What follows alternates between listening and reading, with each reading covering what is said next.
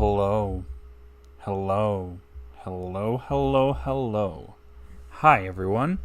My name is Mitchell Mander, and welcome to my live stream slash video slash whatever you want to call this. We're streaming Genshin Impact because 4.2 just came out. And yeah, I want to play it.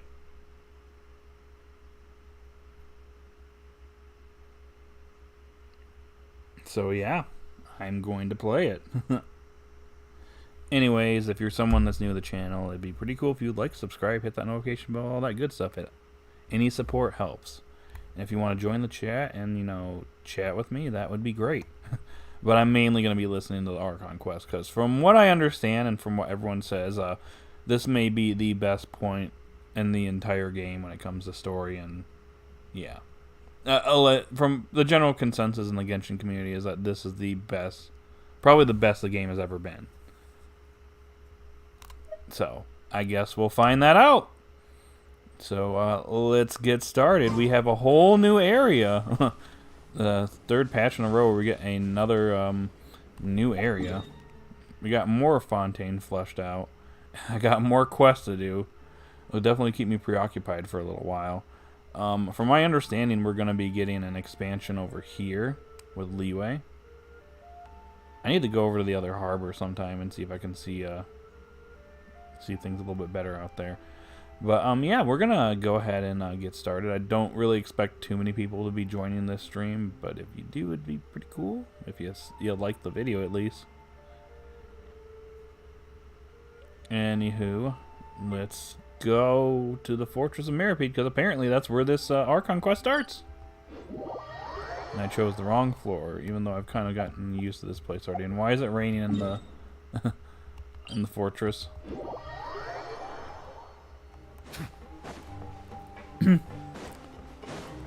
Something tells me that something's going to be going down here shortly.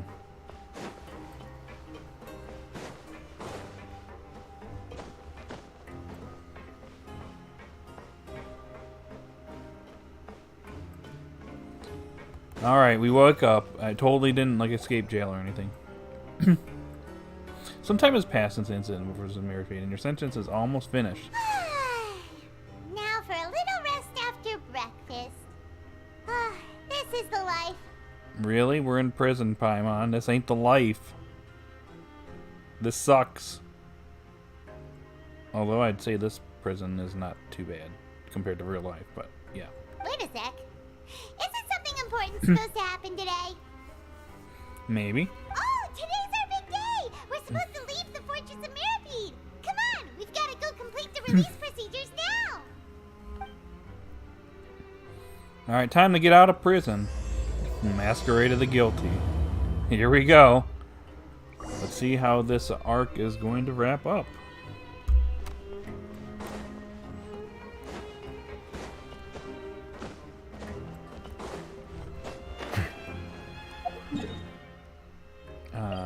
Which floor are we going to?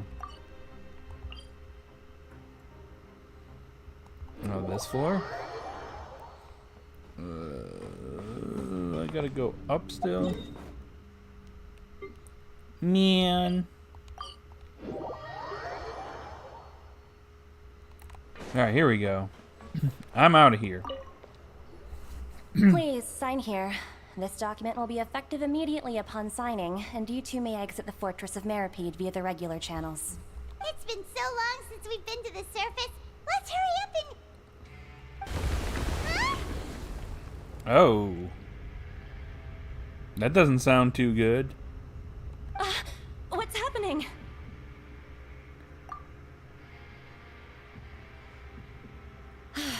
I'm fine, thanks. But I wonder what that tremor was just now. Let's go ask the Duke. Huh.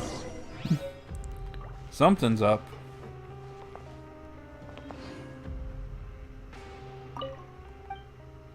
Oh, you're just an NPC now. Well, you are technically an NPC, but you're no. Yeah, can't speak. Let's just go see the Duke. Oh, Risley, where could? Oh! Did he go downstairs? Your Grace, good to see you two. Is there something you wish to see me about? Of course. Yeah, what was with that earthquake just now? Ah, that. The tremor didn't originate from the seafloor. In fact, it seems it came from the surface. Over the years of serving as the warden here, I've developed a sense for distinguishing between what occurs on the surface and what occurs underwater. Besides, the seal that Monsieur Neuvillette set in place won't fail so easily. So the fortress is okay? If you recall our last incident, if there really were a problem, there would be crowds of inmates in a panic right now. Huh, you've got a point. Okay, seems we need to get back up to the surface and ask about what happened. By the way, do you know what day it is today? I believe today is this month's pipe cleaning day. Huh? Wait, seriously? Aha, yes. Have you completed your release papers? Yep, I'm on my way out. Yeah? It's you two. Are you leaving now? I get siege winged. That's right! Today is our last day in prison! But now that Paimon says that, it doesn't feel like we were confined here. It's actually been pretty nice. Oh yeah, Paimon feels fond of this place now. Then be sure to come back and visit. I'll miss you. If you've signed the release papers, then you're free to go. The guards will escort you out. You're not going to see us off? I knew you'd ask. All right, sure. Let's go. Well, you actually agreed. No worries, you must be busy. Paimon was just joking. Ah, so you do have a polite side, I see. After being down here for so long, I imagine you must feel like you're lacking companionship. Shall I come along too? Really? Yeah, don't worry, we'll come back to see you. Paimon really likes the cafeteria here. The chefs sure do know how to make good grub. I hope you won't be here as convicts the next time I see you. We'll do our best to stay out of trouble. Well, it seems our work in the Fortress of Meripede is finished. That's the end of another chapter in our journey. And since Neuvillette was the one who asked us to come here, we should probably go report to him now. Next up, the Palais Mermonia. You're going to see Monsieur Neuvillette? Please pass on our kind regards. I'm sure just your regards will do, no? I believe it would be the polite thing to do. You're right. I've heard the Palais has been terribly busy these days. Tell him that I hope he hasn't been overwhelmed by the recent string of troubles. All right.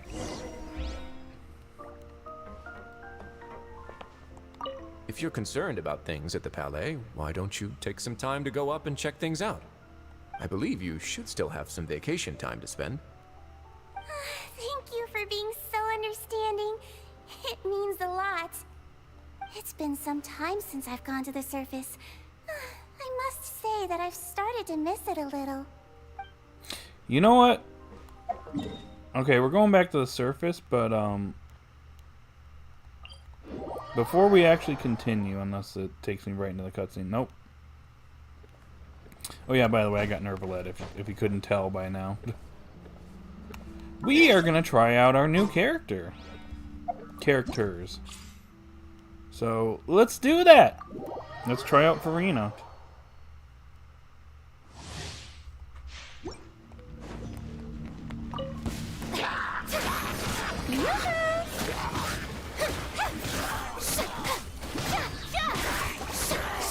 She's pretty tough.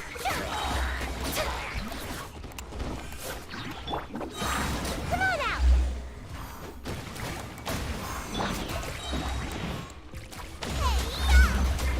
Everybody stand back! Time to shine!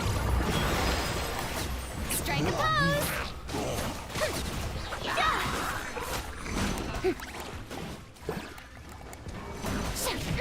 Stop that!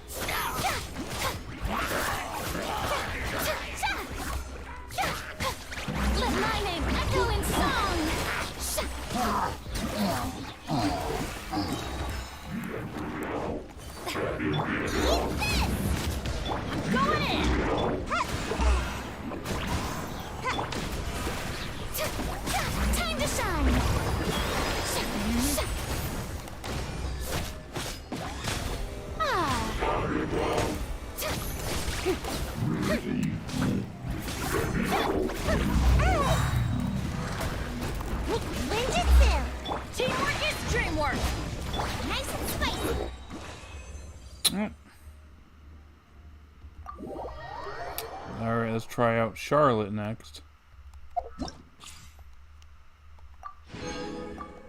Or Baiju, actually. I've tried out Baiju before. He's alright. A bitter pill to swallow. No, my sword! You're in for a little shock.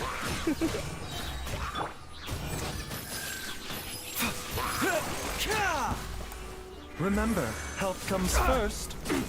Yeah, you're open. Let me weave you a verse.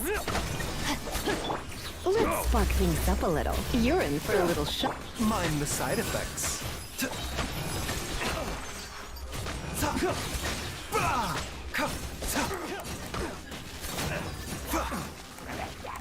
A bitter pill to swallow. Witness the power of Gugwa. No, my sword! Try not to enjoy. Taking a turn for the better. Mind the side effects.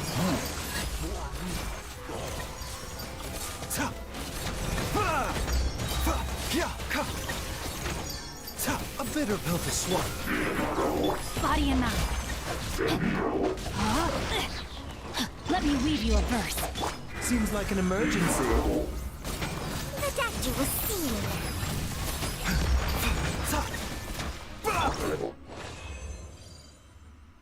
Okay.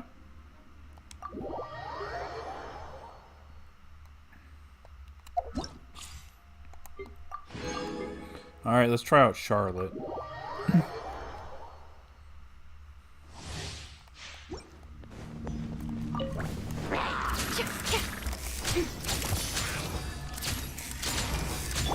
No, my sword! Hair, getting here. I'll protect us. Come on, we can do it. Going on. Rain cutter! Breaking news.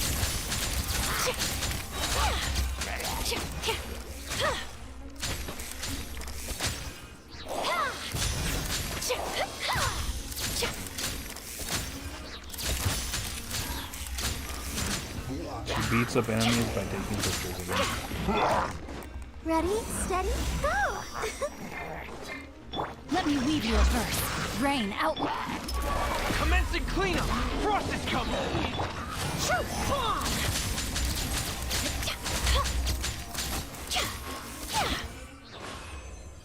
Okay.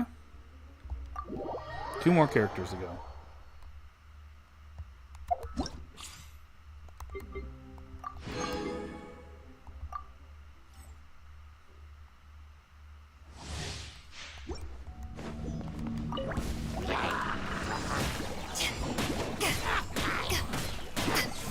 Absorption test, animal test 60 by royal decree. Witness the power of Gugwa. To ashes!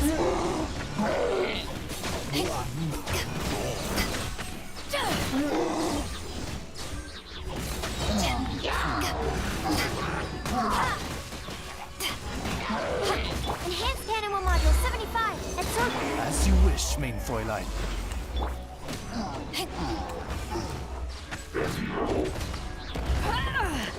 Rain cutter. Rain outlines your.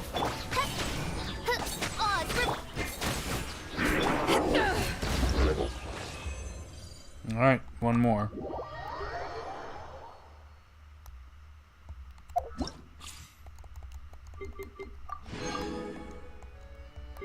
Or is that it? Yeah, that's it. Okay, never mind. There's usually 5, but whatever. Let's carry on. What's going on, Nervalette?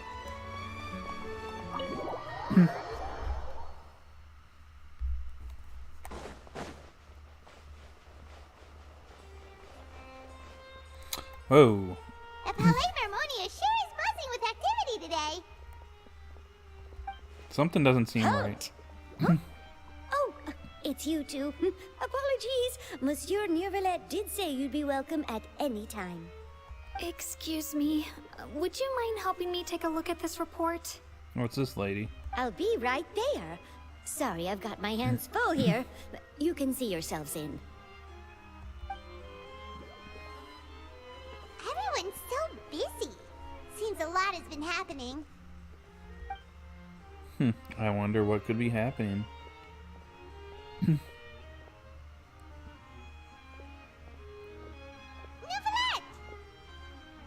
Hello. You've come at the right time, but you'll have to wait for just a moment, as there are some urgent matters I must tend to first. In the meantime, please, have a seat. If you'd like to have something to drink, let the Melusine outside know. That's all right. We just ate. Very well, then. Let's take a break over there while we wait for him to finish his work.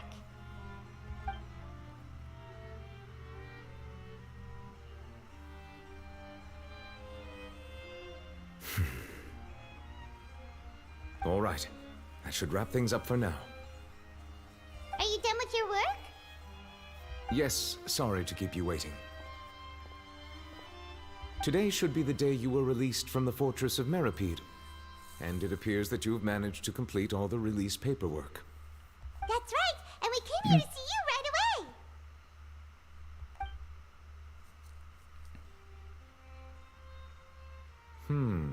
A massive whale. Do you have any idea what that might be? Judging from your description, that cannot have occurred in any ordinary waters, but rather something like the primordial sea. A whale of that size and shape cannot usually be found in the waters of Tevat. Therefore, we can only assume that Child is presently immersed in primordial seawater. Immersed in primordial seawater? But how? And is he okay? Most people wouldn't be capable of entering in the first place. I'm not completely sure how he could have gotten there myself. Yes? What is it? Ah, right! Paimon felt it too! We asked the Duke and he said it wasn't from underwater, so we figured you might know something about it. It turns out that I have just received a report about this particular matter. In fact, that's exactly what I was busy with a moment ago. The source of the tremor was here on the surface near Poisson. After the shaking stopped, the water levels in the Poisson area rose at an alarming rate. The water levels rose? Oh no! What about all the people there? Fortunately, the water levels only rose for a short period of time and have already returned to normal now. However, I still have a bad feeling about the whole phenomenon. Yeah, that doesn't sound good. If the change in water levels is connected with the leaking primordial seawater, then the situation in Poisson may be much worse than it appears. Navia should be in Poisson, right? We need to go check on her! I would also like to go there as soon as possible, but I'm afraid I can't leave just yet. We must immediately formulate disaster prevention plans for the surrounding coastal areas to avoid potential catastrophes. This ain't sounding too good. I'll have to ask you two to go to Poisson first. I'll meet you there to check on the situation once I've finished things here. There's no time to lose! Sounds like a Let's plan. get going! Please be careful. Alright. Hey, look, I'm gonna talk to myself. Oh. The two of you have my thanks. If you need any help, just let me know.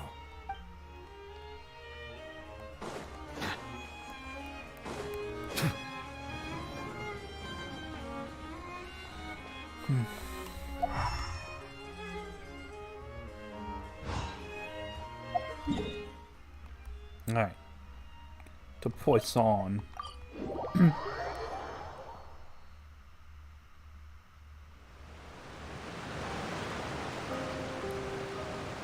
Oh no! What happened here? Uh-oh.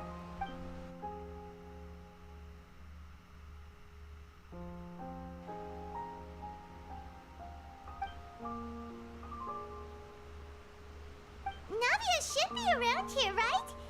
We need to make sure she's still... Paimon means we need to check on her.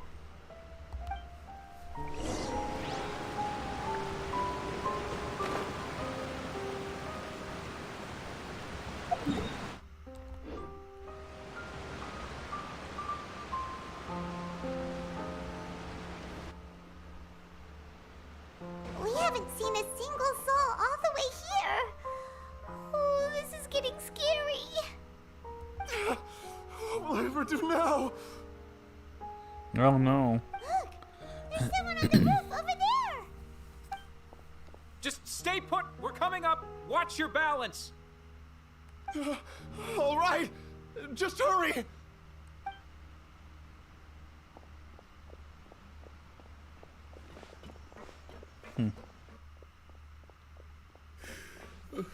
I'm not young anymore. How will I survive on my own?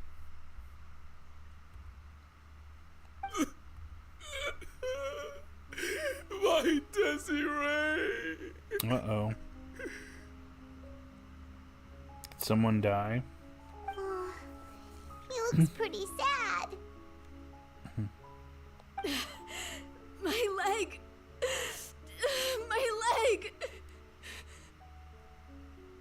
How could this have happened? It hurts! Just hang in there. Help is on the way. You can hold my hand if it makes you feel better.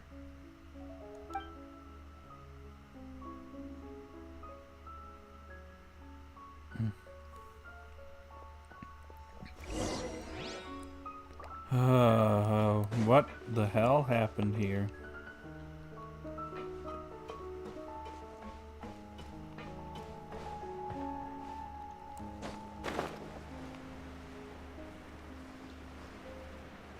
Hold on, before we go any further.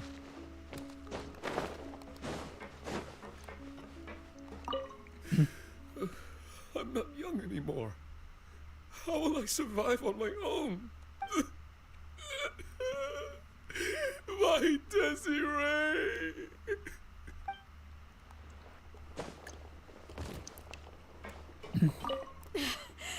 My leg! My leg!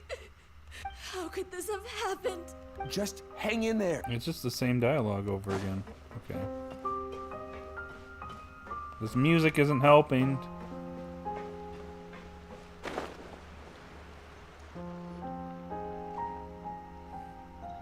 Oh, it's Navia. She's over there. Hey, Navia, are you okay?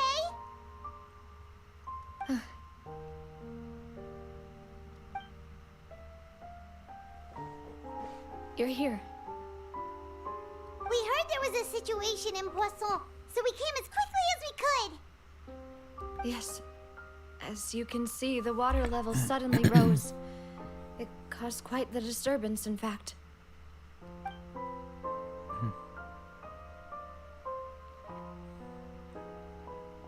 Demoiselle!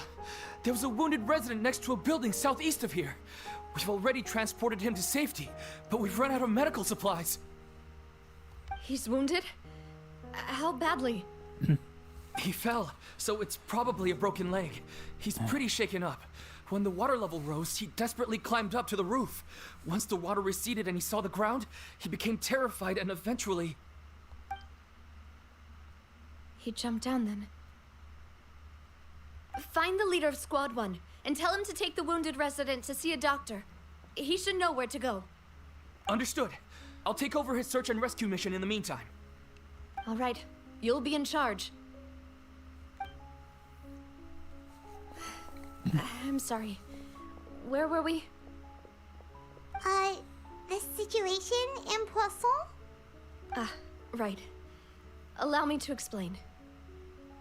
A little earlier, we suddenly heard a loud noise. Did this get quieter? At first, everyone thought that something might have exploded in the waterways. But before we knew it, water started pouring out from everywhere. The rushing water seemed a little odd. That was weird. Almost like the unique color of primordial seawater. Some people didn't realize the danger and thought it was just ordinary water leaking from somewhere. Everyone on the street who happened to be close to the water didn't have a chance to escape. As the water levels rose, they suddenly disappeared. They were all dissolved. It's like pretty much most of Poisson is like dead now. That's crazy. Those who realized what was happening started to flee in a panic, desperately trying to get to higher ground. Many were injured in the stampede, and some people fell from significant heights. The Spina di Rosula initiated rescue operations as quickly as possible, but there have been a lot of casualties. Fortunately, the water began to recede after some time, and the chaos came to an end. The water that flooded the area contained primordial seawater, so the lower levels of Poisson are still hazardous. To ensure everyone's safety, I've asked the people there to leave as soon as possible. No one knows if this could happen again. All we can do for now is try our best to help evacuate the residents. We still haven't completed the head count, but we'll have some numbers soon. How awful. And all of this just came out of nowhere. It was quite frightening indeed. I only wish that everything that just happened was a bad dream. Is there any way we can help, Navia? Yeah, we're here to help. You can put us to work. Thank you for being so willing to help in a moment of crisis like this. You don't know how much it means to me. I really can't express how grateful I am.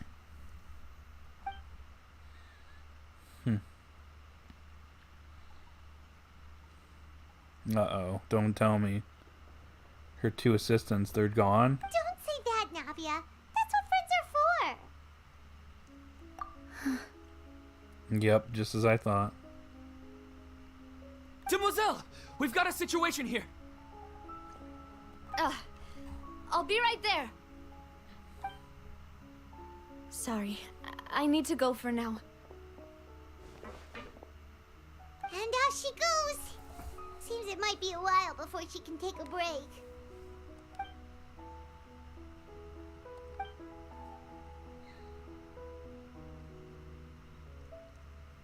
Okay, the wounded are being tended to, and we finished a preliminary head count.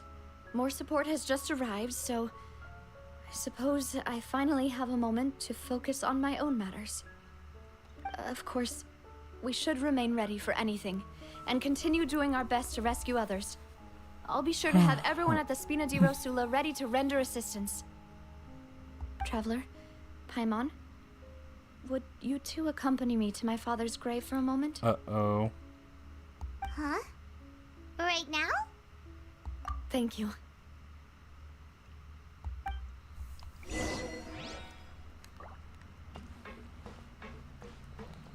I get the feeling that she's gonna break down.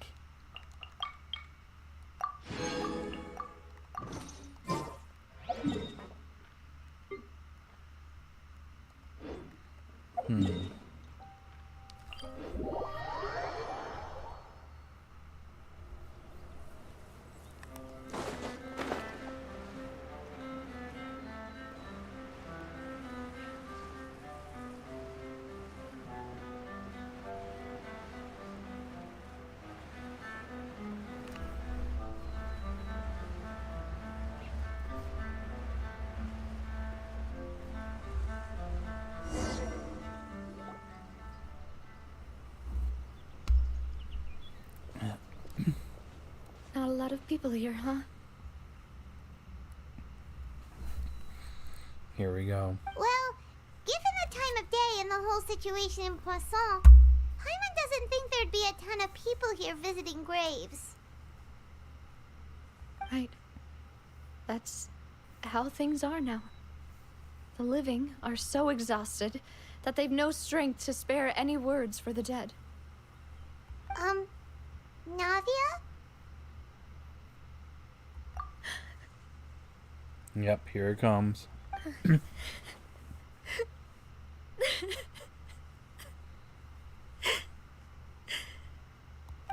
what's wrong?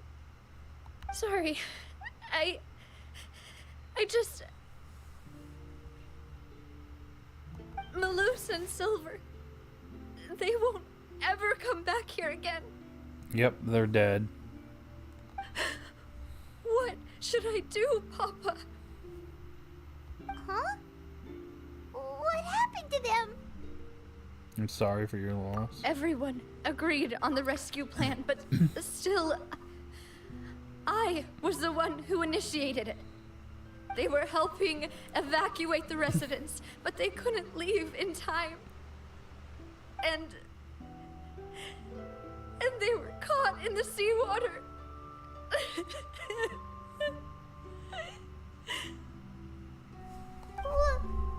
What should we do?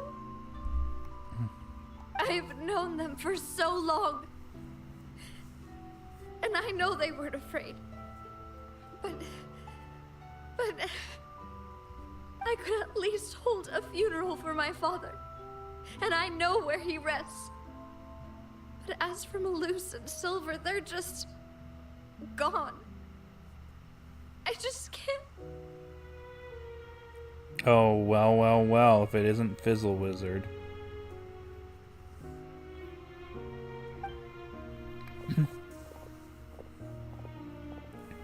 Everything looks so clean after it rains. Even the gravestones.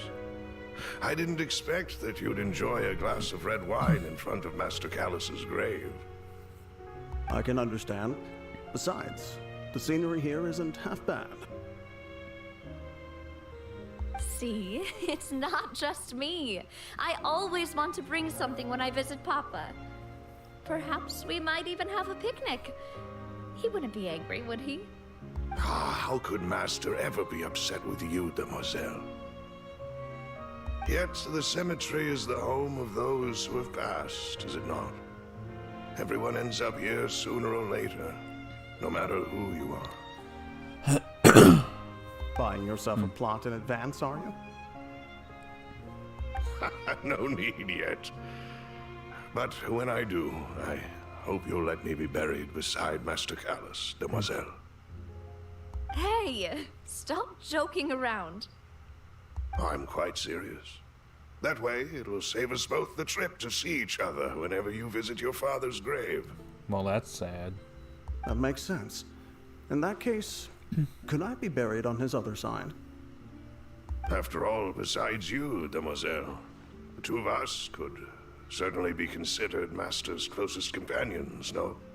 Personally, I believe we fill those shoes just fine. Why are you bringing this up all of a sudden? Seriously. All right. I'll remember your requests. But I'd really prefer not to talk about this stuff. And what do you mean by saving me a trip? I'd make the journey even if I had to visit you two somewhere else. I'd promised to let them rest in peace here. But here I am breaking that promise.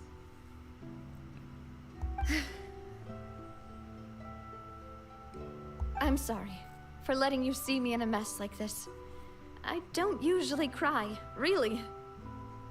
Paimon doesn't know how to help you feel better. But, well, she understands how you feel. I had always thought I could make my wishes come true. But now that I think about it, that never solely relied on me. Many things can only be accomplished with someone else's help. Malus and Silver have helped me so much. But by contrast, I could do nothing for them. I'm so sorry. You can spend as much time as you need here, Navia. We'll stay with you. Yeah, we're here for you. Thank you. Right now, you don't know how much that means.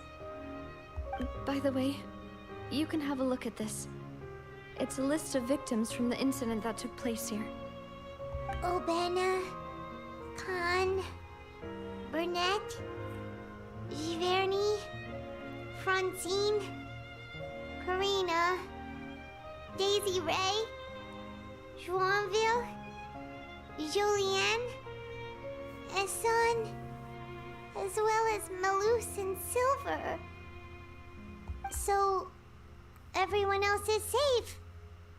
But still... It's okay. I know what you're thinking. And Malus and Silver. But we were able to save more than we anticipated. The overall outcome indicates that the cost was worth it. No one sacrifices truly necessary. Right. Don't think that way, Navia. One person might be saved at the expense of another, sure, but that isn't something we should ever consider a trade. Malus and Silver were not the price for saving anyone. They're heroes. You're right. Thank you, Paimon. What you said just now was pretty amazing, actually. I'll remember your words. Oh, really? Seems you've become more eloquent in the time since we last met. Oh, good lord, it's her. The knave? What are you doing here? Is everything going well on your side? Yes, my people are carrying out the mission according to your request. All the residents of Poisson have been evacuated, and we're preparing to relocate them to higher ground. As for these supplies, we have everything taken care of. There is no need to worry. Thank you very much. Wait, do you two know each other? We just met recently. Right, Miss Navia? Usually, I would call this a coincidental encounter. But that doesn't quite fit this time. Besides, it never even crossed my mind that a Fatui Harbinger would come looking for me. Thanks to the knave, Spina di Rosula received generous support from the Fatui, which allowed us to complete the rescue and evacuation work so quickly. Mutual aid is essential to fostering positive developments. We were already in the area, in any case, so it was nothing.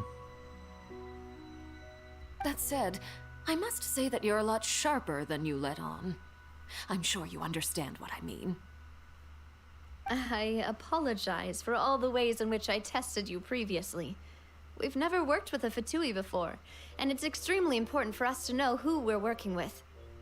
My subordinates have reported that Fatui soldiers have been observing water levels and taking head counts in various locations. I hear that they've also prepared a large amount of emergency supplies. I'm quite surprised. This is nothing to brag about, nor do I intend to. It is simply the way of powerful organizations to act forcefully, whether they are doing good or ill. You've witnessed that firsthand, in any case. As I've told this traveler before, I know of the prophecy, and I intend to prevent the impending disaster. Lending your organization a hand was a natural first step in accomplishing that. As such, do not be troubled by this token of our sincerity. Perhaps one day, you'll also be able to help me in the same way. I don't trust her. She definitely has ulterior motives. Without your help, there would have been many more casualties. I won't forget your kindness. Furthermore, I sincerely regret what happened to Malus and Silver. I only wish that my people could have arrived a little earlier to prevent this from happening. Don't say that. You and your subordinates did everything you could. As Paimon said, Malus and Silver didn't choose to sacrifice themselves for any specific person. And they weren't the price paid for others' salvation. They chose to become heroes themselves. I've never liked hearing people put it that way. It's like trying to relieve pain by saying some noble-sounding words. But right now, there's nothing more suitable. They really did become heroes. You're right. I'm sorry for your loss, Miss Navia. Water is life to Fontaine's people, and it also spells disaster. It's no wonder that people always say that prophecies represent fate. Fortunately, I've never been one for such opinions. So, you're one who will try to change fate, then? Of course. That is why I'm going to Hotel Bouffe de Terre. I still have some things to take care of, and the children need my attention. By the way, traveler, Paimon, one more thing. Alright, then we'll just... Huh? This isn't right. Paimon thought you would ask us to walk with you for a moment so you could tell us something in private. That is a clever and useful conversation technique, which I do like to use when necessary. But there's no need today. It would not hurt to have Miss Navia listening in. Traveler, I'm sure you remember that I said we could work together when we had the chance. You and I both know that there may be issues with the Primordial Sea. Previously, it was the fortress of Maripede's sluice gate, and this time it was the water levels in Poisson. These are both signals. Indeed. Allow me to share the latest intel I've received from the House of the Hearth's intelligence network with you. During some recent investigations, a child claimed to have discovered some ruins near Poisson. The ruins date back to ancient times, and seem to be worth investigating in many ways. Judging by the dating of the ruins, they may be related to the prophecy and the coming crisis. The situation is becoming more urgent, so any pertinent information will prove extremely precious. My people initially came to prepare for ruin exploration. Unexpectedly, this disaster struck, and at present, we're all busy prioritizing the rescue effort.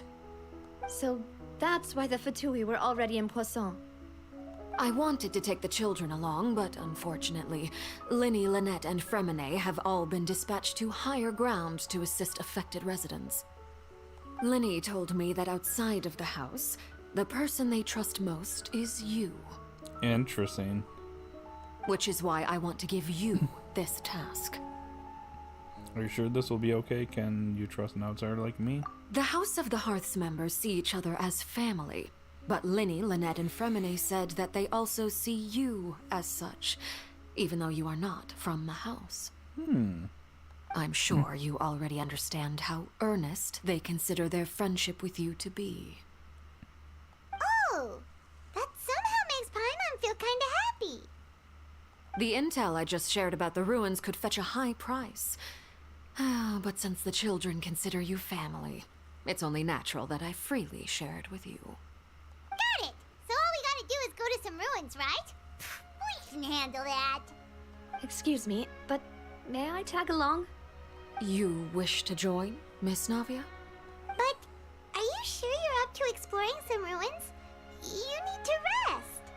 Well, I'm sad, yes, but I can't just go back and plop myself into a chair by the roadside and do nothing. There's no point in being depressed while we still have a disaster on our hands. As my father's successor, I must live up to the hopes he had in me. Besides, I'm also doing this for myself. I need something, a distraction, to keep my mind off Malus and Silver. Navia's strong, but she needs company right now. We can be that company if she goes to explore the ruins with us. Oh. Since you put it that way, I have no objections. What do you say, traveler? We'll go to the ruins together! All right. The ruins are to the south of Poisson. Here's the map. Okay, the three of us will handle it. Come on, let's pack up and get going.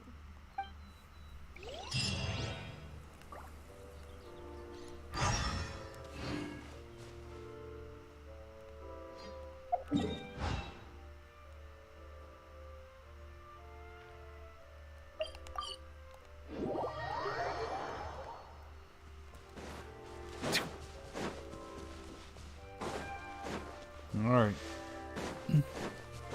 Off to the ruins.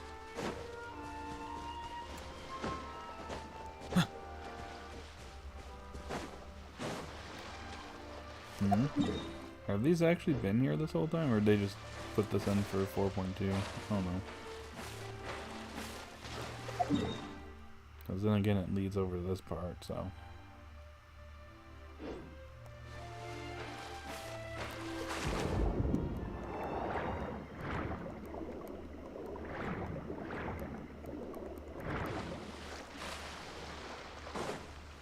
Okay, here we go. So, are these the ruins the knave was talking about? Whoa, talk about old. They seem to be pretty ancient, all right. Let's go in and have a look. Just be careful. I'll be careful.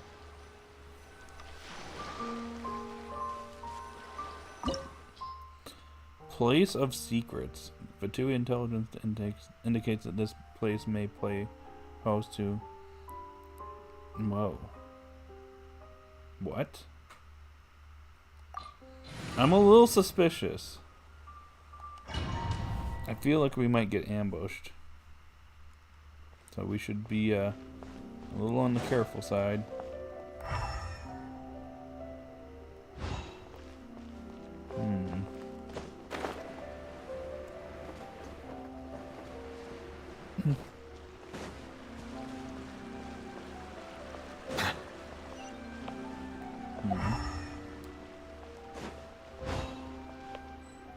Enemies.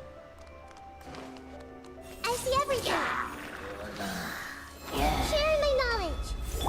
Let the mighty be humble. Silence. By royal decree. Let's light it up. Dada Kundala.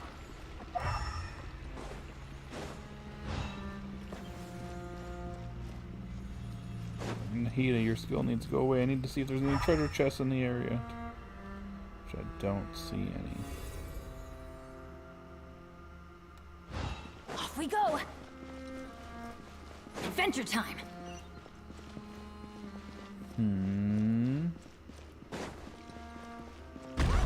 Oh! Here isn't safe. Where's one treasure chest? Oh.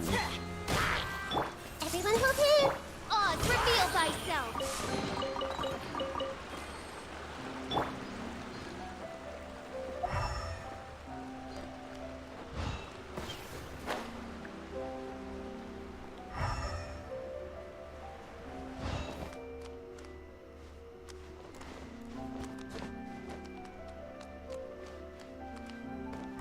There's nothing down this way? Okay.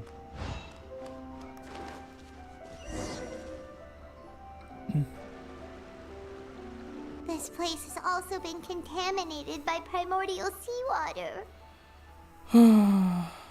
Yeah.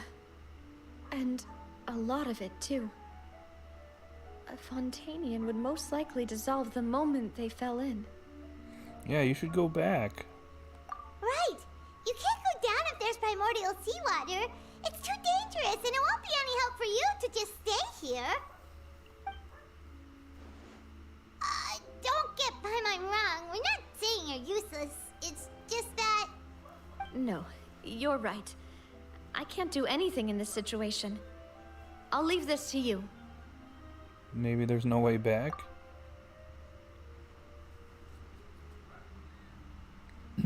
That complicates things. Maybe the only way left is forward. In that case, do you want to wait for us here? The water levels here are unstable, and there's a chance the water will rise. So staying here wouldn't be safe either. I'll go together with you. Perhaps we'll find the exit just up ahead. Seems like there isn't any other option. All right. Come with us for now then, but please be careful.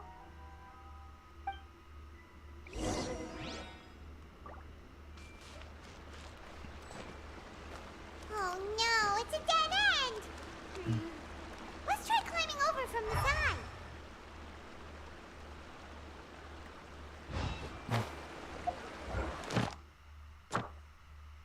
Oh, hey, I got my commissions done.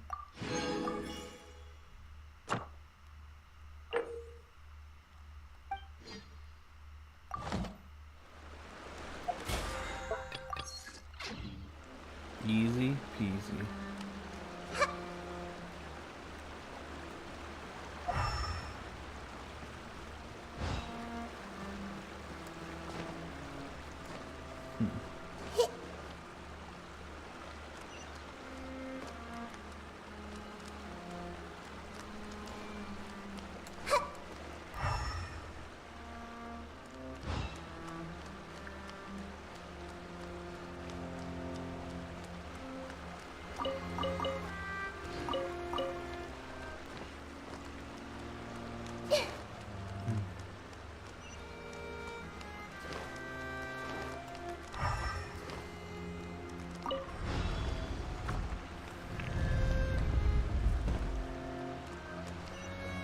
What the hell is that?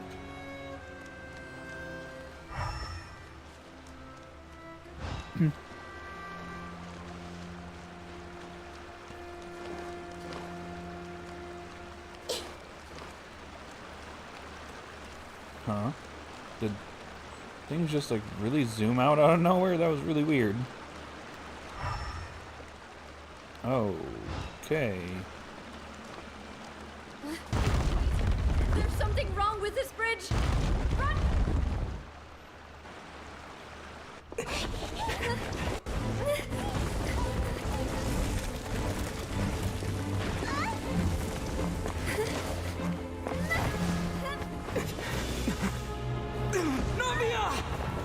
Whoa.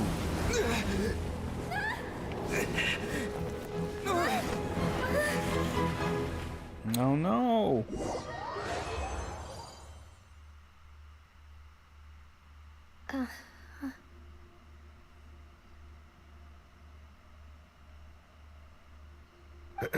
Demoiselle. Huh? Demoiselle, what are you doing here by yourself? Would you be standing here till dark if I hadn't come to get you? Maybe she just wants some time to herself, Malus. Hmm? Oh. Was I sleeping? Yes, it would appear so. I must be tired. That's quite possible. However, you were the one that suggested we go out for a walk. Oh, right. I nearly forgot. It must have slipped my mind when I dozed off. I haven't had a nap today yet. Have I? This is a familiar feeling, yet something's a little strange. Is something the matter, Demoiselle? Oh, no. No, I'm fine. I was just trying to recall why we came out for a walk. Do you remember Mr. Giverny? He'd requested our help before with foreign merchants who had a debt dispute with him, and we'd resolved the matter not long ago. We were headed to see how things were going with him at the moment. Ah, right. Yes. I remember now. Oh, Miss Navia. Ah, Mr. Malus. And Mr. Silver, too. It's good to see all of you. Are these people all dead? Don't tell me Navia joined them and this is like some like weird reality in the primordial seawater. How have you been? I've been great. Thanks to your help, those bothersome merchants finally realized that I wasn't the one they were looking for. Why, I wasn't even the guarantor for that person. They were knocking at my door day and night. Even my neighbor, Obina, was getting fed up with them. Sometimes force is required to calm someone down and get them to listen to what you have to say. That's right. Oh, by the way, Burnett, what was it that you wanted to give to Miss Navia again? Oh, yes. One moment, I have it right here. Miss Navia, these are some flower seeds that I prepared. Please take them. They're a very good variety, and they'll become very big and beautiful once they bloom. I don't know what we would have done without your help, so this is a little token of our appreciation. I hope you won't refuse. Ah, did you cultivate them yourself? Thank you so much. I'll certainly take them. Malus, we do still have some empty flower pots at home, right?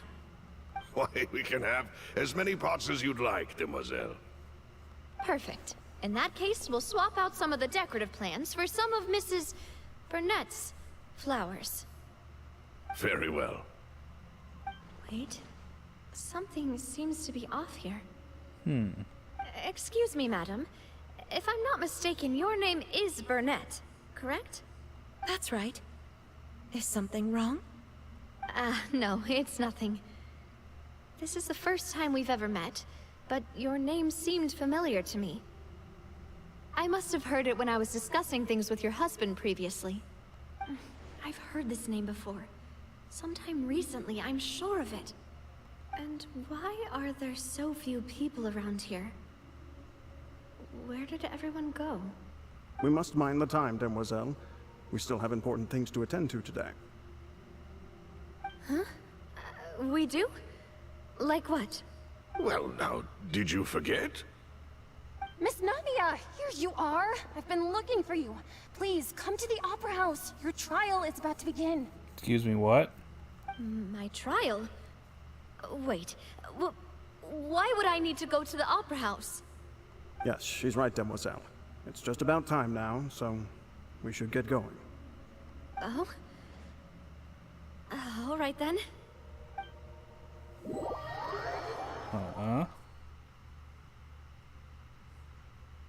Look, it's Navia. She's here. And her two attendants are with her. Goodness, everyone's finally here. What is this? There sure are a lot of people here to see the trial. And they all seem to be oddly excited about something. I even know some of these people. Karina, Desiree, Joyville, Jolien, Essen. Why are so many people here? And why do I have no recollection of this case? Yep, she's dead. And as for Maybe. the judge... huh? Where's Monsieur Neuvillette? Please sit in the defendant's seat. Don't worry, Silver and I shall accompany you. All right. But are you sure you can stand behind me? Typically, it wouldn't be allowed, but today is an exception. Hey, what kind of place do they think this is? Come on. Do they have any idea what they're doing? Seriously. Enough with the whispering! Could someone please tell me where Monsieur Neuvillette is?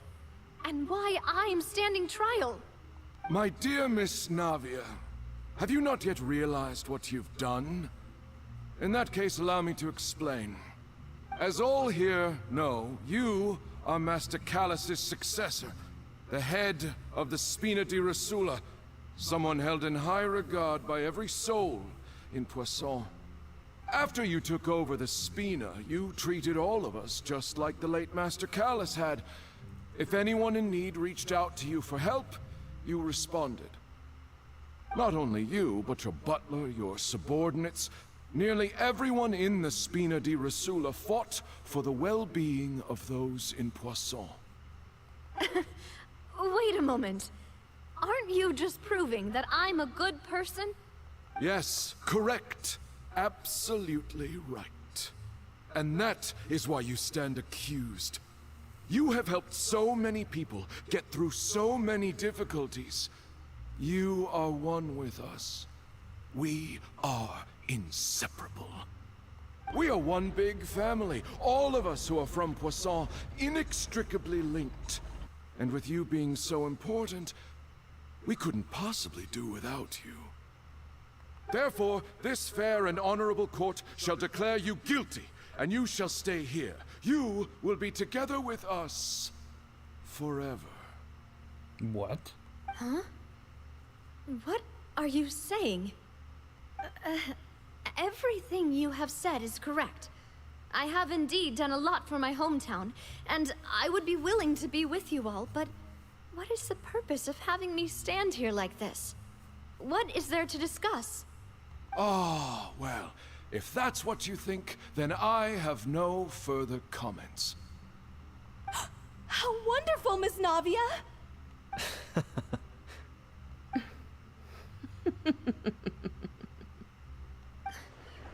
I know all these people.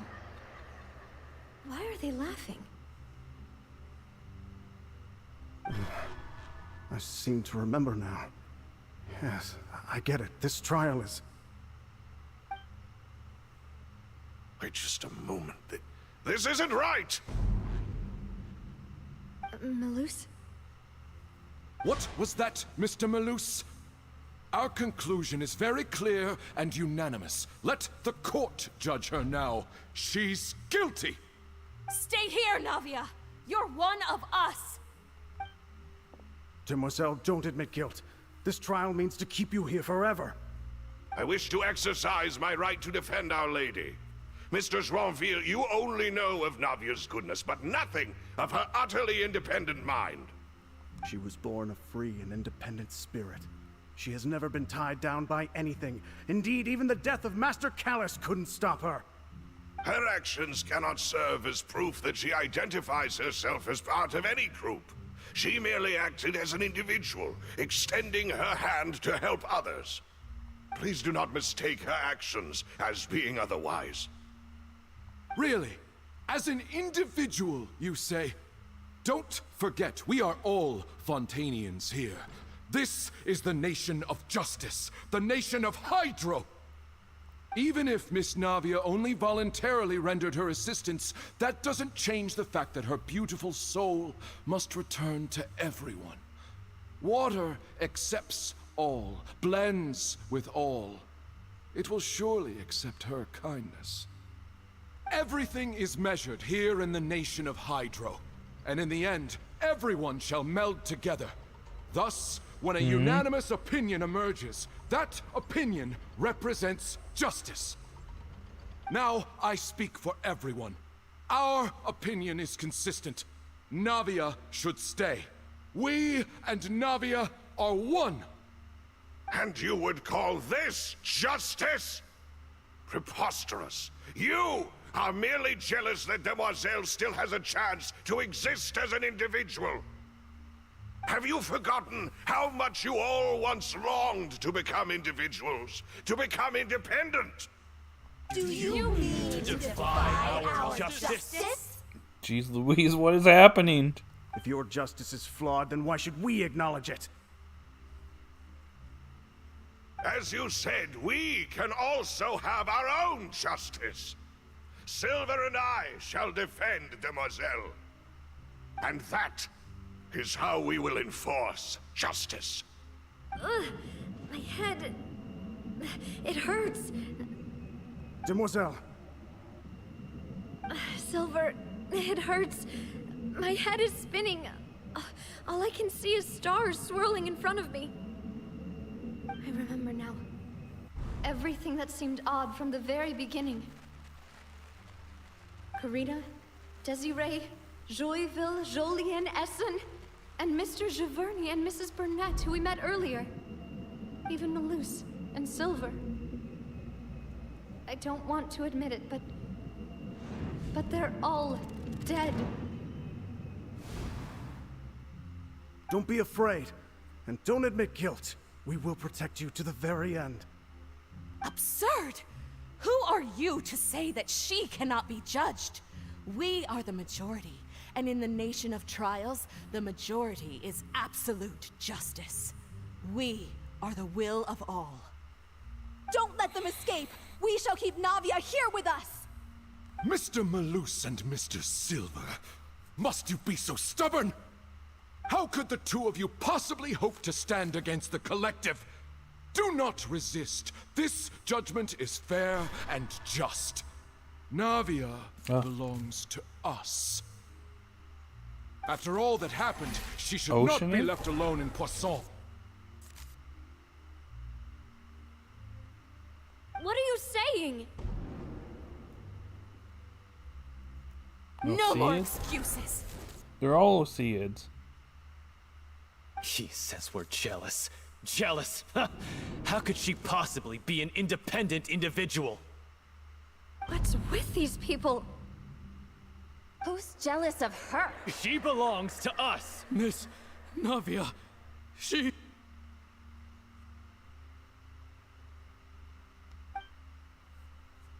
Silence.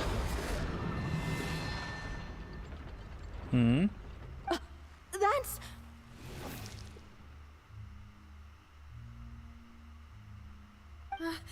Monsieur Neuvillette! Such commotion is prohibited in the court. The accusations you just presented are nonsense and cannot constitute a proper trial. The court will adjourn for the rest of the day. In this, I shall hear no objections from any unauthorized party. Our thanks, Monsieur Neuvillette. Please leave with me, Miss Navia, while there is still time. But... Go on now, Demoiselle. This is your only chance to leave this place. What, can't bear to leave us behind or something? Malus. My apologies. I couldn't resist making one little joke once I realized that this shall be our last goodbye. Oh. Malus. Silver. Quickly, you must come now. Goodbye, demoiselle. Farewell.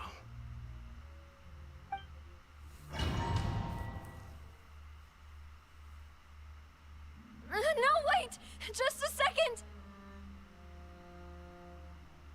Hey, Navia? You're awake? Good. Oh. I must have been dreaming. Malus and Silver were still alive, and they were defending me at some insane trial. It looks like you're all right. Did all the sad feelings cause you to have a nightmare? Paimon could give you a hug. The ruins you were exploring suffered a cave-in. When I arrived, I found you falling toward the water. You were just about to be dissolved within, but I... What is it? I think I saw 2 Oceanids protecting you. It was only for a moment, perhaps even a fraction of a second, but they gave me the chance to retrieve you. Were it not for their intervention, I would not have been able to rescue you before your consciousness dissipated. Wait, did you say Oceanids? You mean like what happened with Vache? So people that are dissolved become Oceanids? Perhaps those 2 Oceanids were the people you saw in your dream.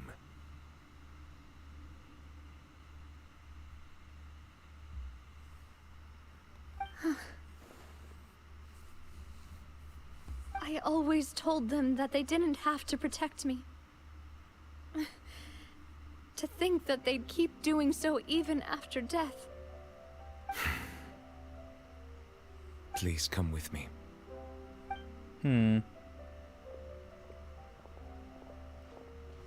Neverlet, are you okay? Oh, I am quite all right. Perhaps there's something we could chat about? Why do you look so stiff all of a sudden? Oh, Paimon knows. You're the type who feels awkward when there's nothing to talk about, right? I merely Not it. thought that we should give Navia some time to herself. Huh? Why didn't you just say so then? Don't you think it's even more awkward to call us over like this and then have nothing to talk about? I suppose so. By the way, Siegeween sends her regards. Ah, Siegeween. I hope all is well with her these days. Her work in the Fortress of Meropide has not been too much for her, has it? No way, don't worry. She's doing fine down there. She's an amazing head nurse. I see. Well, that is good. I have always worried that Siegeween would need a lot of time to understand the world of humanity, just as I have. Oh, and the Duke also says hi. Even though Siegeween made him do that. He hopes that you haven't been overwhelmed by all that's happened lately. Thank you. I have indeed been busy lately, and I also hope that everything is going well in the Fortress of Meropide. He still doesn't know what to talk about. Let's chat about something else then. You're the expert here, Paimon. What should we talk about? So, Neverlet, you're probably quite the swimmer, huh? Yes, of course. This isn't going anywhere. Let's try something else. How did you find these ruins? Did the knave tell you? Yes, in fact. I had arranged to meet you in Poisson, but when I arrived, I discovered that the Fatui were helping the residents evacuate.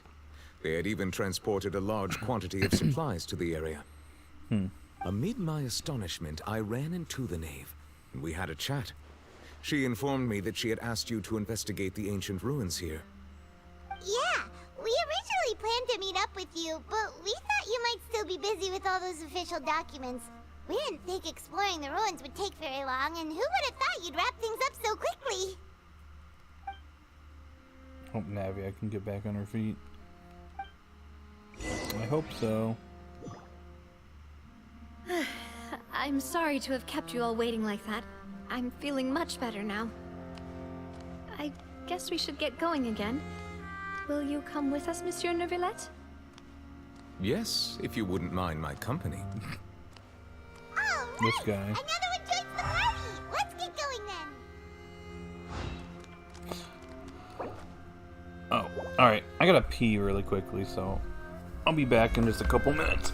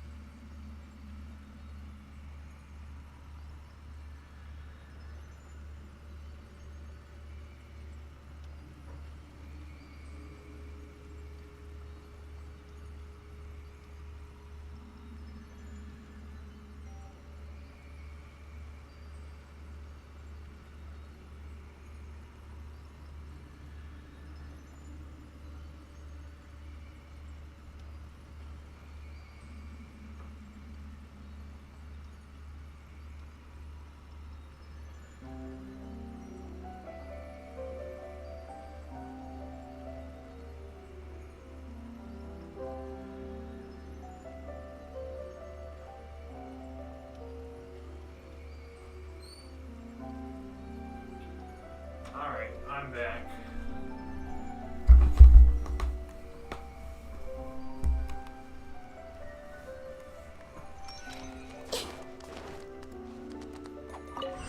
What's in here? More enemies? Yeah. Bow your head. Justice is blindsided. Come on, can you get me?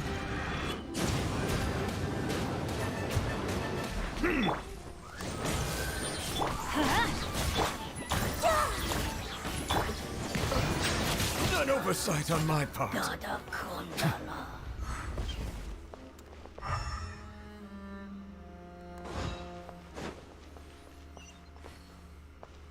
Ah, it's zooming out of the camera though. Oh no, another unstable path. Watch your step. What the heck? This place. A silence fills the air. Huh?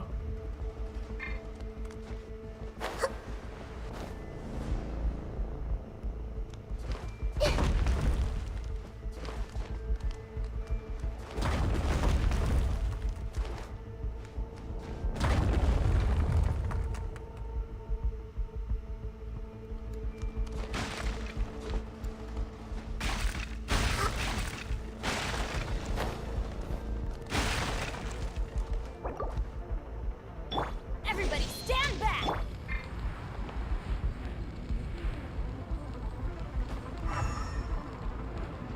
The hell is going on with the music?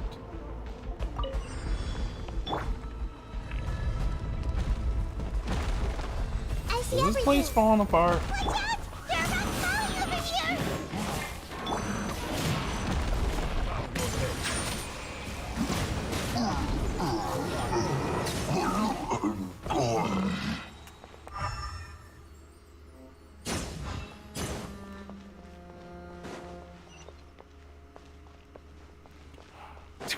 Here we go again.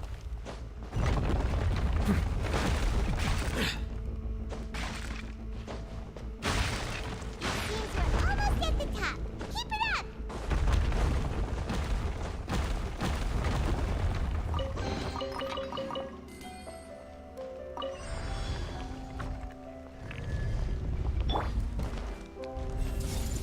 Yeah. The Temple of Wisdom. Midnight be sanctified. Wrong button. Teamwork is dreamwork.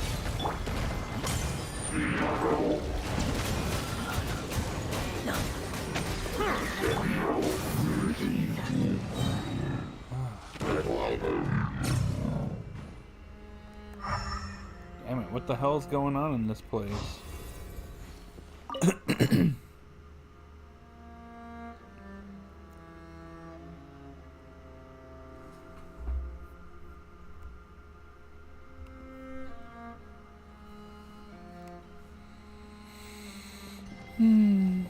Oh.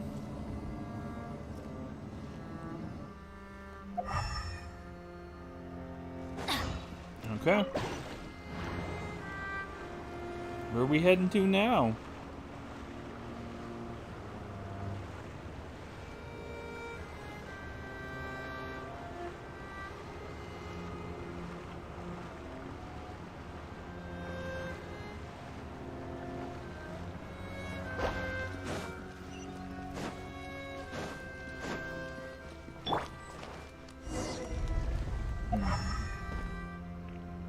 It's quiet.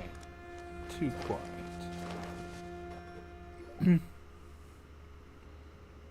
Looks like we've reached the end. This is the place? There should not be any other hidden spaces in the vicinity. The path sure had some twists and turns, but it turns out that this place isn't actually that big. There seems to be something on the wall.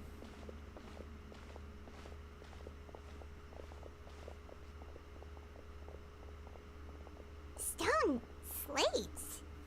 It seems like they were put here as an offering. Could we take them down and have a look? Uh-oh, I see the one panel with Furina crying on her, throne. Perhaps we should just leave them be for now. There are 4 locations in total, but only 3 stone slates. The slate that should be in the first empty spot is missing.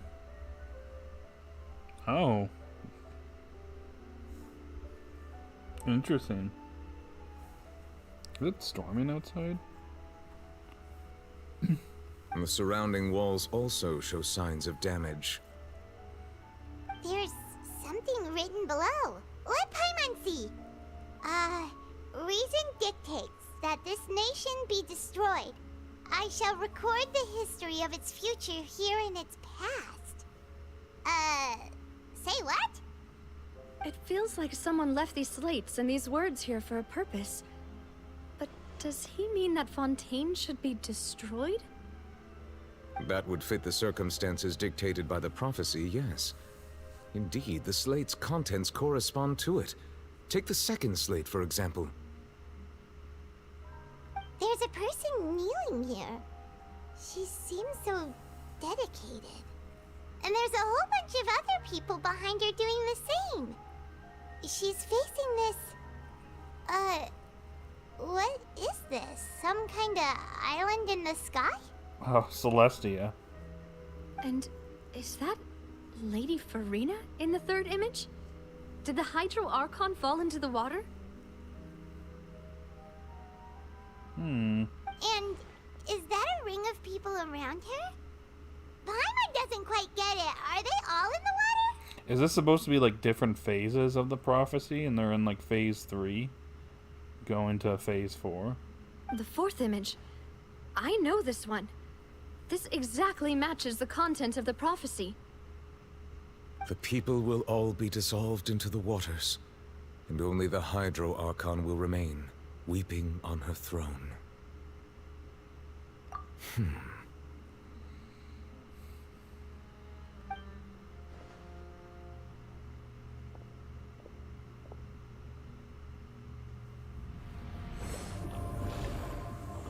Huh? More information should be hidden in these slates, but I fear I cannot easily uncover it, most likely due to us missing the first slate. I am very sorry. Don't blame yourself, Monsieur Neuvillette. Deciphering ancient stone slates isn't one of your duties. Ooh, Paimon's getting the chills just looking at these slates. This says that it's the history of the future, right? That means the prophecy's sure to come true. I really hope it doesn't mean that.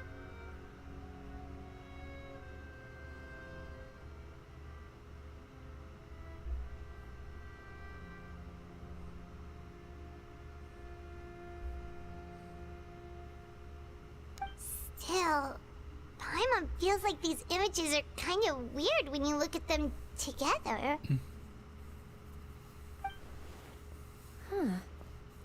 It is storming outside. Ironic. I get what you mean, Paimon. The issue is the order of the third and fourth images, right? That's right! If the images are in chronological order, shouldn't the fourth, the water's drowning fontaine, come before the third, where the Hydro Archon herself falls into the water?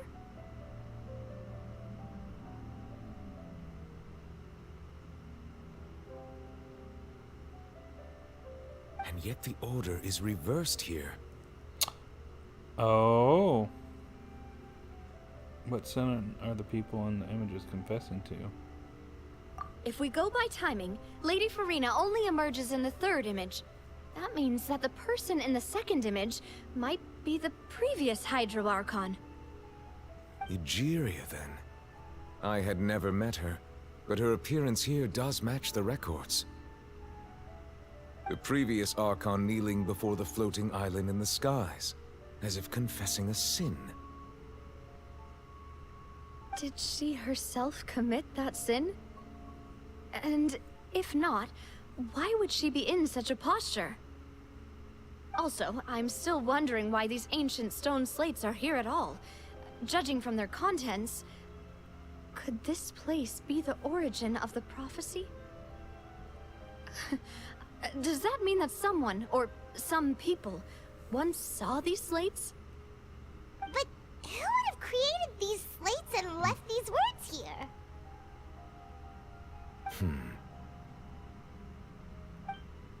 It seems that any further clues will have to come from Furina.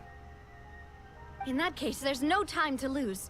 There's nothing else to be gained here, so let's head back first. Yeah, we better get somewhere safe for now. Honestly, who created the slates doesn't matter now. The real question is whether things will truly play out as the prophecy foretells or not.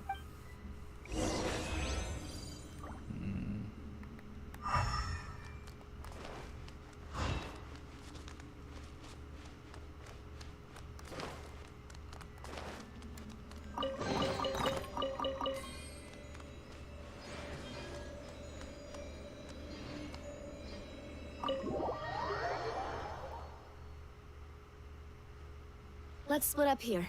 I'm going to check on what's happening with the Spina. You know how it is. There's some things you just need to be there for yourself. You still have energy for that, Navia? Paimon's already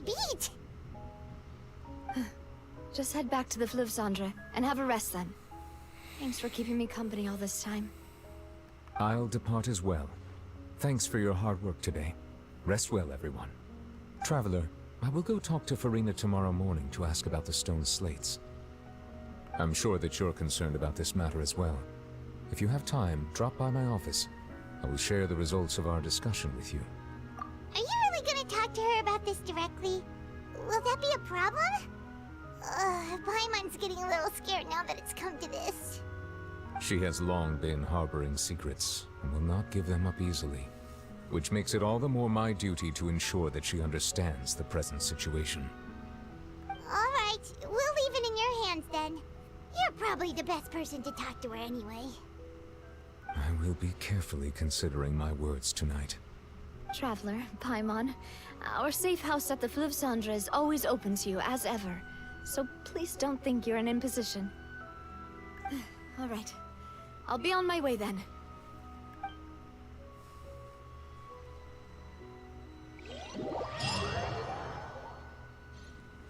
Oh.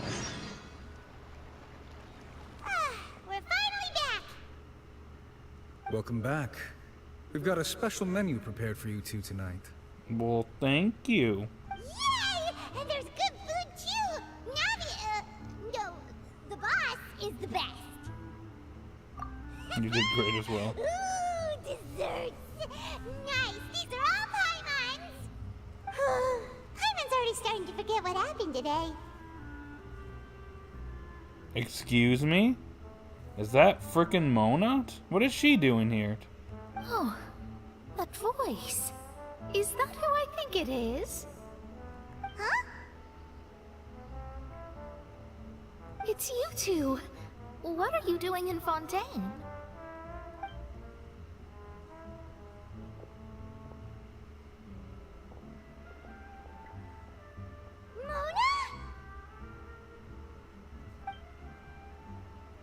Lady Majestus, did the stars not tell you that we might be here? Seriously, nobody just uses a scry glass whenever they've got time to just see who they'll meet on the road. Still, we didn't expect to see you here. Wait, you're not a Fontanian, are you, Mona? Well, I have some business to attend to here, so I booked a hotel in the city. I was just out for a stroll when I bumped into you. Quite unexpectedly, if I might add. Why did you think I was from Fontaine, though?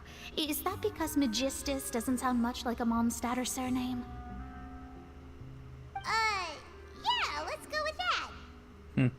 Well, I used to have my own surname, which was, well, some other thing. Either way, the old hag told me when she took me as her disciple that the first step to being a great astrologist's pupil was to change that name. There was nothing for it, really. She really is amazing at astrology, so I changed my name to what it is now according to her wishes. Interesting. To my surprise, however, Magistus is not the name of some ancient house or clan. It isn't? Nope. Although it is used by us in place of surnames, it generally just means great. Wow! Imagine including a boast in your name. Wait, are you gonna have to put that into your genealogy as well? I reckon so. In any case, I'd give my disciple a name like this as well, if I were to take one. May I ask what your master's name is? Astromancer Barbeloth Trismegistus. Ooh. Whoa, that's a long one. Does it also mean great or something? My name means Mona the Great Astrologist. As for the old hag, hers is, in plain speech, the thrice-as-great Scholar of the Stars. Just take it as a title specific to astrologists. Thrice as great? That's so petty. I know, right? That's just how she is. She used to call herself Magistus, actually, but when she took me in, she changed her name to Trismegistus. Talk about obsessive. Magistus is thus the calling card of our school, so to speak, which makes it about the same as a surname. It's all right if you don't get it. You can look into it further should you need to study astrology more deeply. How about Triple Strength Traveler? Or Triple Strength by Epitite Paimon? That sounds terrible! But anyway, you're not Fontanian, are you, Mona? You're from Mondstadt, right? Well, I was born in Mondstadt, yes. My parents migrated to Dornman Port, and I traveled with the old hag for a while, after which I settled down in Mondstadt City. Dornman Port. When are we going there, guys? Come on. We got some crumbs. I imagine we'll be going in the version 5.x series. Oh, that's a good thing then. At least we know you won't be dissolved by Fontaine's waters. Speaking of that, I'm sure you're aware that a bunch of things have happened here in Fontaine, right? I know you're not a local, but I'd avoid getting too close to any water that looks strange all the same. There's something ominous about it. Well, the water, I mean. Did you come to Fontaine because of the prophecy, Mona? That was the main reason, yes. Just a while back, the Steambird invited me to take part in a panel and speak about the circulation of the prophecy as an astrologist. The invitation was sent quite early on. I don't think anyone expected Fontaine to be in this much trouble. What do you make of that prophecy, Mona? Just tell us what you think as an astrologist. Your word would go a long way to make things more certain and less scary. What I can tell you is that I'm an astrologist, and that this prophecy concerns the fate of Fontaine, even that of all Tevat. Ascertaining this is akin to reading the fortune of the whole world. I'm afraid that this is not something that just anyone can do. If I could do it, you would no longer call me an astrologist, but a visionary. But on the flip side, the prophecy is so huge and powerful that it must surely come from a powerful visionary. Its contents involve the fate of the world. Disregarding it would be a mistake. A visionary? Sounds really powerful and all, but does such a person really exist? Of course. The old hag could do it, and I'd bet there are others amongst those Hexenzirkel colleagues of hers who could do something similar. I need to ascertain the accuracy of the prophecy. Could you help me get in touch with your master? Huh? Are you sure? Are we actually meeting Mona's master? All right, I'll help you. It isn't often that I see you with such a serious look on your face. I'll tell you once I hear back from her. Thanks, Mona. You're amazing as always. What's up with this weather? It's storming outside. Oh, well, this is something only I can do after all. So yes, your praises are quite welcome. That's the greatest of astrologists for you! Of all the people we know, you know the star's the best! Indeed, indeed. That's the spirit. Oh, sorry. I came to see what all the commotion was about. If there's anything you need, do not hesitate to inform the Spina di Rosula. Oh, whoops. Guess we were getting a little too carried away there. Well, I'll go tend to my own business now. If I receive any news, I'll be sure to come find you two again. And there she goes, quick as rushing water. And here we are with the Spina guy giving us suspicious looks. Well, we are making a ruckus. Try to keep it down next time, Paimon. If Paimon hadn't spoken for you, it'd be you getting all the weird looks. The things Paimon does for you. Alright, thanks, Paimon. That's more like it.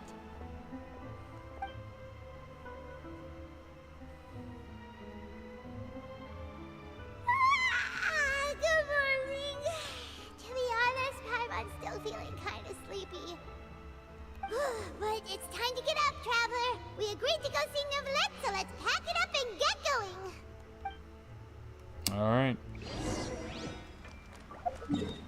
Alright. Before we actually do anything.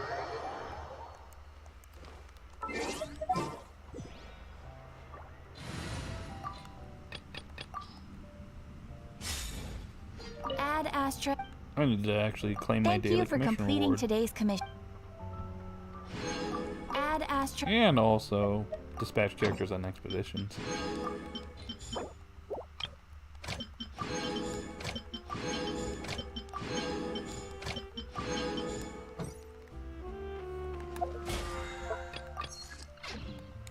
Let's grab our team again.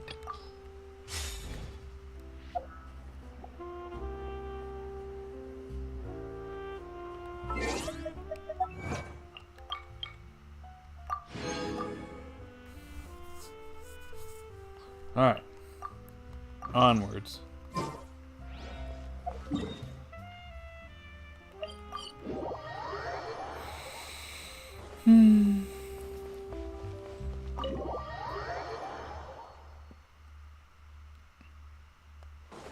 Alright, we're gonna go see Neuvillette. You're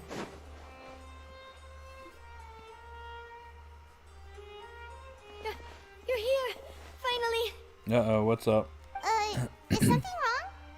Monsieur Neuvillette and Lady Furina, they seem to have gotten into a dispute.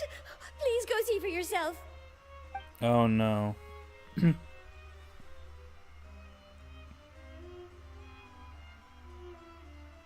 Like I said, I've already explained everything.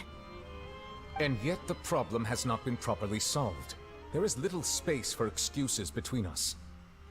It is not my intention to offend you, but please, tell me where you stand. You are the Hydro Archon Focalor, are you not? Look at this. This is a list of the victims from the recent Poisson incident.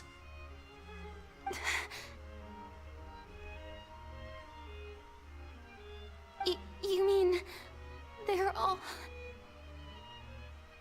We did not arrive in time to avert this disaster, and I will not have it happen again. I will say this once more. You must tell me everything you know. Yesterday, I found 3 stone slates in some ancient ruins near Poisson. Do you know anything about those? Seriously? You're questioning me like this is a court case now. I don't know anything about that. But you found them in some ancient ruins, you say?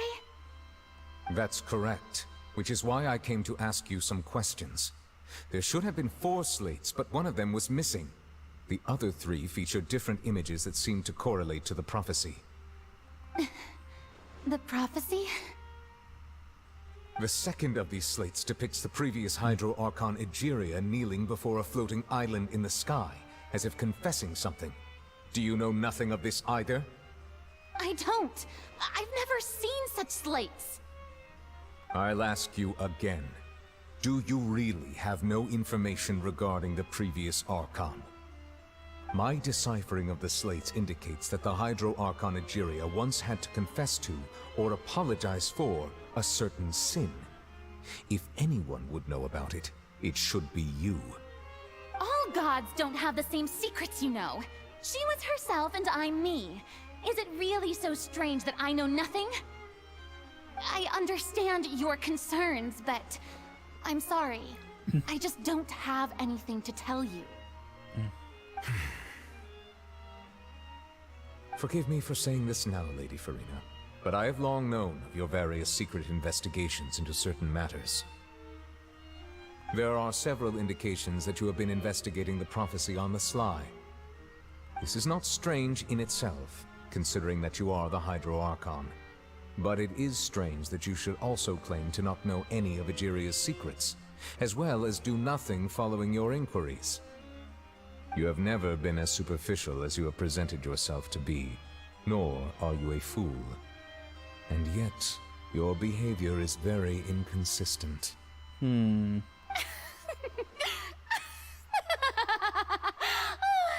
So you've been watching me all this time, have you? I didn't think you were that type. You... Well, since you know about my secret investigations, then you should know I'm actually working to take care of it. There's no point questioning or suspecting me. You're the Eudix, but you're still my subordinate. You should be following my lead. Just trust in me, you're Archon, and do as I say. Never mind whether you can truly convince yourself to or not. It'll all turn out fine. That's all I have to say. We do not discuss this matter again. Oh, the opera's about to start. Toodles!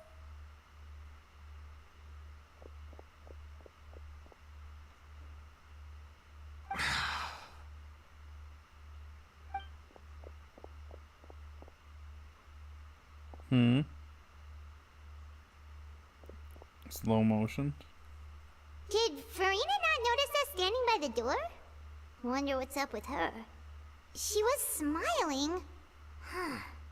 She didn't seem in the mood to care if we were listening in or not. She seems deeply troubled. She seems to be deliberately hiding something. I assume you've been outside for a while now?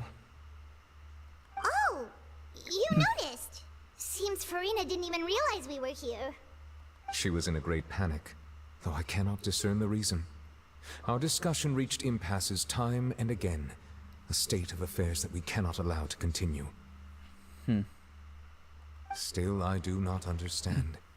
Dialogue is the basis for understanding, so why did she keep refusing to engage?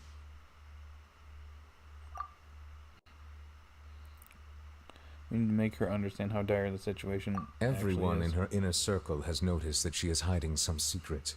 The issue is her attitude. I fear that she will not reveal anything unless absolutely forced to. We may have to create a situation in which she will have no choice but to speak. Oh? Like what? Normally, people will only reveal the truth when standing trial. Perhaps we must have the Hydro Archon experience just such a scenario. Put her on trial. Good thinking, Nervalette. But Furina's seen so many trials, and she's really good at dodging that she won't just slip away at the first chance she gets. We will need to consider this thoroughly, join forces with various parties, and then do what we can.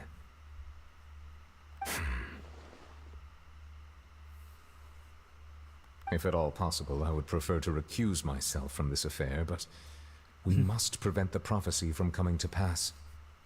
This may be cruel to her, but all Fontaine is in crisis. The information a god possesses is too precious, and so we must take a chance on this. In this case, we will need help. But who will lend us their aid to do such a thing? Oh, I think I know who to call. Ghostbusters. A few days later on a boat somewhere quite in Poisson. Well, that's everyone, huh? Oh. Speaking of which, it was pretty smart of you to think of hiding here. Poisson was just involved in a disaster, so it's presently devoid of people. That naturally makes it the best choice. And here you are drinking tea like it's the most natural thing in the world, huh? That's what families should do. Sit and enjoy a leisurely time together. It's nice to enjoy tea here, you know? Care for a cup? Lend me your ears, everyone. Or perhaps one of you might like to start us off. How about you, friend? From a name. Me? No, I don't think I can. Then, how about you, good sir? I fear that I will cause the mood on this boat to become as somber as it is in court. Well then, I guess we're lucky we've got a local like me to organize things. Wonderful, the spotlight at last. I guess I'll be facilitating things from here. That was a little long-winded, don't you think? Oh, you might be right. Anyway, to cut to the chase, our friend here, the Traveler, has brought us together to discuss something. As for what that is, well, let's start by saying that we'll be pooling our efforts together to create a series of traps. Oh, how intriguing. Well, it's just an expression, really. One that I just learned from Chlorand, and used on the spot. So, let's invite her to explain in detail. A round of applause, please. Huh? Didn't you say that you would be facilitating this? Oh, come now. Your work doesn't involve much public speaking, right? This is a good chance to practice. You might even pick up some fancy oratory tricks to impress your boss with in the future. I see. And what does my boss say? He is glad that you consider him your boss. Do go on.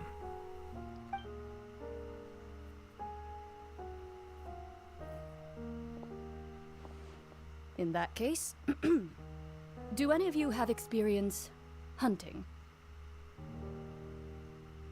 Not that I recall. Fremine and I once used a wooden stick in a basket to catch wild rabbits when we were younger. As for Lynette, oh, right. You were sick that day, weren't you? I've also gone diving to catch some fish before. Does that count? I'm afraid not. You may or may not have heard, but Fontaine once played host to a group known as the Marechaussee Hunters. Though that was their name, they did not hunt animals, but rather various monsters left behind by the ancient dynasty of King Remus. Today, Fontaine's monster population has already thinned greatly, so the hunters have blended back into society, taking up arms in other lines of work. They even left a unique methodology of hunting in their wake. A trap comprises of the following components: bait, a trigger, and a containment device. Sometimes a lethal implement will also be necessary to deal with the prey. So, if we were to build a trap together, right now, what would you choose to build it with? For me, I would prefer something basket-shaped. Pigeons and rabbits will see the bait and naturally enter the snare. Our line of work requires a deft hand, and we're some of the best in the industry, so you can count on our techniques. You used some of those techniques while moving the people of Poisson, didn't you? My subordinates mentioned that you even performed some magic for the bawling children. Yes, and I even managed to gather some intelligence in the meantime. I'm quite the multitasker if I do say so myself. I'm afraid I can't claim that as my strong suit. I prefer more stable methods, like placing bait in the water and waiting for the fish to come within reach. That's the kind of method I would count on.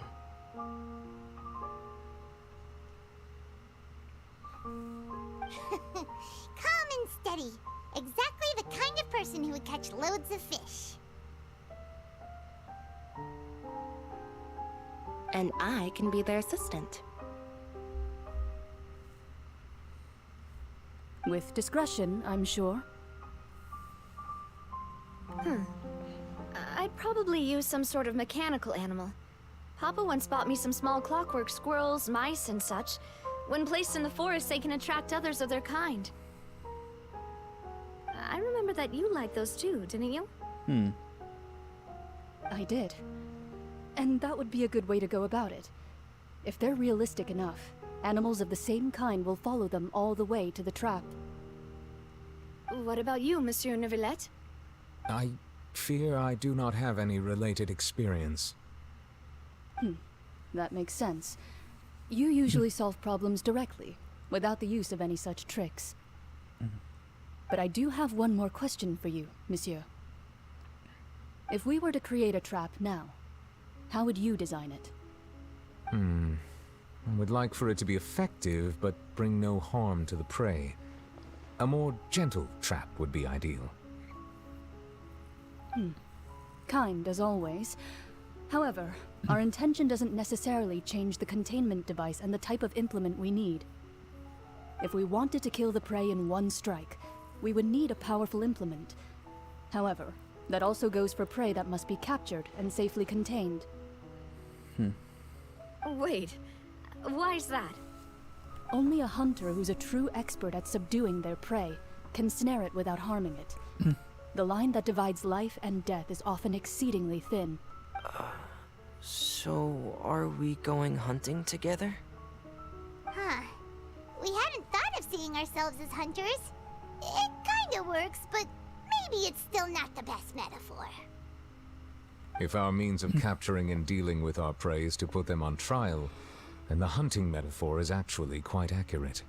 But we shall require much more courage than any hunter to judge a god, a being whose seat is an exalted throne.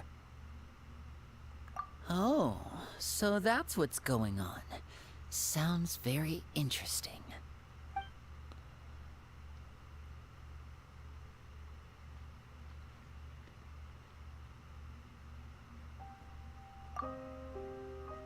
What you need is simply the secret she's keeping. Attempting to take her secrets as an act of sacrilege, disrespect, but must be done to prevent Fontaine from sinking into the waters as foretold in the prophecy.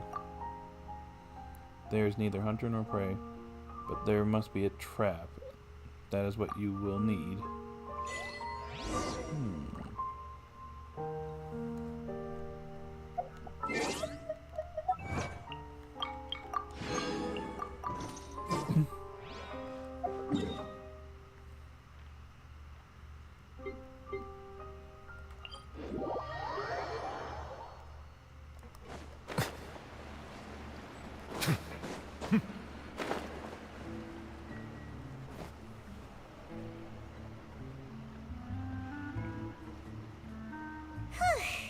It's been a tough few days, hasn't it? So much has been happening. Alright, that makes me hungry. Hyman didn't think the meetings would go on for so long, but everyone seemed pretty fired up, huh? Hyman thought they'd be at least a little frightened. Well, Fremine was, now that Hyman thinks about it, but everyone else just looked a little surprised. Do you feel more confident after the meetings? Well... It's hard to say. Hyman doesn't have any experience with this sort of thing. But with you around, Hyman sure will do great. After all, you're the most reliable person in the world, aren't you? Is something wrong? Did you just pour some tea? Paimon didn't notice you doing that at all. No, I didn't. Then what's that? Paimon's never seen that cup before. Don't be frightened. I'm just joining you two for tea. I merely refrained from saying anything till now. Excuse me, what? Is this Mona's master? Or someone from the Hexen Circle? Who's that voice? But there's no one here. Aw, have you forgotten me already? Wait, you are familiar. You're the voice we heard from the sky in Sumeru. Oh, yeah. The voice from the sky, I fear that description is wrong.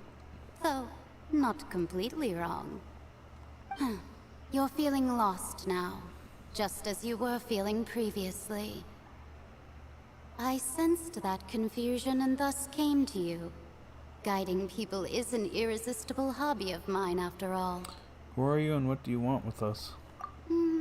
Consider me a passerby, just accepting a commission from my friend's disciple on a whim. Friend's disciple, so this is one of the friends of Mona's master? Anne of the Hexen Circle?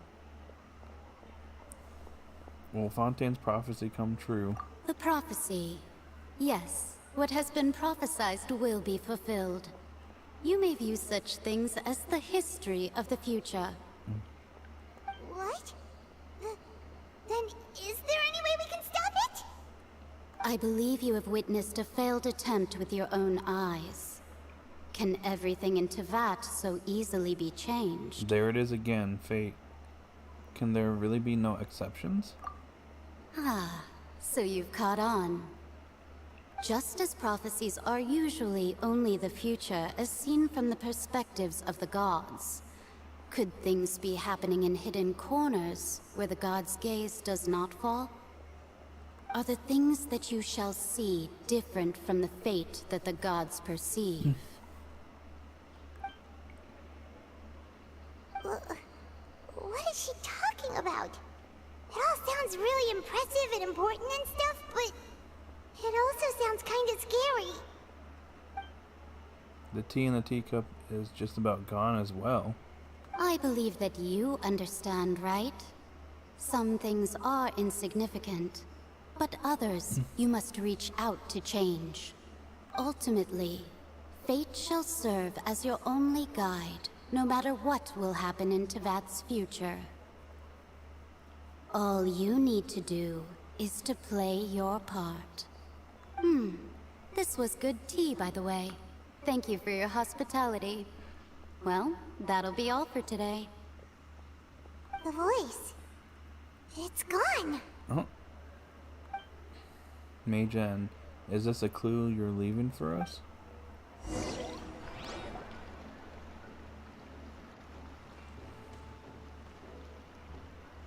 Huh? What? I want to hear someone talking. All right, coming. Hey, it's you who's getting lazy, okay? Well, I see I've walked in on some lively banter. Oh, it's Mona again. Mona! Fine, just fine. I went to take part in that Steambird panel. It turned out to be more interesting than I expected. Not all Fontainians are pessimistic about this. One journalist mentioned that sitting around and waiting for the end to come would be wrong, and that they should make their own rescue preparations. I agreed, so we had a brief chat with her. Did she have pink hair by any chance? Why, yes! It was Charlotte. You remember her, right? That daredevil journalist? I'm in full support of her view. Prophecies are very important, but how can people allow their lives to be commandeered by just a few words? That's right! Paimon's glad to hear something sensible for once. Ah, yes. About what we had discussed before. I did try, but I'm afraid I couldn't reach the old hag. I'll try again tonight, but I wouldn't get your hopes up. Actually, someone already came over. Huh?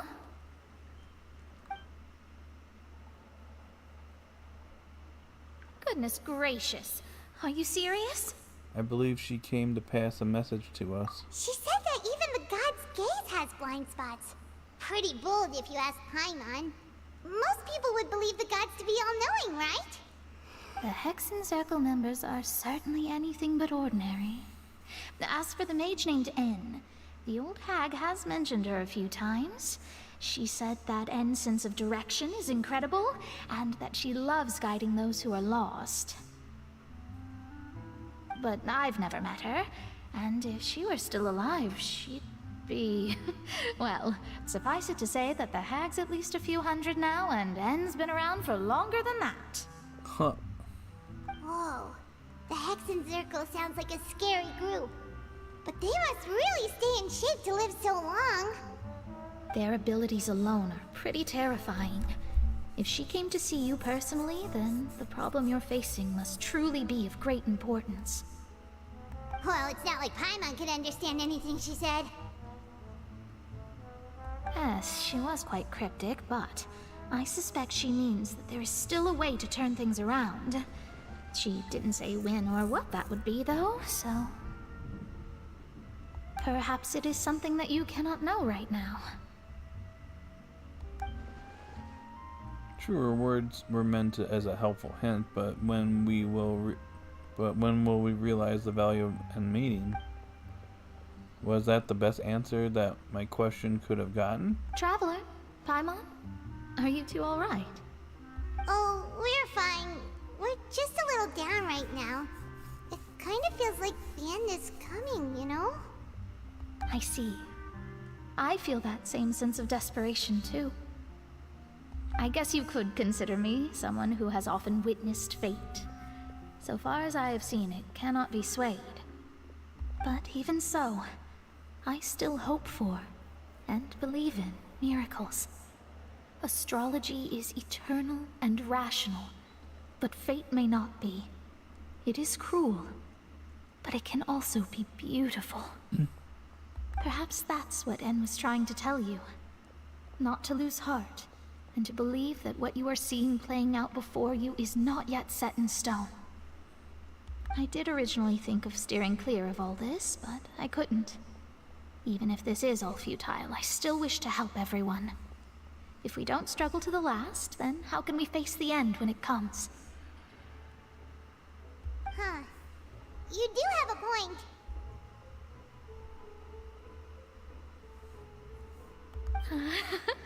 There I go, talking about astrological principles again.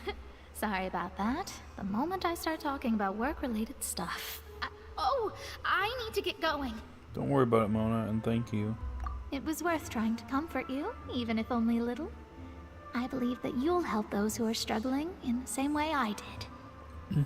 I suppose that might be why we always seem to meet by coincidence. Paimon feels kind of moved by what Mona said, but also kind of sad too. Hey, Traveler, Paimon suddenly feels like going outside for a walk. Let's go. Let's walk around the city, shall we? There's a few spots we always like to walk by.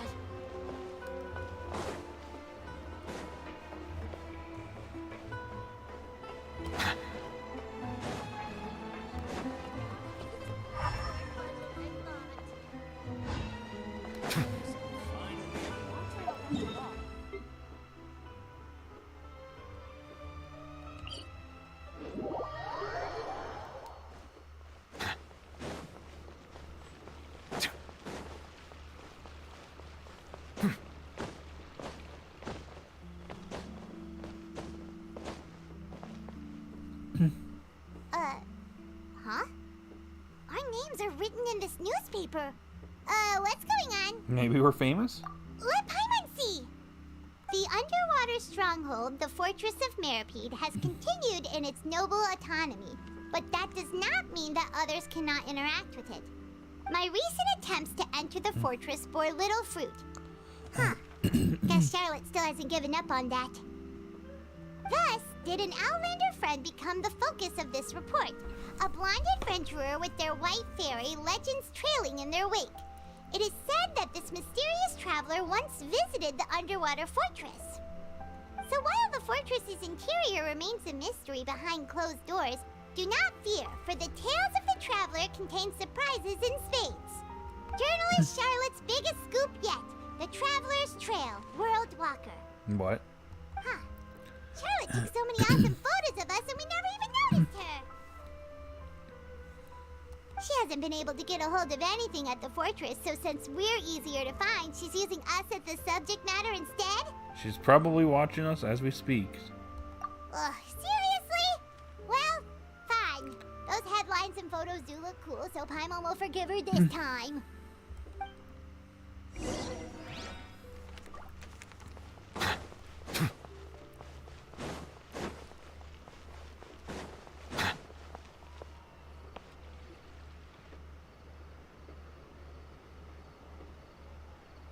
We're here!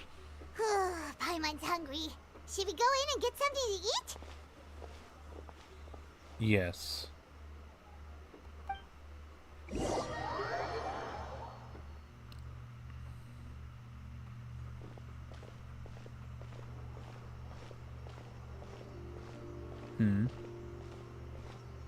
Hey, quick! Look! That's... Huh? That's the limited edition, only 16 slices a day cake! It hasn't been already sold out for the day? It was so delicious the last time Yeah, we that's tried it. Despite the tense situation we were in, let's give it another go. Paimon's sure it'll be great. Jeez Louise, it is raining big time outside where I'm at. We can't let anyone get ahead of us. Of course, I need that One cake. slice of cake, please. And you let someone get in front of you. Someone showed up after all. Oh, wait, you're the one from the Palais Mermonia. Oh, are you here to buy cake too?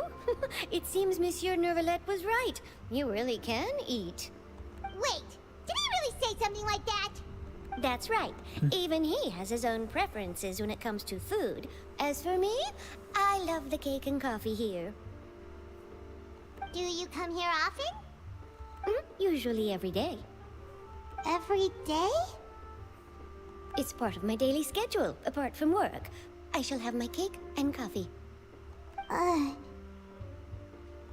what if someone told you one day that this place would be closing soon, and you wouldn't get to eat cake here anymore? What would you think? But why would it close? Well, Paimon doesn't know either, but maybe the waters will rise tomorrow. You know, like in the prophecy. Come on, Paimon. Oh, the prophecy. To be honest, I haven't paid much attention to that. No, still, even if there'd be no more cake tomorrow, that wouldn't keep me from having some today. No, it's the same for eating in general. You might not be able to eat tomorrow, but if you can do so today, then you should carry on. That's what people call living, you know. Huh. Don't be sad. Excuse me, could I have 2 more slices of cake to go? These 2 slices are for you. Sijuin said that this kind of expression you're making is what humans call being sad. Oh, thank you. Oh, you know Sijuin? I sure do. She was born before me, and she sometimes comes to the surface to teach us things about humans. She said that humans are creatures that are saddened easily, yes, and you can only lift their spirits by feeding them delicious food. So please try the cakes here. I've got something else to do, so I'll be going now. You two try to stay in a good mood after eating, all right? Bye. No. Well, aren't you carrying? And there she goes.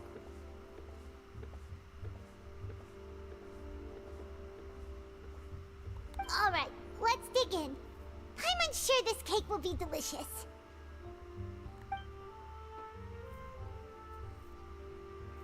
It's more delicious than last time, and the flavor gets even better with a sip of tea. It sure would be nice if we could come again tomorrow. Oh. Sure would be nice if we could always eat delicious food here.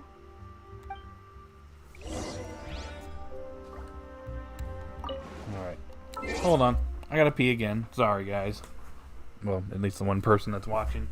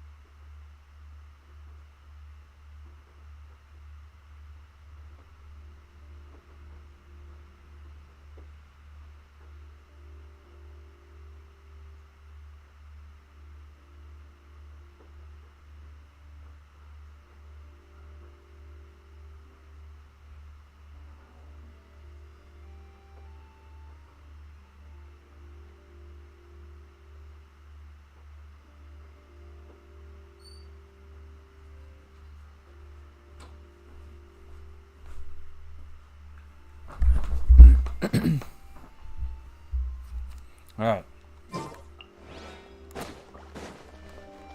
Before we go,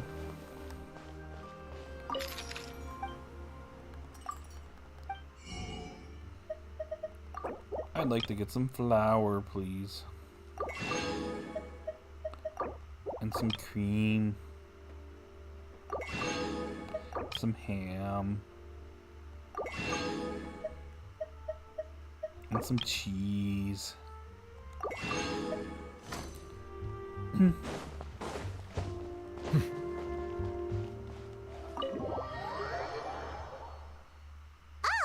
we're near the Seabird office. Let's go look for Charlotte and have a chat. Okay, I guess we're gonna be talking to Charlotte now. Oh, there she is. Wow! If it isn't the Traveler and Paimon! Oh, have you seen the article I wrote about you? Ha! You've got some nerve! You just used us to make some quick mora! Oh, you needn't worry about that. I heard that you were in Poisson some time back, so I sent you a letter to discuss just that. It appears you didn't receive it, though. It's all right, though. I've set aside the amount intended for you. I've even set the table with some food. Really? Oh, you're the best! You're almost a little too easy to win over, Paimon. If I were a journalist with ulterior motives, you'd be in trouble now, you know. Oh, Paimon knows you're not like that. Still, what brings you here all of a sudden? Were you looking for me? When Mona mentioned you, we thought of coming to see you at work. Oh. I see. It seems you've already bumped into Mona here in Fontaine. So she mentioned me? What did she say? She said that you're a real daredevil of a journalist. Nice. In which case, can this daredevil journalist dare to request an exclusive interview with the legendary Traveler and Paimon? Huh? So your article in the paper today doesn't count? Oh, of course it doesn't. That was more like live photography. What I'd like to do is dive deeper and ask you to talk about the things you've seen and experienced. You want an interview with me? We got more important stuff going on.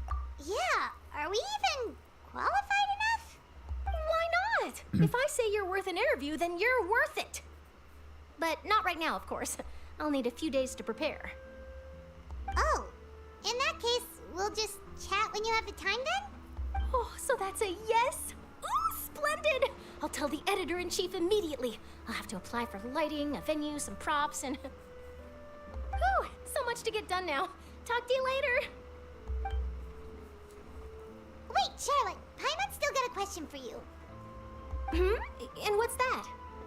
If, just for example, Fontaine were to be flooded tomorrow, what would you do today? Huh, that's the prophecy you're talking about, isn't it? I mean, I do hear about it often, but I've never once thought that the day could be tomorrow. If you're seriously asking, then I might try and think of a way to leave Fontaine. Oh, but I'm still a journalist first and foremost. That means I have a duty to be reporting from the scene. And secondly, I wouldn't forsake my homeland that easily. From what I've seen, most people don't know what they'd do should the worst come to pass. In truth, it might be better just to behave like normal rather than worry over such an end. So in all likelihood, I'd probably still be prepping at the office for that interview of ours. I know what you're thinking. that sounds a bit sad, but I've always believed that it's best to do what you enjoy. Just think about it. If this nation really were to be suddenly destroyed tomorrow, but I still successfully finish an exclusive interview with a truly unique person, then the story I would wind up writing would truly be timeless. And then do you know what I'd do? Well, I'd write that story, send it for printing, and use messenger pigeons to get copies out to the various nations as soon as possible. I'm not a dreamer, nor am I a workaholic, but I do love my job, and I'd be proud of leaving such an article behind. I guess you could say that I was born to be a journalist. But anyway, that's my answer. And on that note, I'll get back to my preparations. That's so nice. All of a sudden, Paimon actually kinda envies her. Anyway, let's go and take a look at the sea, shall we?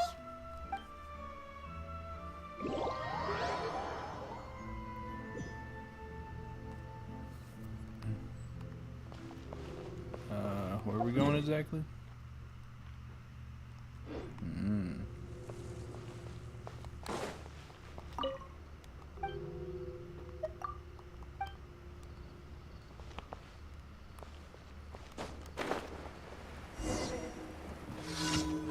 Well, I'm not doing this commission, so too bad.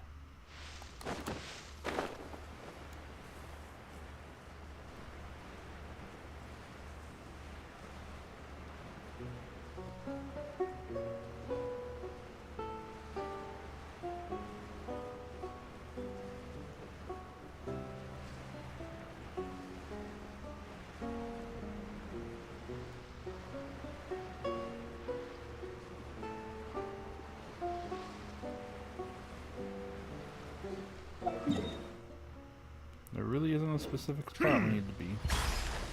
Interesting. I come in peace.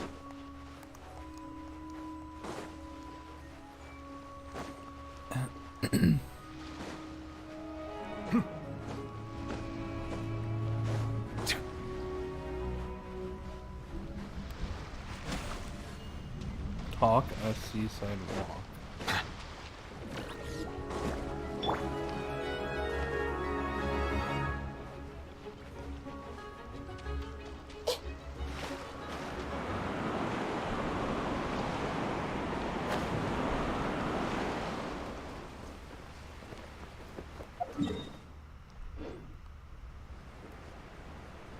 Nope, no emerald naked. Nobody's really been here. Oh well.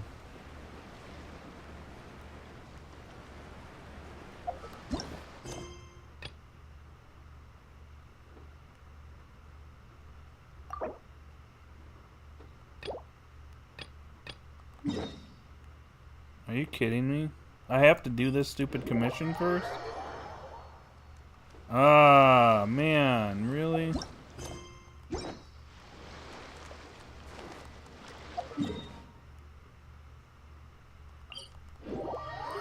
Alright, let's do the stupid commission and then move on. You're just finishing homework? I see. Looks like it's forcing me to do this commission, so I guess I gotta do it.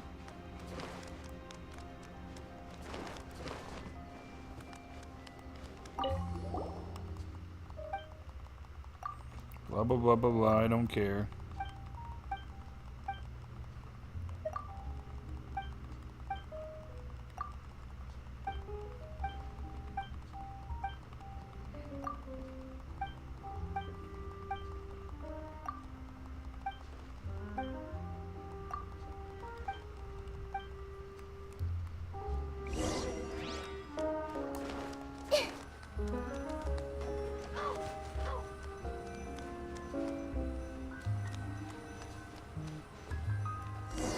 They'll just have to agree to disagree.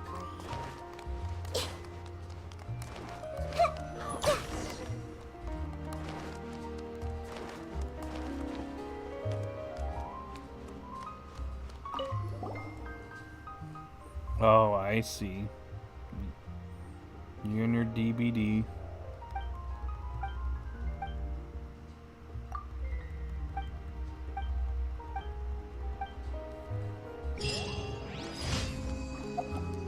Alright. Now I can go back and do this now. That was dumb. The sea breeze and scenery can be a pretty soothing combo, huh? I see. That's an interesting choice. Paimon's been thinking, if it wasn't Fontaine, but all of Tevat that would be destroyed tomorrow, where would we go and what would we do? No, Paimon should ask, if you could choose, what would you like to do? If I could choose, and just like Charlotte said, suddenly trying to consider what to do is pointless. We've always been moving to the next destination, so we haven't spent much time thinking about these kinds of things. We didn't have to either, with us always being on the road and whatnot. Until that moment comes, I think I'll keep journeying on. You mean, still traveling? Cherishing every single moment. That's what I have to look upon this world. Huh. Wait, isn't that what we've always been doing? Interesting.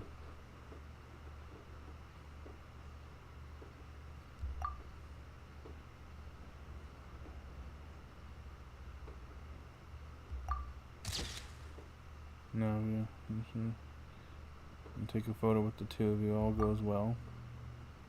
I feel like something's about to happen.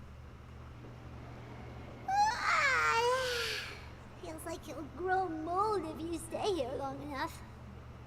But it's still better than the Fortress of Mirapede, that's for sure.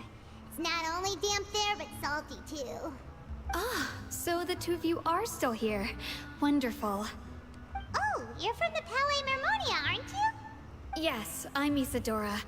Monsieur Nervillet sent me to look for you two before. I heard that afterward you went to the Fortress of Mirapede. So you're under the impression that we might be wanted criminals? Not at all. I'm well aware that you're friends of his. Actually, I'm here to pass along a message from him. Uh-oh. Yes, inside the Opera House. The Maréchaussée Phantom has declared the incident a small-scale riot. A riot? Well, that said, I don't personally think it was that serious. Lady Furina was watching a performance at the Opera House, and while she was resting during an intermission, some other audience members suddenly started harassing her, loudly accusing her of doing nothing about the prophecy crisis. Oh. And before she could respond, others started to join in. The crowd continued to grow, and protests against the Hydro Archon started to break out. So people have started to put the blame on Furina. Guess they finally found an outlet for the pressure they've been under due to the prophecy. I agree. People will naturally rely on gods, as is customary. But the moment people feel threatened, gods are also the first to be blamed. We have not gotten that far yet. We still don't know where the Gnosis is at. I guess we'll be finding that out soon. So what happened after that? Is Furina okay? Seeing that the situation was spiraling out of control and that further argument was pointless, she claimed that she'd gotten tired of this and left in a hurry. The Maréchaussée Phantom had their hands full maintaining order and did not catch where Lady Furina had gone. Only when things had stabilized did we realize that she had gone missing. So, you mean she's still missing? That's right. The Maréchaussée has dispatched many people to search for her, but we don't have any leads yet. That said, I don't think there's much to worry about. She is a god after all. Even if she were to fall into the hands of rioters, what could ordinary people do to her? I understand Good. the situation. Monsieur Nervillet sent me to tell you about the situation, but he didn't say anything else. Don't worry, this is more than enough to go on. Thanks for keeping us informed. Ah, is that so? Well, all right then. In that case, you two take care. I'll be heading back to the Palais now. It's time. Well, sounds like we should hurry over to Poisson then. If we know Furina, she won't try to fix things in this situation. Instead, she'll look for a place to wait out the heat. And, as we also know, she may be loud and dramatic, but she doesn't have a heart of stone. When Nervillet was talking to her in the Palais Mermonia, and she heard about Poisson, she couldn't hide her sadness and remorse. It would be hard for her to ignore being accused by the public today. Paimon thinks Furina's probably taken the opportunity to slip away to Poisson and try to relieve the sense of guilt that she's feeling. Huh. Well, what do you think?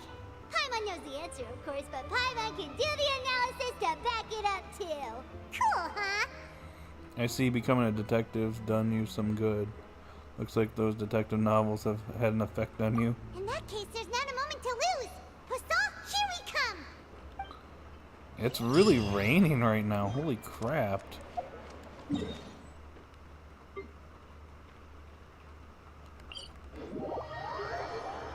This place looks deserted. Guess all the survivors must have evacuated already. All that's left here are signs of devastation. Could Furina really be here? Let's try to find her as soon as possible. Found her.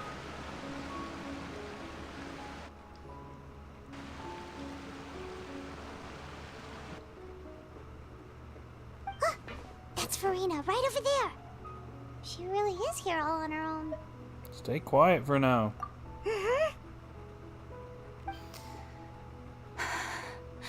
Should I just give up?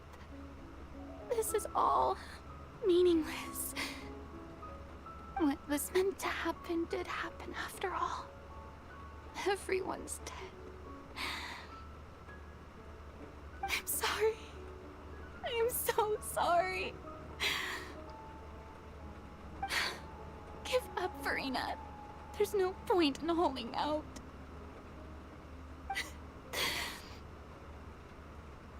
I'm sorry.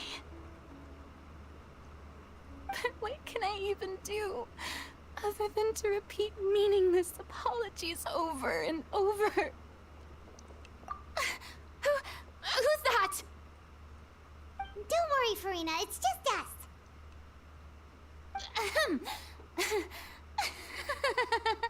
So it is you, blonde traveler from another land.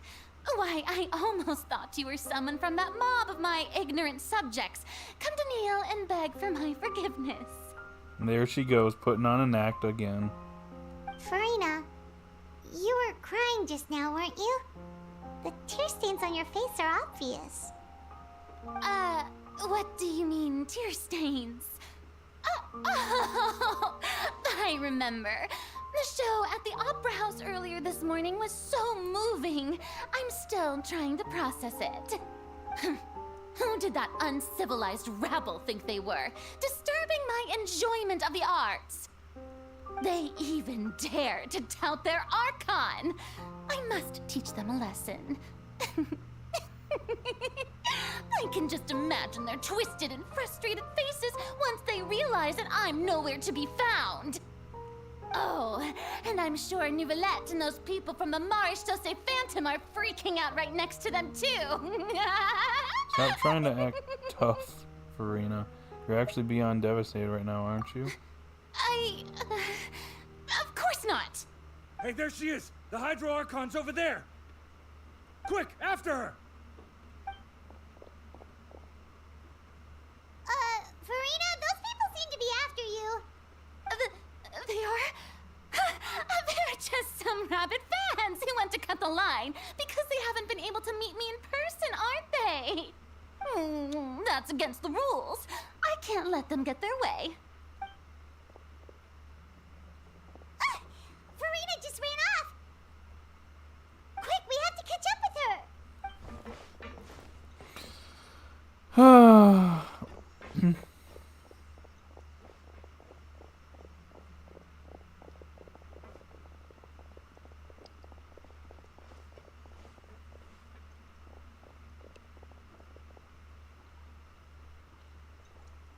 They lost her that easily.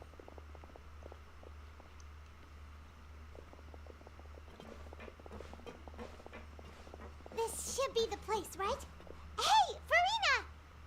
There's a good hiding spot over here. Quick, come to Paimon before the rest of them catch up to you. What is this place?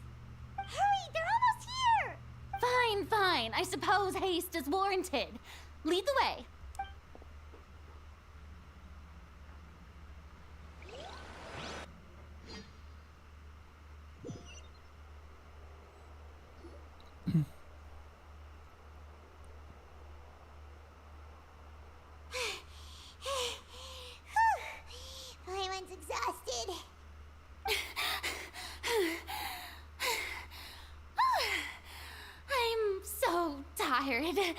I totally thought they had caught me.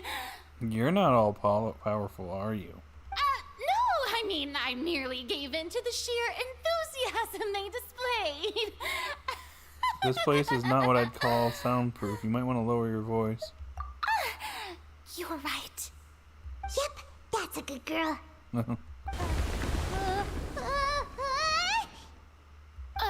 What's happening? The ground's shaking. Is it an earthquake? Yeah, a quake of this kind preceded the flooding in Poisson, didn't it? It can't be. It's happening again. Well, there's no need to worry too much about that. Neverlette's made some emergency plans, so the evacuation should go a lot smoother this time. Yeah, I hope you're right. But the people of Poisson, they've already... Has she reached the limit? Now that she's talking about her now that she's talking about her actual feelings, she's starting to look far less stiff. Okay. It's true. I've been investigating the prophecy for hundreds of years. I once had informants all over Tevat, searching for clues and feeding information back to me. I've tried all kinds of ways, too, to hold back the sea. Anything to keep the coastline from advancing. But all my efforts proved to be futile in the end. Really, the truth has been clear to me for a very long time. We cannot make an enemy of the divine. No matter what we do, the will of the heavenly principles will have its way, and the prophecy shall be fulfilled. But even then, you still haven't given up, right? Give up. I do love the sound of that phrase. It would mean finally coming to terms with fate, but also for me to finally be free. But that would also mean that all hope would disappear. Indeed. I've thought about giving up so many times, especially after we almost lost Poisson. Fate is really unreasonable, isn't it? It has no heart and obeys no rules. The prophecy has only just started to come true, and so many people have already lost their lives. But just now, it all became clear to me. I still don't have the right to come to terms with fate on behalf of everyone else. As long as the final moment hasn't come, it's still not too late. Don't worry. I will keep hope alive for everyone until the very end. Well, that's enough for now. I got the impulse to play the stricken maiden, but honestly, considering my rank and station, that wasn't a good fit at all. Don't take any of what I just said seriously. How could I possibly let Fontaine fall to the whims of trivial prophecy? Come on! Paimon could have sworn you were actually being honest just now.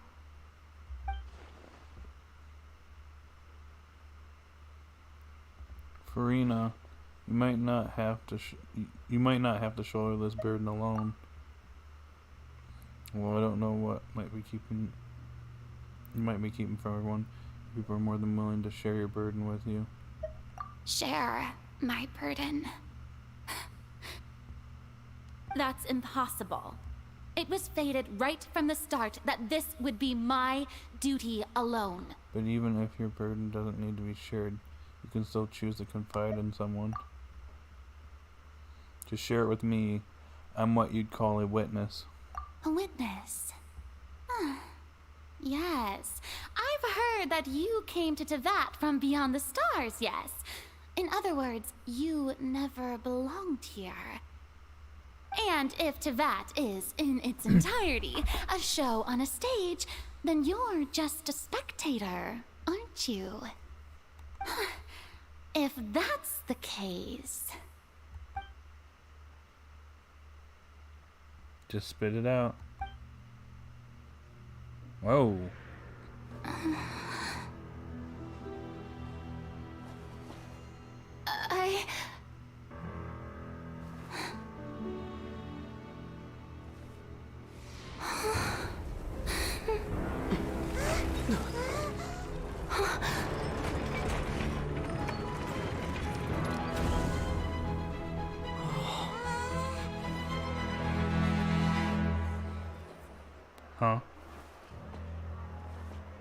What?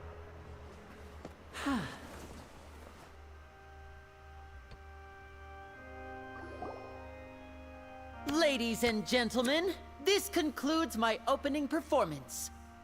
We trapped her. We did it, boys. Now, without further ado, we may proceed to the trial of our god. So this is what it is. Yes, you deserve praise for the effort you took to raise the dramatic stakes. Do not forget, however, that I am Focalor, the god of justice, the embodiment of justice itself. Does it not strike you as even the least bit absurd to bring the very concept of justice to trial? May I interpret these words as your refusal to stand trial? In that case, you will have the opportunity to defend your honor through a duel. You would draw your blade against a god?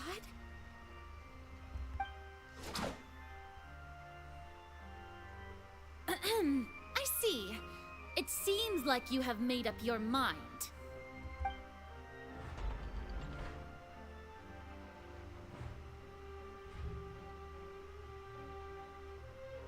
Paimon can't believe it. She just surrendered. What the heck is going on? Did I just see an Archon surrender to a human? Wow, how utterly humiliating. Lady Furina, what is the meaning of this? It would seem that there has been a misunderstanding.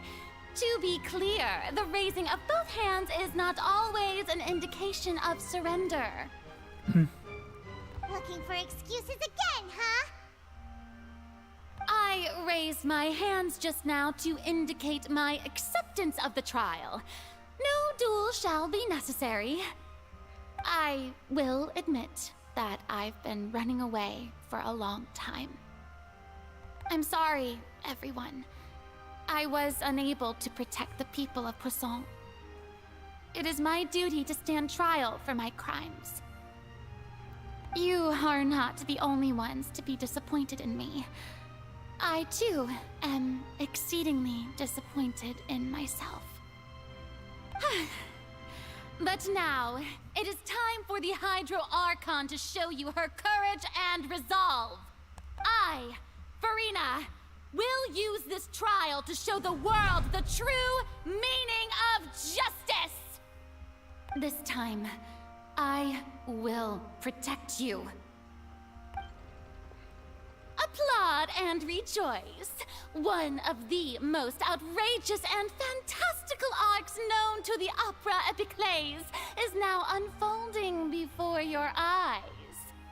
Mark my words, this shall be one of the most exhilarating and brilliant shows ever to grace the stage of Fontaine. The trial of the Hydro Archon, Focalor, will now begin! Woohoo! Oh, now we're making history. Why does it feel like Furina just took over the whole thing? Like, come on! Didn't she just get forced to stand trial for her crimes? Also, even though she's still acting super dramatic, she is taking this seriously this time, right? All right, then. Who will be my opponent in this trial? The court asks the prosecutor to please take the stand. Oh. Thank you, Your Honor. Is that so? Very well. Then please speak, witness of Tivat, my accuser and fated opponent. We were so close to getting her to tell us the truth, and she still turned out like this in the end? It's okay though, as long as we can defeat Furina in court, we still have a chance to figure out everything.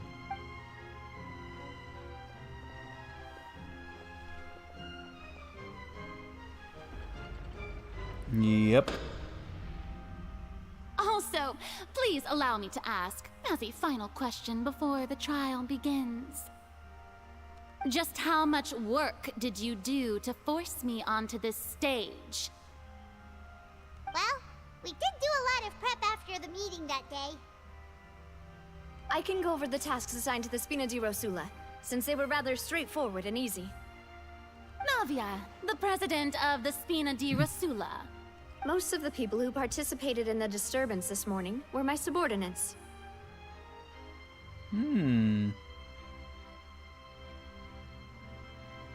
They changed into plain clothes and came to the Opera House as regular audience members, waiting for the perfect opportunity to incite insurrection against you. The people's resentment against their Archon has been building as more and more of the prophecy is fulfilled. A spark was all we needed to turn smoldering anger into a flame.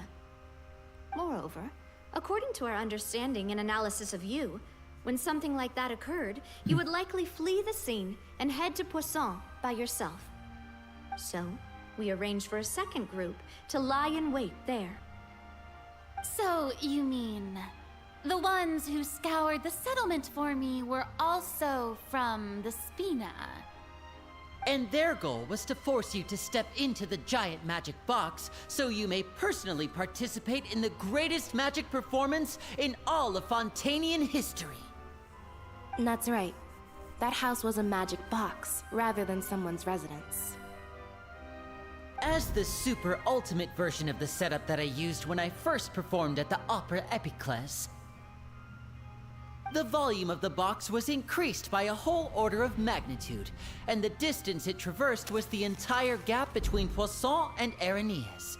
Its cargo, of course, was an Archon instead of a human. My thanks, Furina. Without your help, we could never have pulled off such an extraordinary performance. You're welcome? Thanks for putting me on trial? Of course, this performance was only made possible with Father's support. The House of the Hearth spent a massive amount of labor in Mora to pull this off.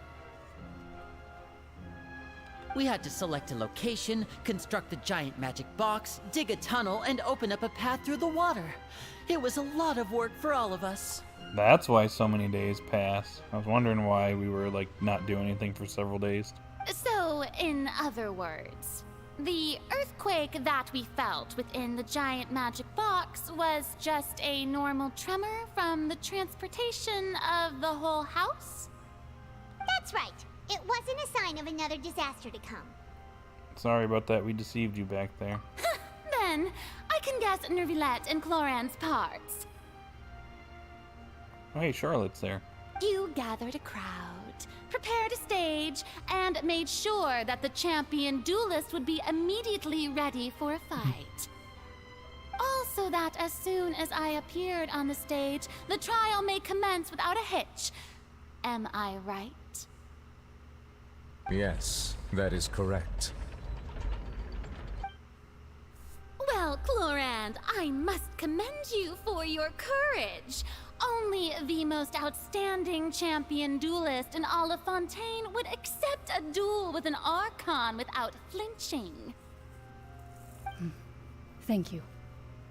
As for you, Traveler, I suppose your role was to keep me distracted with conversation once you found me in Poisson.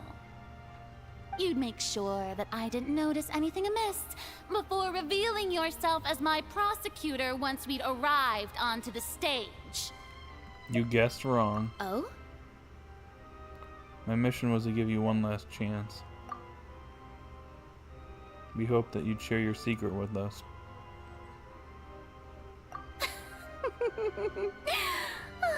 Is that so?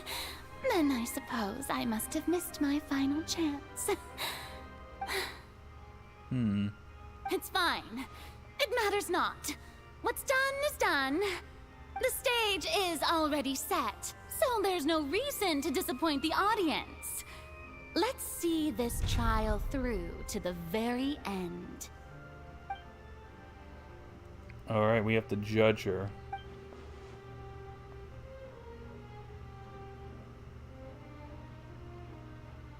What did you want to say before we arrived on Sir stage? Prosecutor, please allow me to pass this along.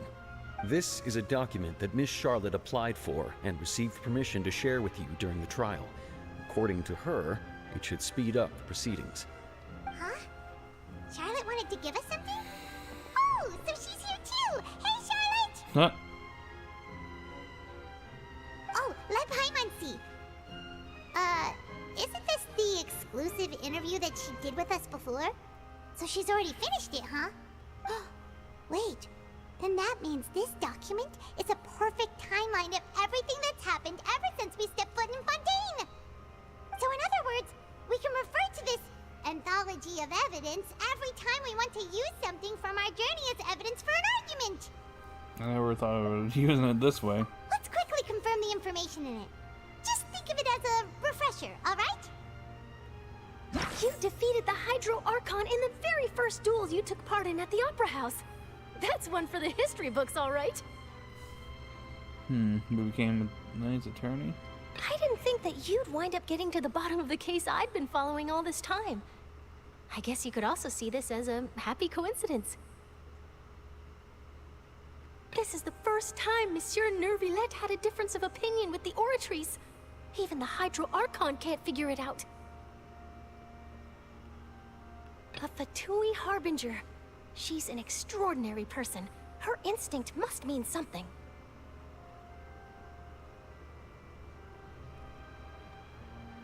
The fortress of Meripede was almost destroyed in a single day.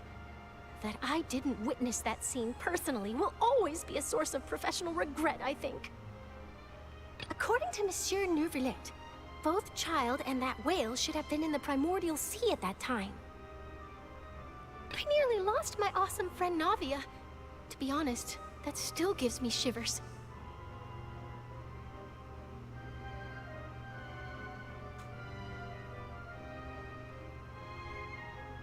The words of someone as extraordinary as a witch can probably only be truly understood when something surreal happens to you.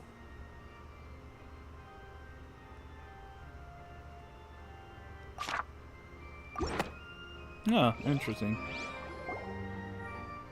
The prosecution and the defense are both in position. The trial shall now begin. Oh, come on, Nervillette. There's no need to repeat all the unimportant legalese. Just fast forward to the part where the prosecution lays out my offenses. As the defendant and the lead actress of this performance, I still haven't even been informed of my supposed guilt in all of this. Of course, it is only natural for humans to struggle to understand the actions of a god. However, you will need more than that to convict me of a crime. That's true. But my charge here is unrelated to your conduct as an Archon. Hey, look, I'm speaking. Instead, I would like to charge you as a fraud who's never been the Archon in the first place. Oh. Wait, what was that? Lady Furina's a fraud? Hey, I came here thinking that we were going to try the Hydro Archon for forsaking her duty, but did I hear that right? She's not our Archon at all? Charge accepted. Lady Furina, do you plead guilty to the charge? Oh. Lady Furina. I plead not guilty. How can I be guilty? There is no way that I, Focalor, otherwise known as Furina de Fontaine, a member of the Seven and the Regina of all waters, kindreds, peoples, and laws of Fontaine, could be anything other than your true Archon. Yeah, even though Lady Furina can be rather eccentric, isn't it going too far to doubt her very identity? Yeah, I've never questioned her identity either. Sure, Lady Furina can be super irresponsible, but what grounds does that prosecutor have to make such a huge claim? I have cause to believe that common sense will prevail in this case. Many of the members of the audience have known me as the Hydro Archon ever since they were born. There would be no fooling their memory. See? Even the Oratrice has decided to show me its favor. Are you sure you want to commit to a charge that will never be upheld? If you wish to drop the case, I can promise you as the god of justice that you will not have to face trial for making a false accusation. We will treat everything that's happened as a dramatic spectacle and move on with our lives. What do you say to that? No way, Jose. An argument with near impossible odds, huh? You have to not only refute Furina's claims, but also overturn the long-held beliefs of the people. But people only see you as their Archon because that's their long-held belief. Well, I tried to give you the chance to surrender. If you must persist, then let me ask. If you believe I'm not the Archon, then what manner of being do you think I am? And if I was not the Archon, then how did I manage to live for over 500 years?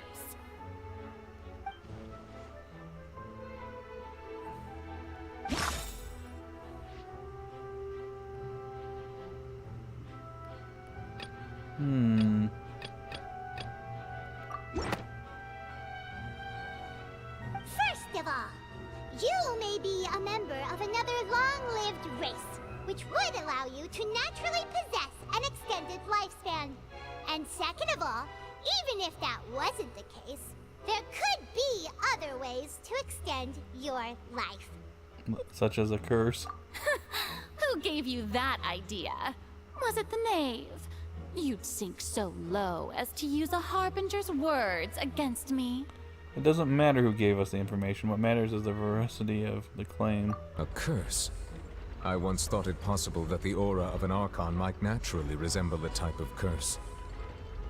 But in light of this claim, perhaps what I sensed was not your divinity, but a curse after all. You sensed it too, huh, Neverlet? So Furina, instead of an Archon, could you just be a cursed human? Lady Furina is actually a human? Well, it is true that it's extremely difficult to tell humans and gods apart just by looking at them. It's not impossible.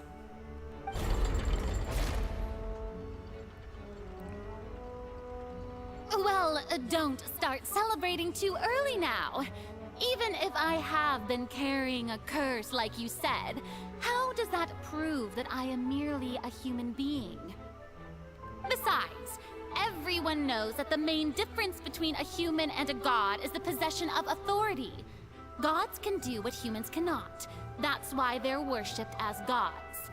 Okay, but where's your power? Show us. For centuries, manifestations of my authority have served the nation of Fontaine. One need only to turn their eyes towards the Oratrice Mécanique d'Analyse Cardinal in this very opera house, or consider the endemnitium that is used in every aspect of life. That one trial proved the opposite. Furina actually has no control over the Oratrice at all.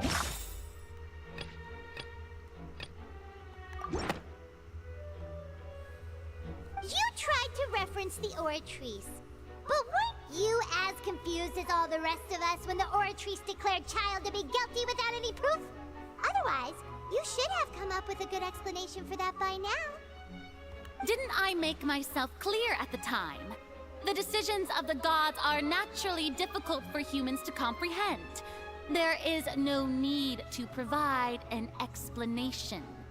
Lady Furina, I believe a reminder of your current circumstances is in order. While the court is in session, the principles of justice and the law must come before all else. While you are an Archon, you are also first and foremost the defendant in this trial. You will prove yourself unable to defend against the prosecution's charges if you continue to withhold vital information against the rules of the court. Oh, she's losing. I never thought you'd use that kind of rhetoric against me. That was no trick of rhetoric, Lady Furina. I've merely reiterated the rules of the court. Rules that all should respect and follow. So, you neither knew why Child was declared guilty, nor did you understand the structure and operations of the Oratrice. Instead of having been created by you, the manifestations of authority you mentioned have been made by the real Hydro Archon, haven't they? The real Hydro Archon? Well, now you're really losing me. It is true that I did not know why the Oratrice gave out a guilty verdict that day. Maybe. She's secretly smart. Who knows? But the Oratrice handed out that verdict unilaterally, and it has been operating independently ever since it was first created. You can't argue that just because a divine creation is flawed, that the god behind it must also be no god at all. I see. She's still throwing out all kinds of excuses. Seems like she's confident that we won't be able to produce proof that she has no power over the Oratrice. But then, Miss Furina, could you give us a brief demonstration of your power as an Archon? My power as an Archon? There are many ordinary citizens in the audience. How can I just carelessly demonstrate the formidable power of an Archon? If that poses a concern, I'm prepared to extend my protection to the audience. You don't need to go that far. A brief demonstration of your power over Hydro would be quite harmless. Surely an Archon can at least match the capabilities of a human with a vision. Aren't you the Hydro Archon? Or is it that you can't even wield the power of Hydro, much less the authority of a god? Indemnitium! Yes! It's all because of Indemnitium! All Archons derive their power from the faith of the people, and I've converted the people's faith in justice into Indemnitium! Thus did I give up all of my divine power to provide everyone with energy for their daily lives. Have you ever seen a more magnanimous god? Isn't that a huge stretch? Yeah, no matter how generous an Archon can be, how could they give up all their power? Can a god with no power even still be called a god? Oof. It seems like nobody's buying Furina's excuse. Hey, come now, everyone. Please don't stare at me as if I was a liar. I'm still the same Furina you knew, right? The one that you loved. Shouldn't you want to believe in me? Please? You've got to believe me. If what the prosecutor said is true, she really has committed a grave offense. Did she deceive all of us? And all of our parents and grandparents too? And all of our ancestors? Ever since they were born? Enough! That's enough. Tell me then, if I'm not the real Hydro Archon, then who is? If you have no evidence of another Hydro Archon's existence, nor can you find anyone who can back up their claim to be such, then what grounds have you to say that I'm not actually the real deal? Wow, she came up with yet another argument. How can we refute her now? Seems like she really doesn't want to give up. If we can't prove that she isn't the Archon, we can try to prove that she is just a human, and if she's only human.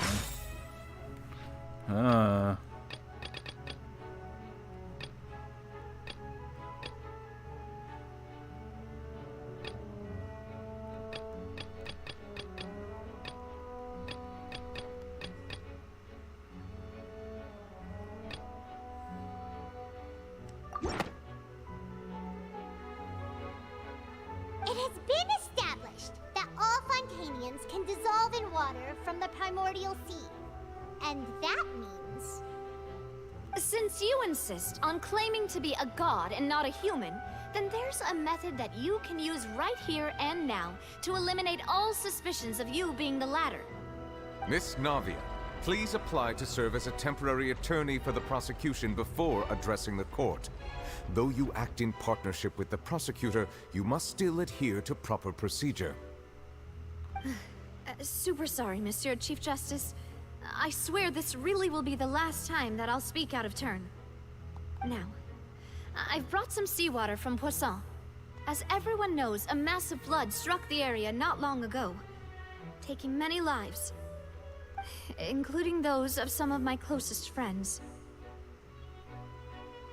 So, Miss Furina, would you dare to touch some of the seawater? If we are to believe that you are indeed the real Hydro Archon, touching the seawater would have no effect on you. All it should do is strengthen your case. But if you don't dare to touch it, then we would have basically proved the reverse. Oh, and I must remind you that after the disaster at Poisson, nobody wants to see any more people dissolve. I do hope you'll act prudently and choose the simpler path of admitting guilt. Navia from the Spina di Rasula. The Spina has governed Poisson for many years. I guess her suggestion is valid. If Lady Furina is indeed just a human, she's probably Fontanian like all the rest of us. Would she really dare to try?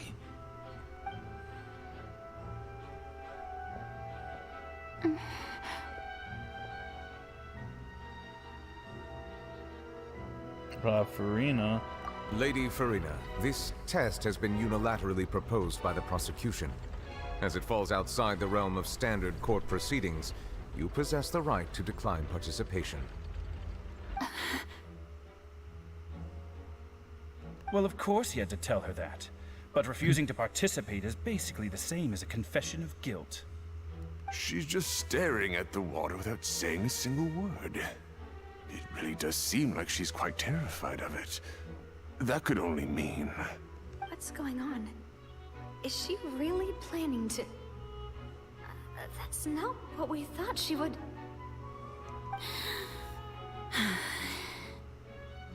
Due to the inherent risk of the test, Lady Furina, you may...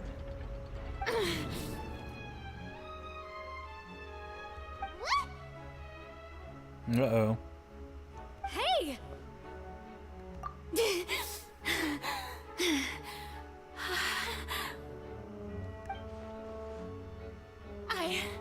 I'm fine! Look at me, everyone! My hand is still here! I haven't been dissolved! Will you believe me now? I really am your Archon! I'm nothing like a normal human who would fall apart as soon as they touch this water! Really? Was this not the most obvious thing in the world? Miss Siegewin?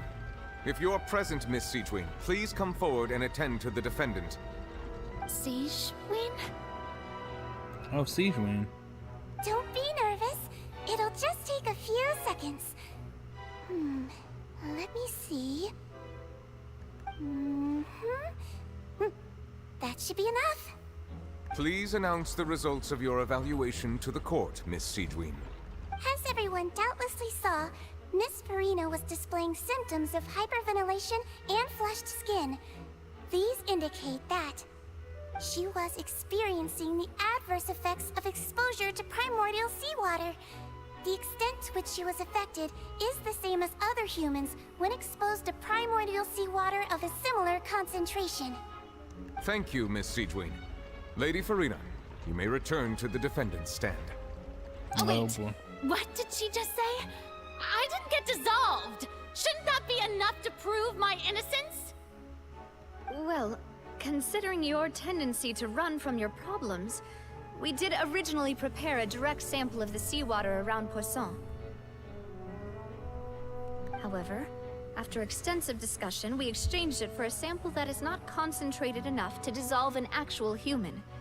After all, on the off chance that something entirely unexpected might occur, we don't want anyone else to lose their life to the sea. Yeah, so out of regard for Furina's life, you secured a low-concentration sample and asked the head nurse to serve as an expert witness. It's a great thing that the direct sample wasn't actually used. Furina could have... I can't believe... You... They exposed her. Well, what's really going on here? Furina can't have not known the consequences of touching that water as a human. This is too unlike how she usually acts, unless it's actually more important to her to keep up her facade than save her own life. But she hadn't given up on everything. Hadn't she given up on everything a long time ago? Listen to me, everyone. Please don't give me such cold and disdainful looks. What happened happened just now didn't prove a single thing. Think about it. How can you conclusively prove that an Archon can't also be affected by the primordial seawater? Oh my gosh, come on, it's excuse after excuse. Also, if I was really just a human, why would I dare to just put my hand in that kind of water? Yep, they ain't buying it. Please, everyone, anyone, just listen to me. I swear, I really am your Archon.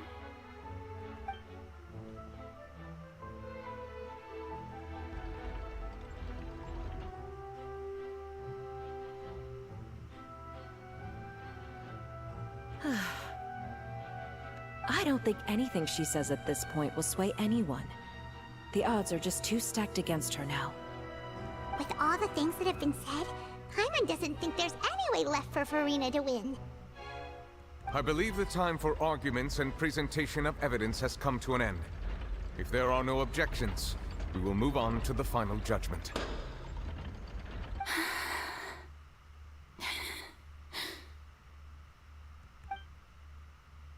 I don't think anything she says at this point will sway anyone. She's too Wow. stacked against her now.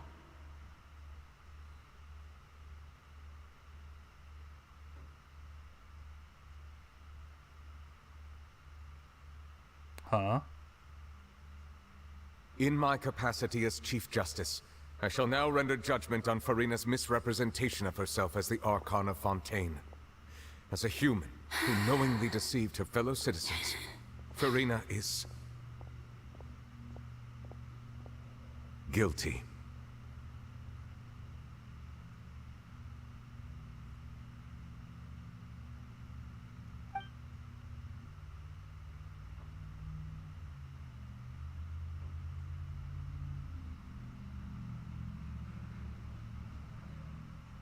We shall now turn to the Oratrice Mécanique d'Analyse Cardinal to render the final verdict on the charges.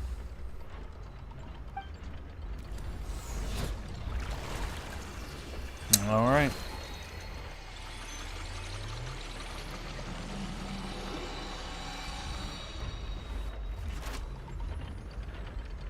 According to the judgment of the Oratrice Mécanique d'Analyse Cardinal, Furina is... Well, what's wrong? What's the Oratrice's verdict? It can't be. No. The Oratrice also displays a guilty verdict. Isn't that correct then? However, the exact wording of the verdict is thus. The Hydro Archon, guilty, to be punished via the death sentence. Oh. The death sentence? That's actually one of the available sentences? I've always thought that it was just a myth. The one and only time the death sentence has been handed out at the court, and it's been given to the very person we've worshipped as the god of justice? What an unexpected twist. Furina's been sentenced to death by the Oratrice? We just wanted to use the trial to show her the seriousness of things so she'd tell us the truth. How did things escalate this quickly? This outcome is indeed quite strange. According to Fontaine's current definitions of justice, as well as its recommendations for criminal sentences, is this sentence really appropriate for the crimes that have been committed? Yeah, even Masquerade wasn't sentenced to death by the Oratrice. You know, the real evil mastermind behind the serial disappearances What's case. more strange is, instead of Furina, the Oratrice rendered judgment on the Hydro Archon. Indeed. Not only is Furina's sentence overly excessive, the very point of our trial today was also to prove that Furina has never been the Hydro Archon in the first place. But now, the Oratrice seems to have deliberately invoked the title of the Hydro Archon. What does this mean?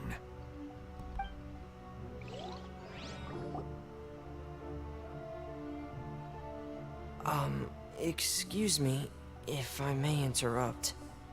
Is the trial still going? Fremine! You finally made it. I assume this means you've completed your mission? Mm-hmm. Any mission Father assigns to me, will always be top priority.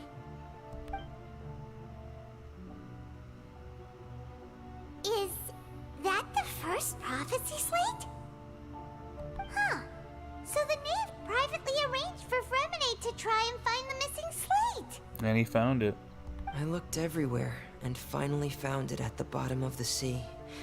It took me a long time to get around some dangerous stretches of water. But has the trial already concluded? Then doesn't that mean I've come too late? Oh no. Father will be disappointed in The me. mystery hasn't been resolved yet. It's still not too late for you to shine. Thank you for your hard work, Mr. Furina. Please allow me to review the record left on the slate.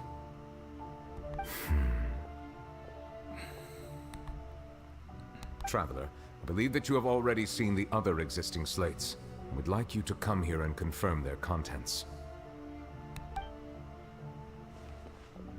Huh?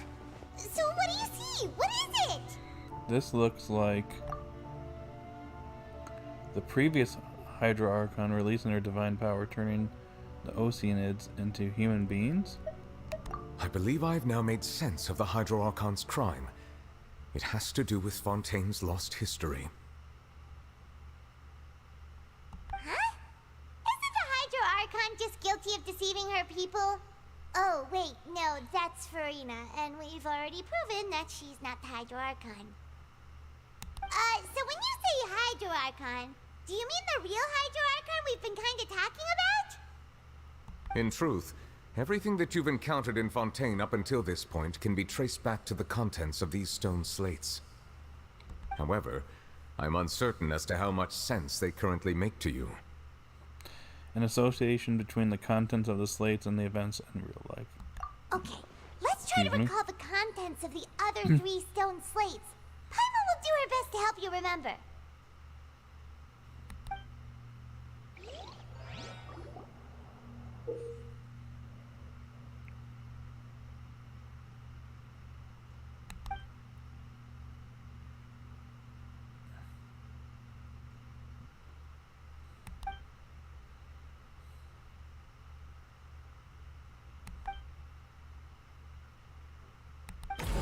Alright, here we go.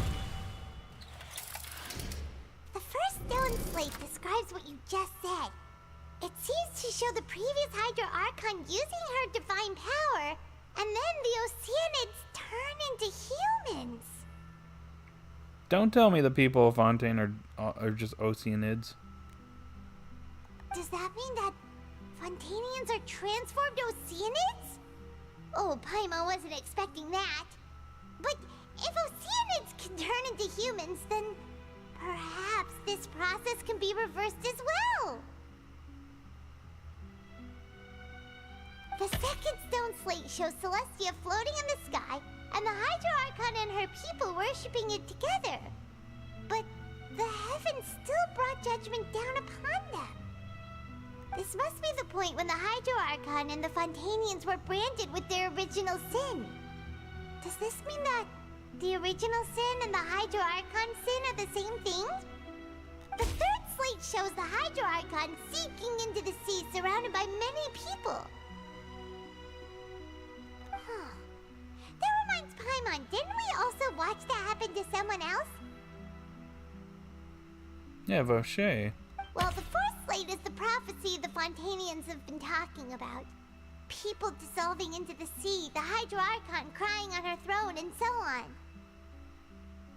We didn't believe that such a crazy disaster could happen at first, did we? But after that incident, it was just a question of when and not if. Okay,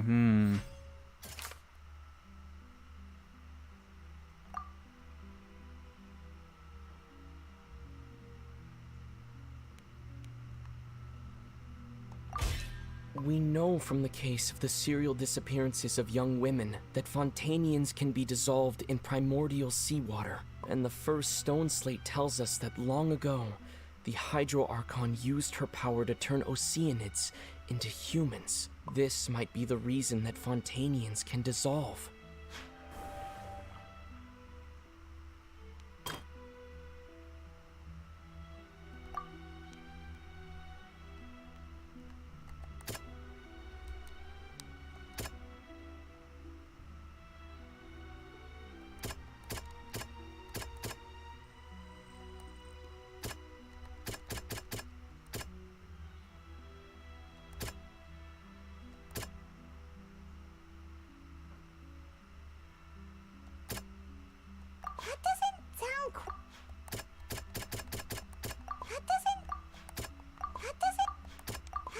Alright, which one? Perhaps what is about to take place has all happened before. The true sin of the Hydro Archon that Nervalet mentioned, and the original sin cast down on the people of Fontaine by Celestia, as recorded on the stone slates. So he was telling me that the prophecy already happened, but was in the distant past.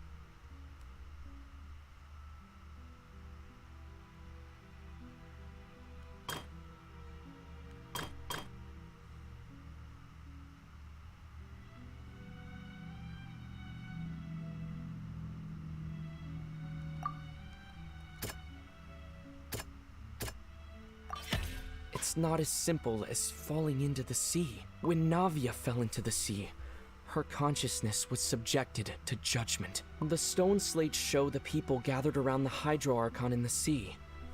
Could that be alluding to the same thing?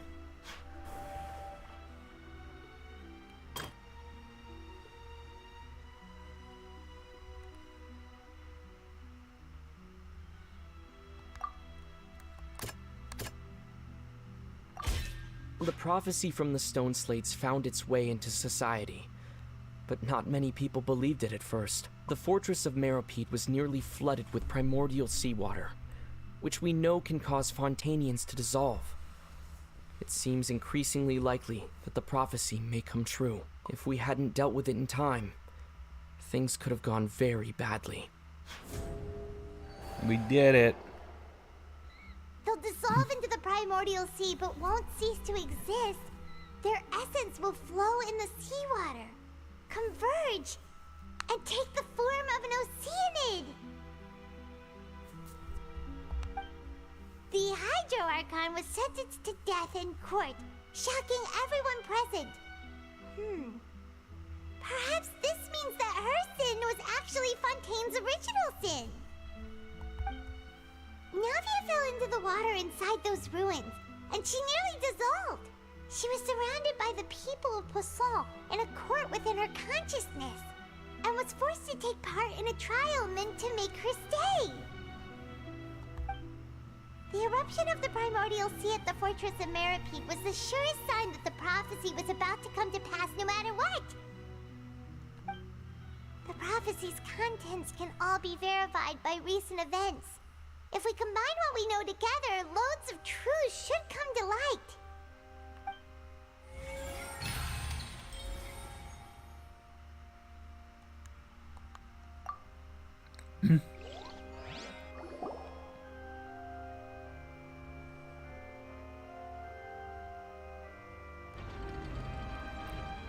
Huh? Oh, Paimon gets it now! So that's how you can make sense of it. But then it feels like we're going to have to share some truly shocking revelations. Let's hear them. First Light reveals that Fontainians are not real humans.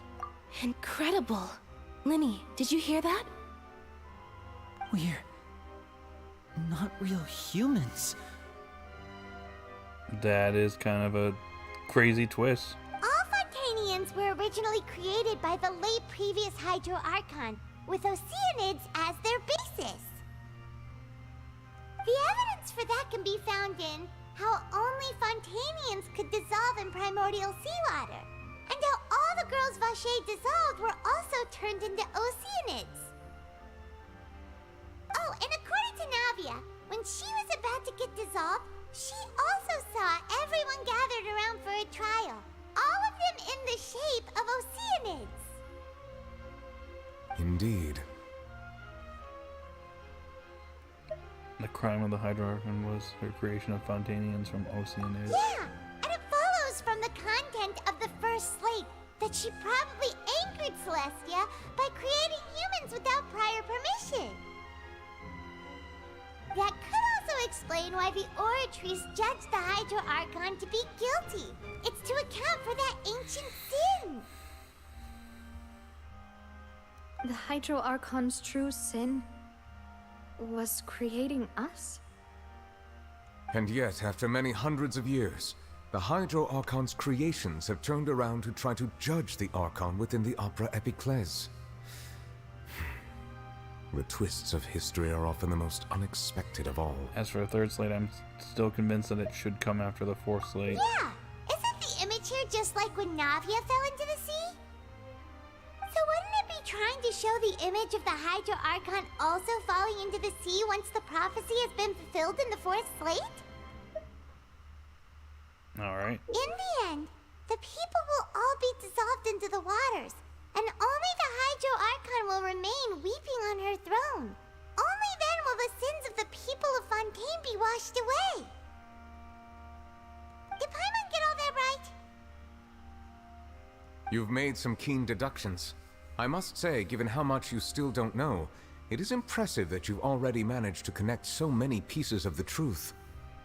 However, while you were able to decode all the information on the slates, they've also been etched with an additional layer of hidden information using a different power source. When we were at the ruins, I tried to decipher the hidden information recorded in the slates. But since we only had 3 slates at the time, I was unable to come to a full conclusion. Now that the slate collection is complete, I shall make another attempt to decipher the narrative recorded within. If everything goes well, we should finally be informed of the unadulterated truth.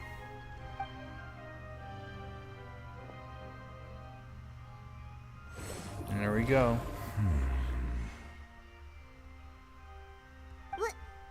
Well? Did you get it? I believe I should share this truth not only with you, but with all the people of Fontaine as well. I will try to briefly summarize it for you. Your hypotheses regarding the origin of Fontainians and the sin of the Hydro Archon were both correct. In the Fontaine of old, the previous Hydro Archon sensed the yearning of her Oceanid familiars for life on land.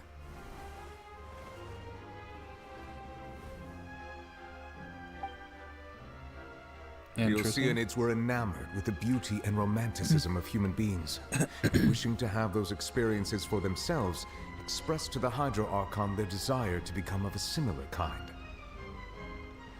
However, even though water as an element is intricately linked with the power of life, the Hydro Archon, as one of the 7, did not possess the authority to create a new form of human life. Not one to give in, she eventually found a way to create permanent humanoid bodies for her familiars by appropriating the power of this planet's primordial sea. She poured primordial seawater into the Oceanid's blood vessels, creating humanoid mimics in the process. This is crazy! This is actually not what I was expecting. That all the characters that we literally met in Fontaine are literally not human. But if Fontainians were to ever come into direct contact with water from the primordial sea, the power within their bodies would escape these artificial restraints and return to the sea. As a result, their forms would collapse, and they would be reverted to their original forms as Oceanids. Of course, the Hydro Archon never received permission from the Heavenly Principles to create a new human race. And thus, the Hydro Archon and all of her creations came to shoulder the original sin of appropriating the power of the primordial sea. That is the true history of how the people of Fontaine first came into being.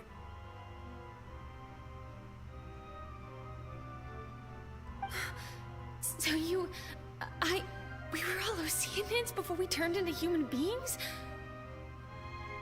That's way too much information for me. I think I'm just going to pretend that I never heard a single thing.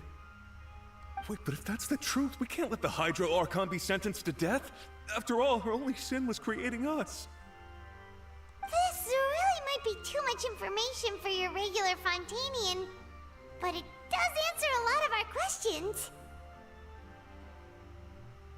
Alas, your hypothesis regarding the 3rd and 4th stone slates was inaccurate. The slates' respective positions are, in fact, correct. So they're in the right order. What is the 3rd slate supposed to represent then? A key point of the visual on the 3rd slate is how all the individuals depicted in the water are humans rather than Oceanids. They have not been dissolved, which implies that the water depicted in this slate is not water from the primordial sea. The nation of Fontaine is the nation of Hydro, as well as the nation of Trials and Justice. Instead of being the literal element, the water in the scene symbolizes judgment and justice. You may also recall Navia's experience. When she fell into the sea, her consciousness was surrounded by that of many others who intended to hold a trial to determine her fate. Therefore, the meaning of the third slate is that the people of Fontaine shall try the Hydro Archon at the Court of Justice. Oh no! That means we are in phase 3 of the prophecy. Uh-oh. Yes, it refers to our present situation. I think I'm following now. So, what you're saying is, even though we decided to put on this trial to avoid fulfilling the prophecy, in truth, everything we've done has happened exactly as the prophecy foretold. So now, it seems, we're the ones making sure it comes true. What should we do? Feels like there's no way out of this. Huh. No matter what, the prophecy will be fulfilled.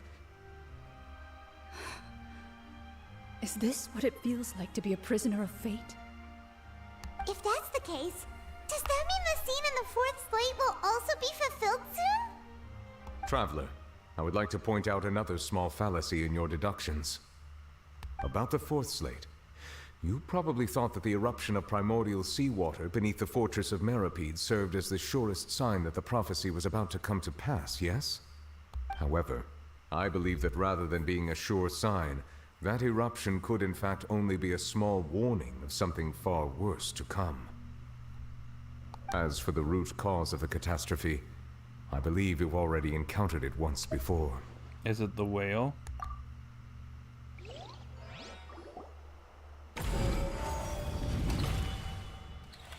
Oh, this again? This eruption was just a small warning of the things to come. We must find the root cause of the disaster.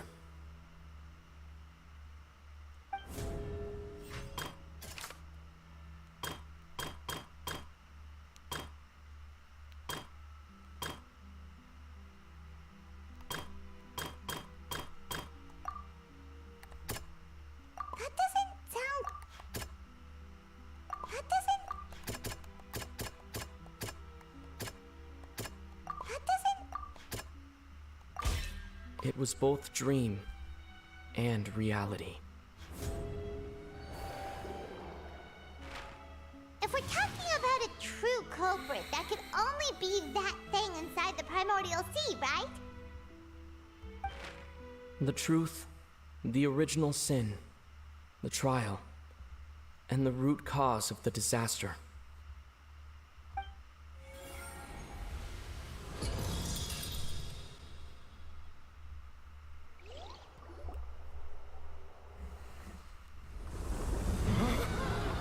There we go.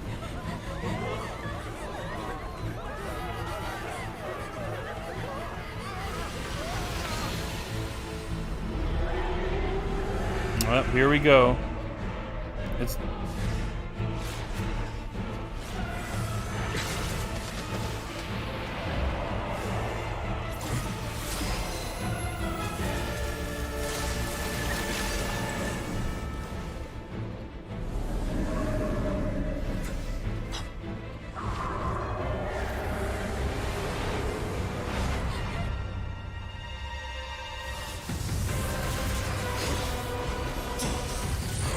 oh, hey, Child's back.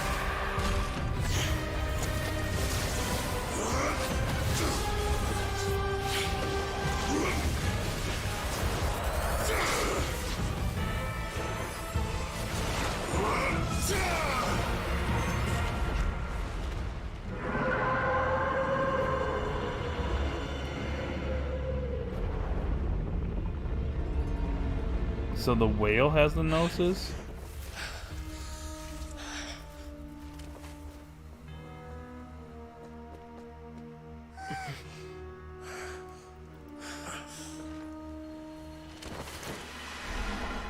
Oh. Rip Child?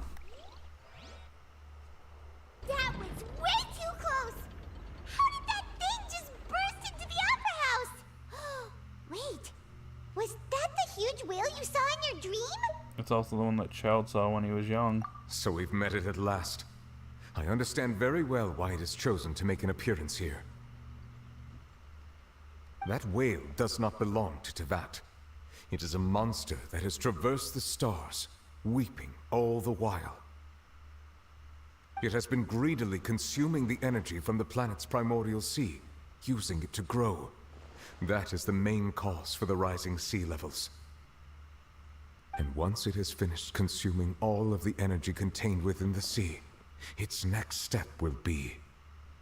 You said that when the Hydro Archon first created Fontanians out of Oceanids, she filled their blood vessels with primordial seawater. Precisely.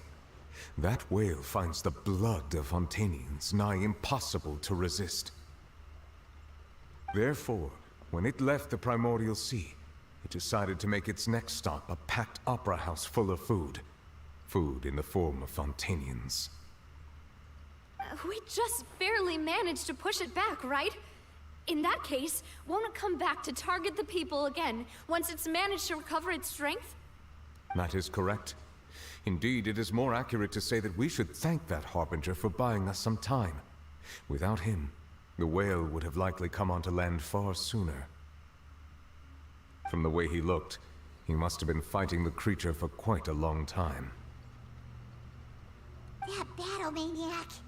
We've always known that he had a special connection with that whale, but we definitely didn't expect it to help us out like this. Are you saying that Child went from, you know, almost destroying Leeway to saving Fontaine? Character development? Anyway, now that we know that this whale is the actual cause of the disaster recorded in the prophecy, all we need to do to stop the prophecy would be to find a way to beat it up, right? It is too late. What do you mean? It had already absorbed too much of the primordial sea's energy before we could notice it. At this point, it has become practically integrated with the sea itself. Even if the entirety of Tevat were to be destroyed, it could still survive and swim off towards some other world. That's not something I will accept. The power of friendship will stop the whale. We've already done everything we can, and we even found the true culprit. We've come so far. You can't just tell me that the last hurdle is some impossible foe. That's just not fair. Indeed, that's not how a grand performance should end. I'll fight it to the end, no matter what. So the prophecy will be fulfilled no matter what, huh?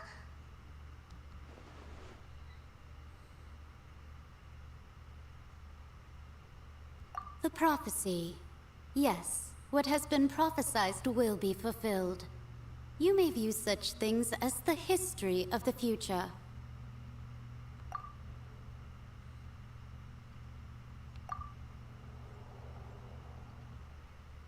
But what if this is all about fate? Just as prophecies are usually only the future as seen from the perspectives of the gods, could things be happening in hidden corners where the gods' gaze does not fall? So that's the riddle in all of it. So that's what she meant. Ultimately, fate shall serve as your only guide, no matter what will happen in Tevat's future. All you need to do is to play your part.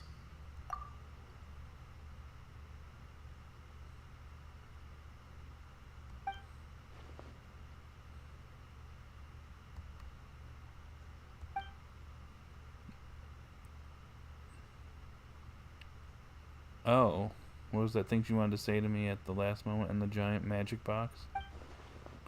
What is her real secret?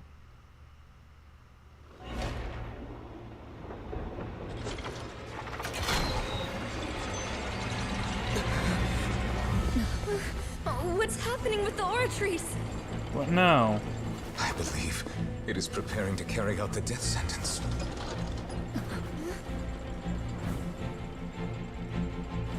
Furina!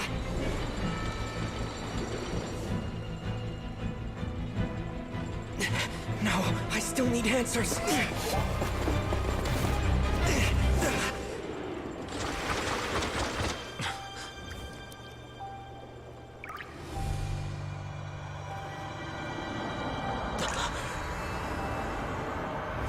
Huh?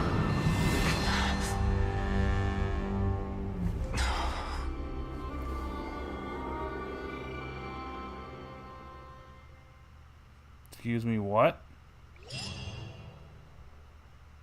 What is happening?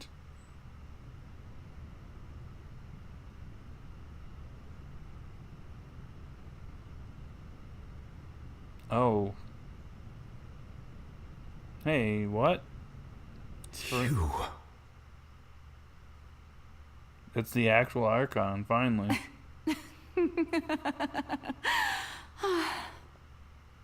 Sorry. That shocked expression on your face is just too amusing. I couldn't help myself. You are not Furina. Who are you? Ah, the sweet sound of bewilderment. Marvelous. A sure sign that my attempt to deceive everyone was a resounding success. But to answer your question, I am Focalor. You know, the god. So it's the actual Archon. Okay, it's actually Focalor. Focalor? Why did you deceive us? Oh, that wasn't my goal, of course. Goodness, no. But I had to fool everyone else too, if I was to stand any chance of deceiving the heavenly principles. Huh? Deceiving the heavenly principles? Deceiving the heavenly principles. What? It's all because of that pernicious prophecy. Dreadful, wasn't it? Everyone doomed to dissolve. Fontaine condemned to be flooded. One was not amused. In fact, one was positively bemused when that problem was thrust upon me by my dearest predecessor. That's the former Hydro Archon Egeria for the uninitiated. It hardly gets more disastrous than a preordained national catastrophe, now does it? She knew full well that the prophecy would surely come to pass. And as one of the seven, she also knew full well that one defies the heavenly principles at one's peril. So yes, as you have no doubt surmised, it was a rather impossible situation that I found myself in. I spent a terribly long time mulling it over, alone on the ocean floor. And I was almost growing barnacles by the time I finally realized there was only one possible solution to this confounding conundrum. I had to outwit the heavenly principles, allow the prophecy to be fulfilled, ostensibly at least, while saving everyone at the same time. I'm a genius, I know. I can only assume that's why Egeria chose me as her successor. Although, looking back now, it was hardly the inheritance one dreams of. Between the task of saving the nation, the quotidian duties of the Hydro Archon, and not to mention the original sin of creating a new race of humans, I dare say she left me quite a colossal mess to clean up. But one can only play the hand one is dealt. I did not choose this, any more than I chose to be one of her Oceanid familiars. So you were also once one of the Oceanids, transformed into a human by Egeria's hand? Yes, I was. I always dreamed of becoming human. And I still do, even now. In my eyes, to be human is to be part of the greatest opera ever known. After becoming a god, I separated my divinity from my body and spirit, leaving behind only a self that was as naive and bewildered as my past self on her first day as a human being. The me you see before you now is that divinity. And the human counterpart I left behind, I named Furina. She could feel joy, sorrow, and everything in between. She could be as vain and conceited, or as meek and vulnerable as she wished. Her strengths were of a kind only a human could possess, as were her shortcomings. But in my eyes, Furina's humanity was what made her perfect. She was perfectly human in every way. The person I always wanted to be. Anyway, so then I cursed her. So she was under a curse. All part of the plan, of course. The plan to deceive the heavenly principles. Do you still remember the final scene of the prophecy? The Hydra Archon alone, weeping on her throne. In order that the prophecy might appear fulfilled, I invited Furina to be an actress, to play the part of the Hydra Archon in the prophecy. Oh, so she was basically acting, okay. Under the curse I placed on her, so long as I, Focalor's divinity, continued to exist, she could not die. But nor was she free to live her life in the pursuit of happiness. Instead, she was forced to take the stage in the opera house, to embrace the role of leading lady, to forever play the part of the god from the prophecy, all to create a deceitful appearance of that prophecy coming to pass. I suppose now you probably understand why your court is called the Opera Epiclese. But Furina is only human, isn't she? Even though she has had a long life, her mind is no stronger than that of any other ordinary human being. I cannot begin to fathom what she has had to endure. It must have been torture for her. It has indeed. And although she is, in a sense, me in human form, I most definitely owe her an apology for it. It's been 500 years, and all along, she's been playing her part in the most unimaginably long, unbearably lonely, and agonizingly painful opera of all time.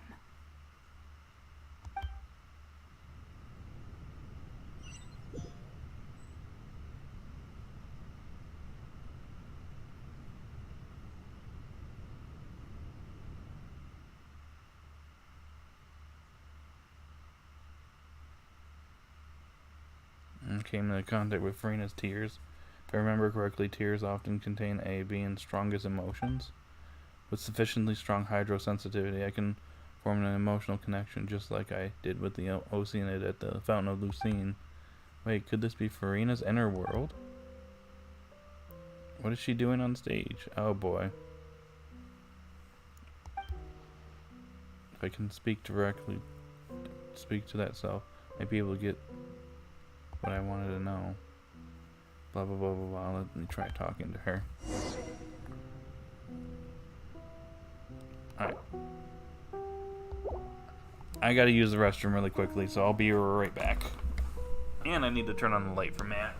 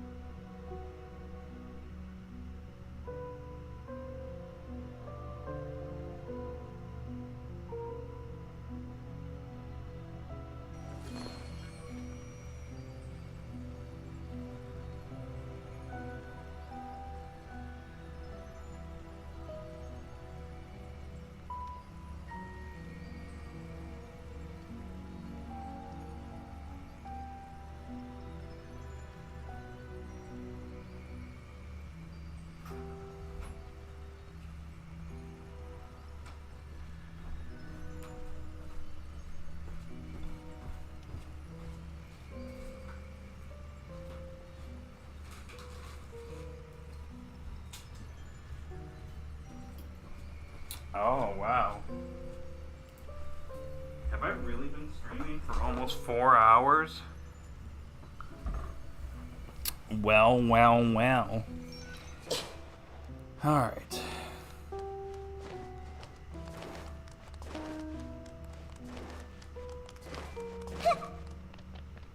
From one Archon to another. Well, you're actually not the Archon, so... Huh. Oh? Who permitted you to come onto this stage? Now, I understand your admiration for my august self, but I must ask you to keep to the rules. Furina. All right. It is not my intent to reprimand you. There is no need to state your name. Just be off with you. Do not distract me from my performance. Oh, do not jest. Can you not feel it? I am Focalor. The eyes of countless Fontanians are upon me. I must, at all times, display the utmost elegance and nobility.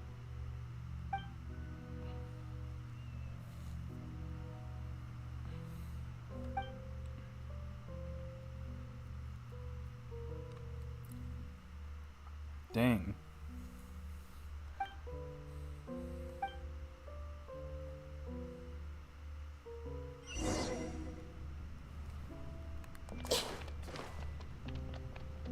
Dear audience, the performance is experiencing a technical difficulty, but worry not. The guards shall resolve it soon enough. By royal... Make yourselves a move! Let the mighty be humble! Silence!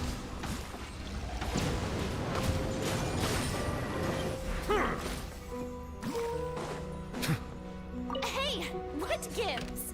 The audience is still watching me, you know. Guards? Wait, where are the guards? Guards! Settle down! Teamwork is dreamwork! Huh? I summon thee! Oz, reveal thyself! Commit it to memory!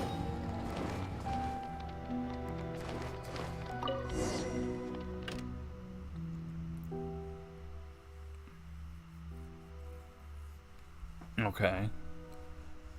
In Furina's heart, that must have symbolized the eyes of the people on her. I just think it just received some sort of signal. Was that her true voice? A ticket? When did that end up here? Oh.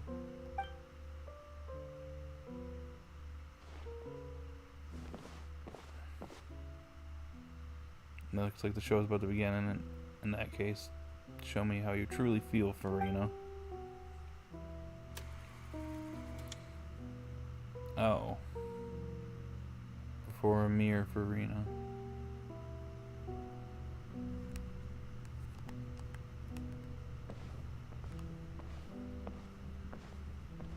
I get to play as her, at least briefly. Uh oh.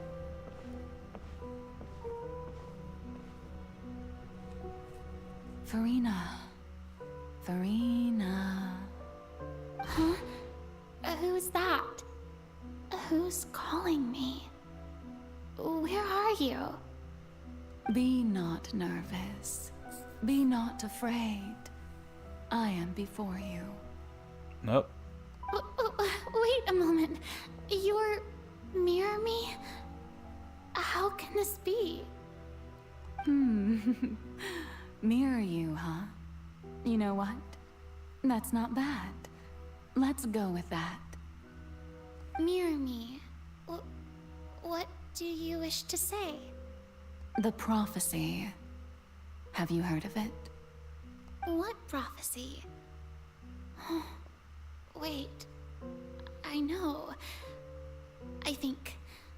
I don't know why, but it's in my head somehow. The people will all be dissolved into the waters, and only the Hydro Archon will remain, weeping on her throne. Only then will the sins of the people of Fontaine be washed away. Oh, very good. You know it well. What's going on? I can't seem to remember anything clearly. The only thing I know for sure is this prophecy. Will it really come to pass? Yes, it will. And that is why I've come to you. Disaster will come to Fontaine sooner or later.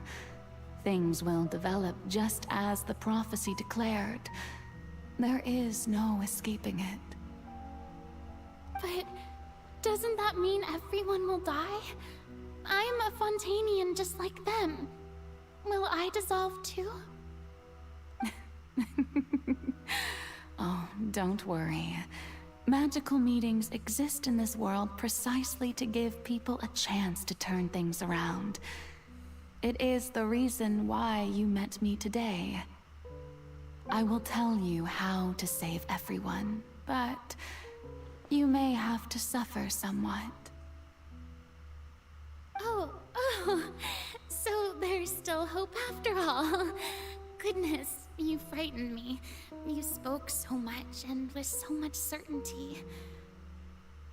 As for the suffering, well, I will admit that the first thing that came to mind was, why do I have to be the one to suffer?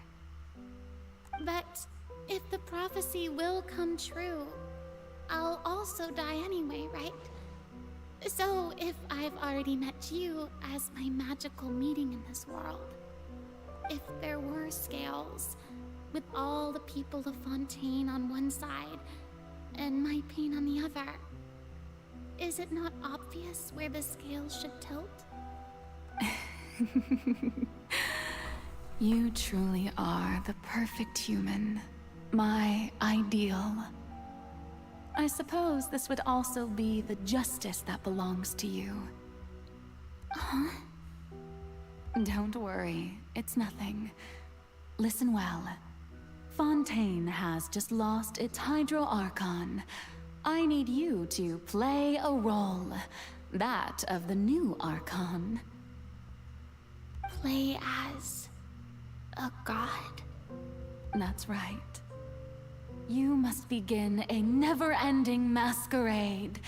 You must never let anyone suspect your identity.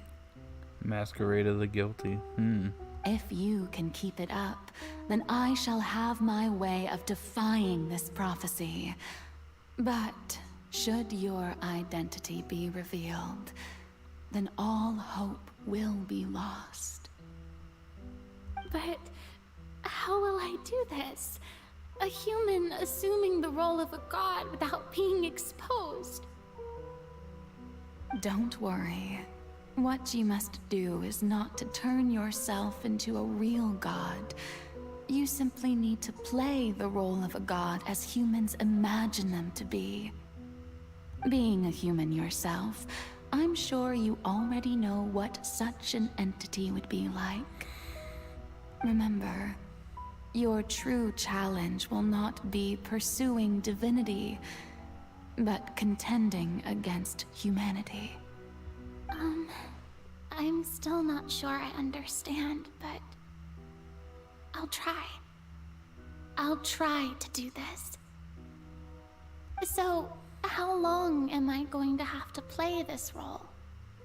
To accomplish this mission, you will have to stay on the stage for many, many years. You will endure and not grow old until your task ends.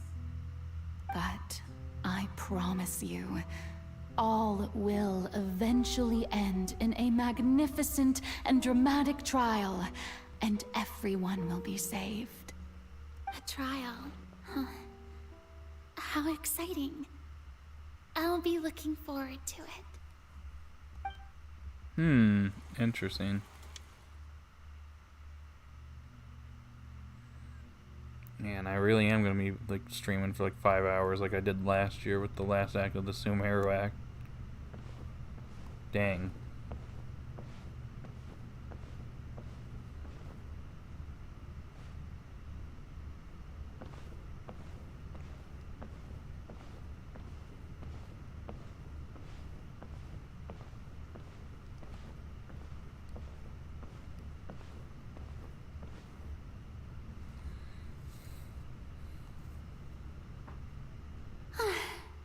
The Maison Cardinalise has announced my accession, but this is my first time facing the people.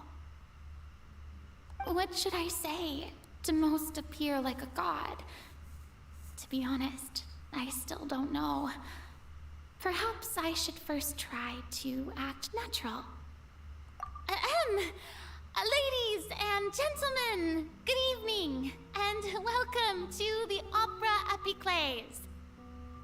I'm sure you've all heard about how I have taken on the role of Hydro Archon. Indeed, I am Furina de Fontaine, your new Archon.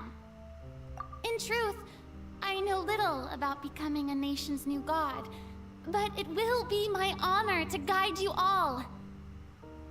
As the god Focalor, the god of justice, I shall do all within my power to lead you into an age of fairness and justice. This is her basically getting into the role as the Hydro Archon. Once again, thank you all for coming.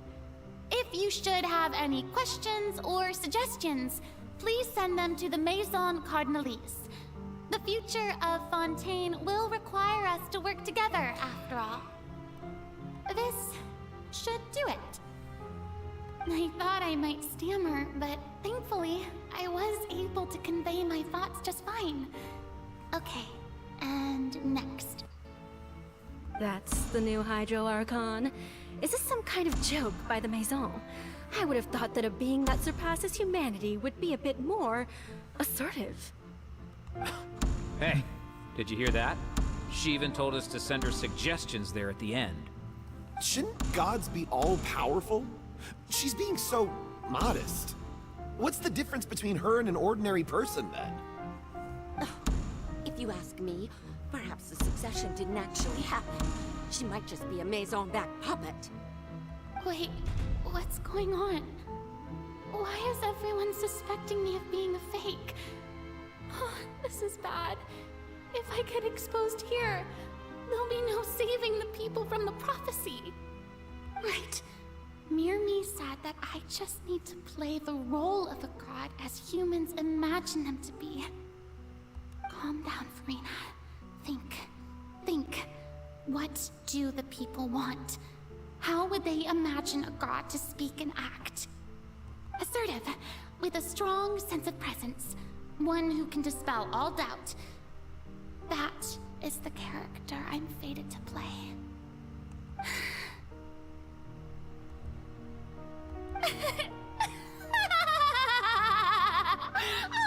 Oh, very good, my people. Only ones such as you are deserving of my rule.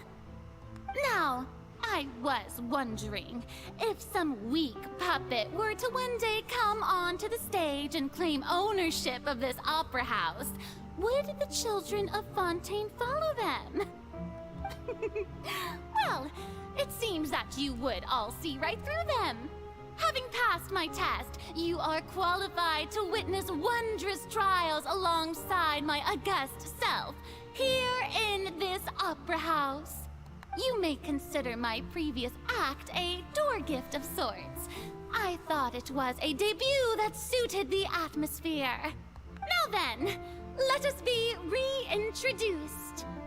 Ah, so that was just a performance. How could I have forgotten that we were inside an opera house? A personality? It's quite shocking, to be honest, but I suppose it's a better look than before. Such a fascinating and bold deity. How wonderful! Our future may yet be bright after all. Matt should be almost out of work now. It seems I've turned them around. Best follow this flow and restart my accession speech. My dear people, whether you acknowledge me or not, whether you trust me or nay, I say to you, keep faith in your ardor for justice. We have heard it said that this nation's sins can no longer be washed away. Well, I say that justice is most fragrant when it blooms amid sin. Turn up the drama. The scales of justice should not weigh heavy in the hands of its god. On one side, it must carry fairness and justice. And on the other, praise and applause. May law be the prayer on our lips. May judgment be our worship. Let us light the fires and drink to the future of Fontaine! There is no trouble in this world that justice cannot solve. All that is needed is for you, my people, to believe in it, heart and soul. So long as I, the Archon Focalor, stand within the Opera Epiclese, so long as I stand before the Oratrice, I shall even judge the gods of this world!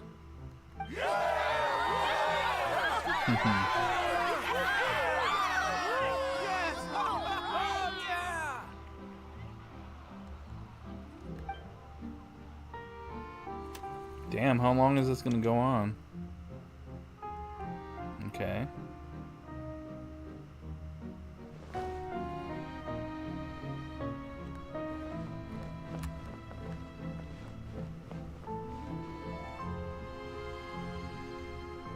Lady Furina, here are today's case reports, as well as a summary of the follow-up for your perusal.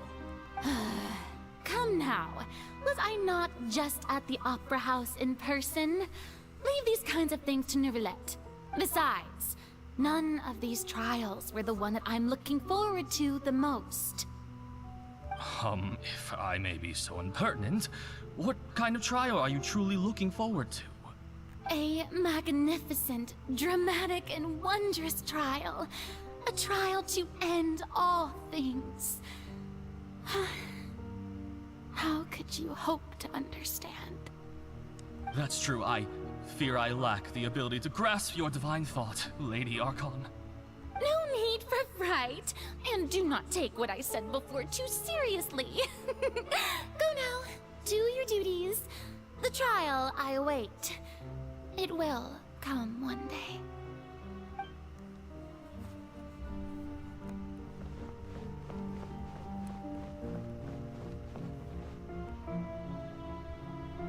Lady Furina, I don't know what to say. Thank you for agreeing to see me. No need to thank me. Or rather, thank your own sense of perseverance instead. Long have you stood in line to meet me, have you not? Oh, I'm afraid that's just an inevitable consequence of my divine charm. All right, Deoteria, is it? How is your son's illness? You remembered me, and you knew of my family, too. He is doing much better now. In fact, he is far more of an ardent believer than I. He was the one who forced me to seek an audience with you, and to bring your words back to him. Oh, good. Very good. If this should happen again in the future, please do not hesitate to come and tell me. Going down to citizens' homes every so often, while not usual practice, should serve as a fine change of pace. You're such a gentle and wise god. Thank you once again, on behalf of my son. Okay.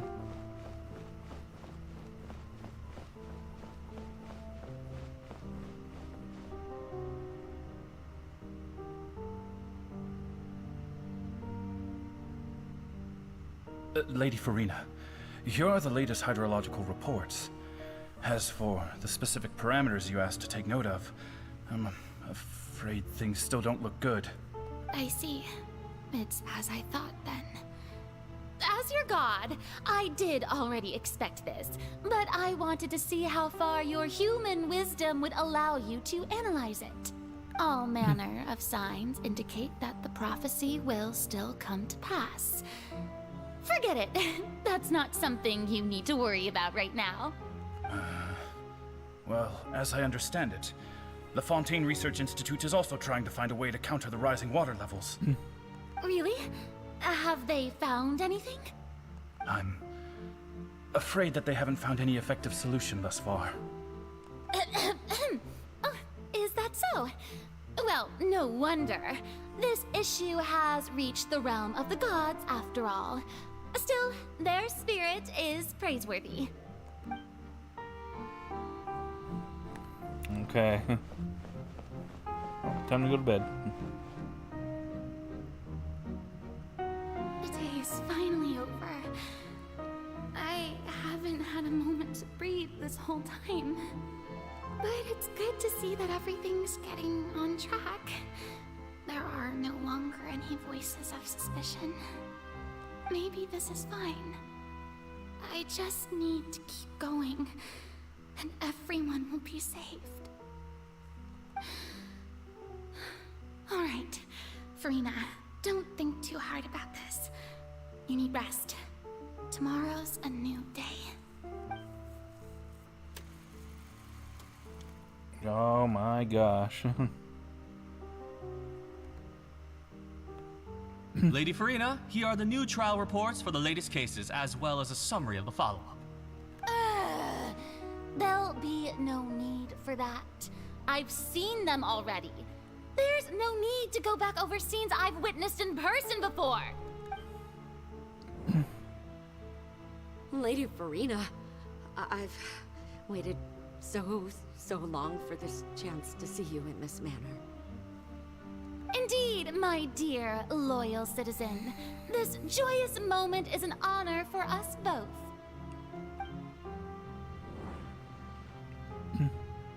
Lady Furina, we're detecting significant hydrological anomalies near Poisson. Understood. Keep monitoring. Keep me informed should anything come up at the Institute.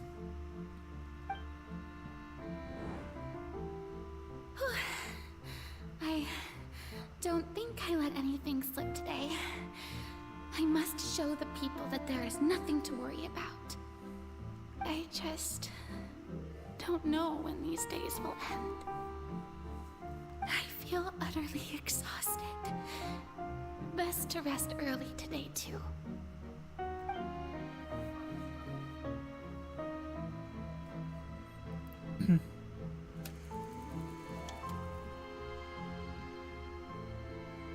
This might be present day.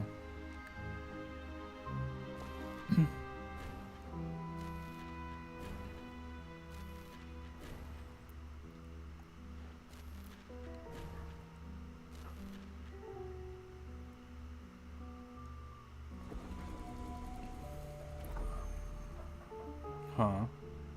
What? Scene 182,375. Lady Furina, it's like a dream being able to speak with you up close like this. I've heard that the first member of our family who was honored to receive an audience with you was Madame Deoteria, almost 20 generations ago. And what a fine family yours is indeed. It brings me great joy to meet such a faithful believer, a descendant of a line most ardent. Surely you exaggerate, Lady Furina. My lady? She crying? What is it, good citizen? Are you crying? Uh-huh. Oh, really now? I didn't even notice. This must be the overflow of hydro from my person. Well, can't quite help being the god whose dominion is the waters, can I? No wonder. No wonder. A manifestation of your power, then. Oh, Archon, I am honored to have witnessed it. Honored indeed.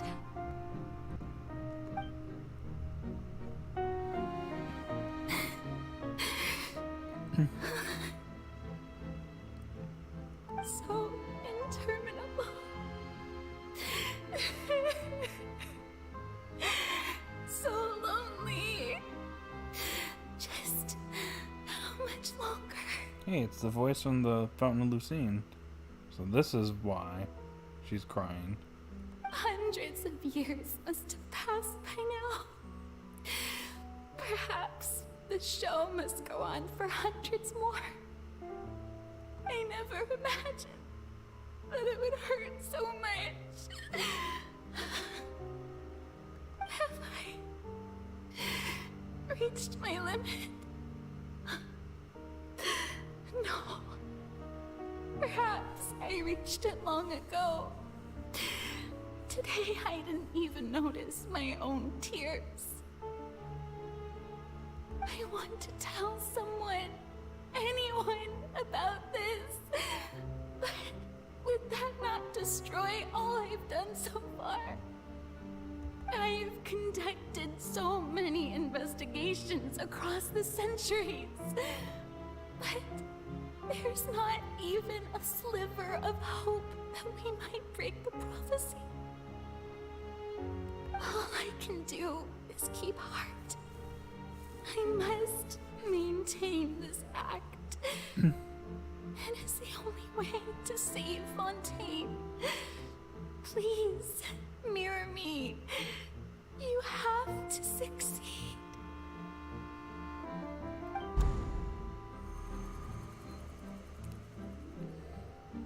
Oh. The very next scene.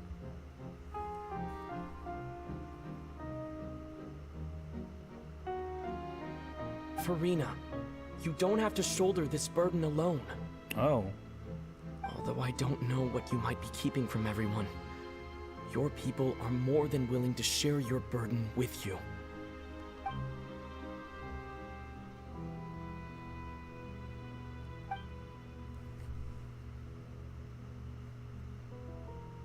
Share my burden.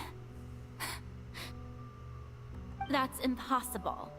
It was fated right from the start that this would be my duty alone. But even if your burden doesn't need to be shared, you can still choose to confide in someone. Just share it with me. I'm what you'd call a witness. A witness? Yes. I've heard that you came to Tevat from beyond the stars, yes. In other words, you never belonged here. And if Tevat is, in its entirety, a show on a stage, then you're just a spectator, aren't you? If that's the case... He's right. I could confide in him, couldn't I? But if things don't play out as expected, the people of Fontaine will be the ones to pay the price. No, Furina. You shouldn't be selfish. But what if it's really alright? Furina, you've worked so hard for so long. Surely it would be okay to put yourself first for once. Just this once. Is it such an outrageous thing to do anyway? To find someone in whom you can confide your frustrations and sorrows? Surely it could not hurt. If you let this opportunity slip through your fingers, it might never come by again. Think about it long and hard.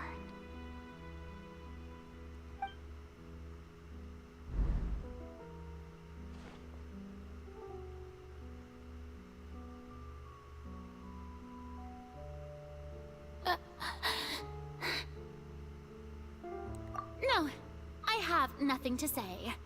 I am Furina, the Archon of Fontaine. Everything will surely get better. All you need to do, dear spectator, is to witness my performance until the curtains fall.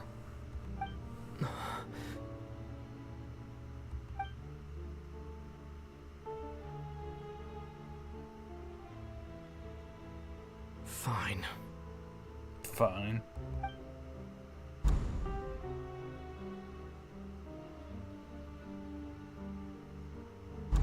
That's it? So even Furina doesn't know the truth? You've never once let her in on the full plan? Yes, it had to be done. To deceive the heavenly principles, you must first deceive yourself. She did very well. If she had let her resolve falter even once in these 5 centuries, Fontaine would have been doomed to the most tragic fate. It seems that trusting humanity was the right decision after all. I believe that I understand how your deception works, but that is only half the truth, is it not? How would you build on this foundation to save the people of Fontaine? That is the most important thing. Ah, good, good. Of course, the Iudex of Fontaine has pinpointed the crux of the issue. I'm sure you've long sensed that the Oratrice is no simple machine, yes? Oh, here we go. I've always suspected that it had its own consciousness. And Lenny did mention that he heard a human voice within the core chamber. It now seems that that person was you. I hidden knew within it. the machine all along. Am I right? She was in the machine. I knew it. I knew it. It's been confirmed. And then I became one with the Oratrice, taking Fontaine's gnosis with me. Yes, it would seem so, wouldn't it? The Gnosis is in the Oratrice. Boom. I was right about that as well. Alas, your understanding of this device still lacks sufficient depth. In truth, it is no enactor of justice. It is, in fact, a device created to kill the god of justice. I beg your pardon? Oh, you have it. And to be more precise, not only will the Oratrice take down the god of justice, it will also take down the divine throne upon which she has been placed. I mean, did you think I would be the sort to enjoy peaceful repose while Furina suffered? So she's going to die anyways? My work over these last 500 years has been to constantly accumulate indemnitium within the Oratrice.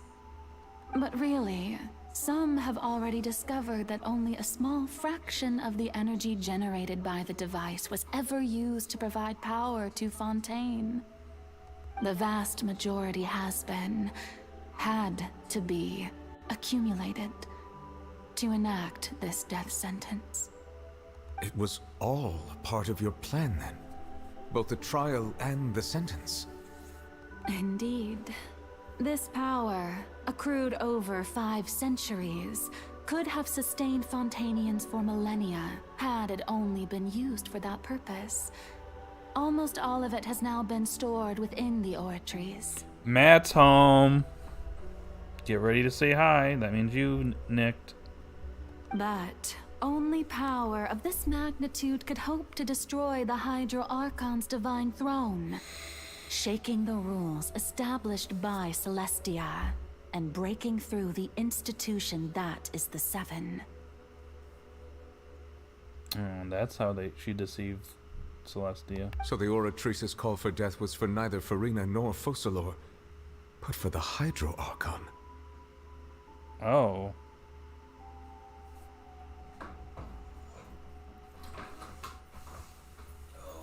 Hello. Hi. Welcome home. You know, just streaming. I can see that. Oh, shoot. You alright? Yeah, I'm fine. Just, didn't sleep well last night. Gotcha. Yeah. Oh. Tapped a bullet today. So our help called in. But we got new help, so. Gotcha.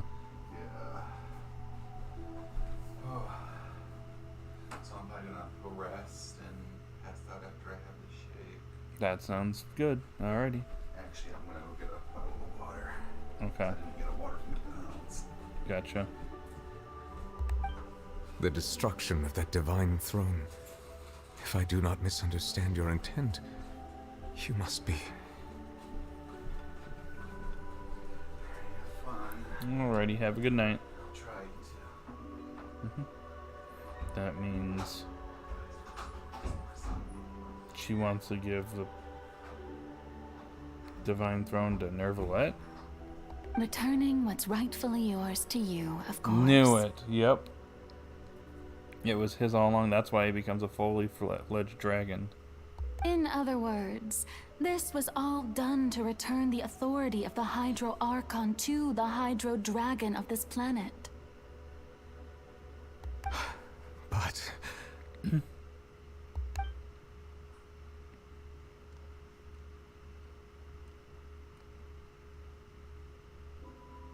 Oh, what? Getting sad again, are we? The authority of the ancient dragons shall soon be yours once more, O Hydro Dragon Sovereign. And this is the face you make. all you've done throughout the years is just so you can sacrifice yourself at the very end. I've never quite seen it that way, you know. Even now, I'm quite pleased at how well my deception worked.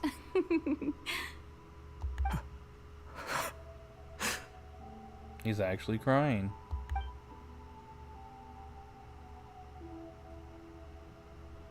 Hydro Dragon, don't cry. I must say, had it been within my rights, I would have loved to judge the heavenly principles themselves. Were they not guilty of essentially the same crime? Egeria stole the power of the primordial sea, and the heavenly principles stole the power you ancient dragons possessed. I, for my part, am the god of justice.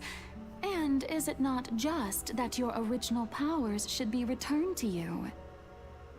Speaking of justice, I have always believed that justice lies in the process of pursuing human existence itself.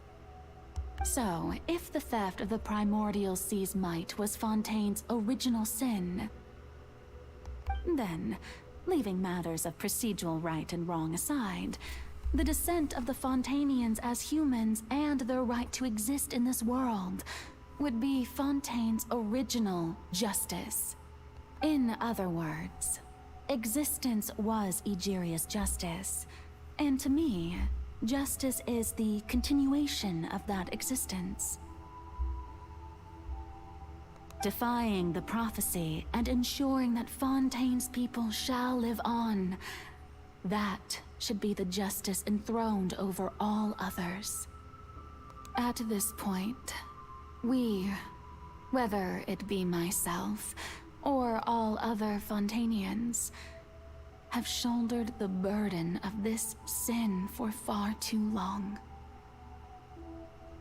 Iudex Nervalette, the highest judge in our land, when you regain your full power as an elemental sovereign, what verdict shall you pass upon us? So when I was invited to the court of Fontaine to serve as Iudex, I see now that that was your idea too. Interesting. At last, I now understand the true purpose behind this position. In the beginning, I was uninterested in human existence. But these 5 centuries of living alongside them have gradually brought about mutual understanding between us. And I have even attempted to feel as they feel. You are a devious one, Focalors. Things being as they are, surely you know that I could never declare them to be guilty.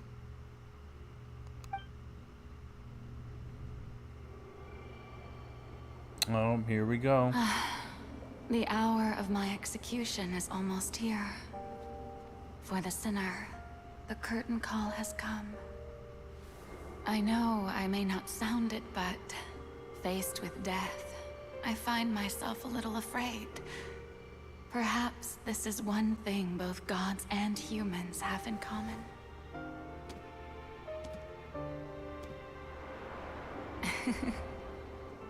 Farewell, Nervalette. I hope you've enjoyed the part you played these 500 years.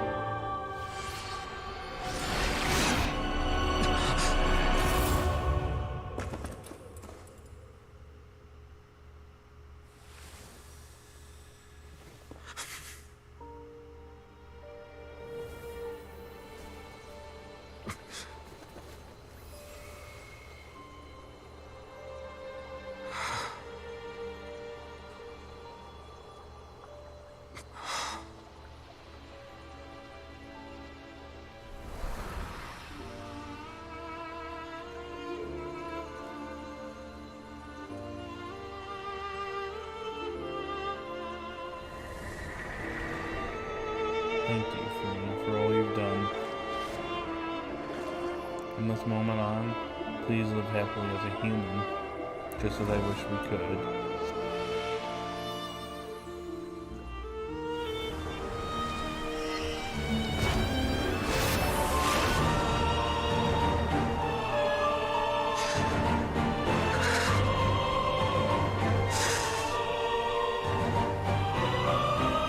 I, Eudex Nouvelet, hereby declare, people of Fontaine, your sins are forgiven.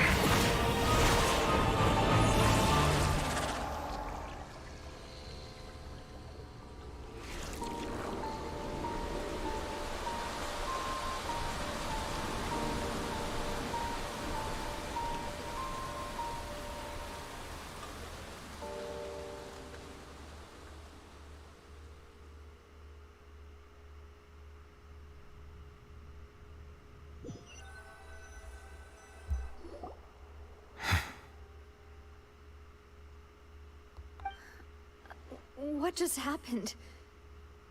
Has the death sentence been carried out?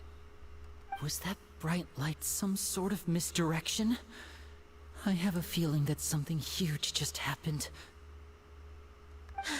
But since we're all still alive and haven't been dissolved, I assume whatever happened was good for us.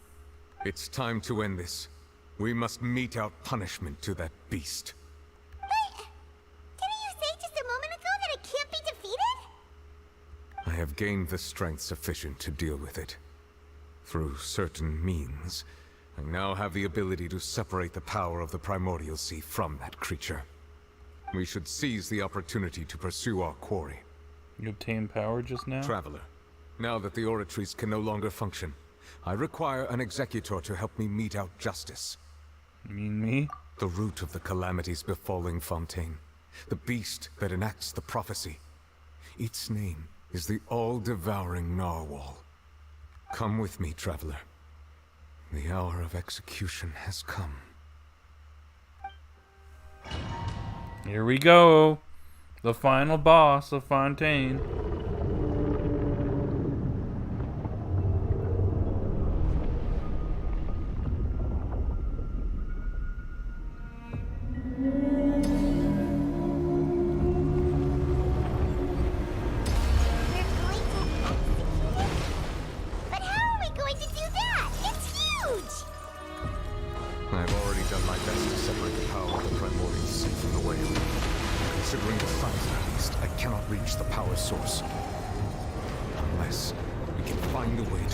From within. I shall share a part of the ancient dragon's power with you. We shall look for an opening together.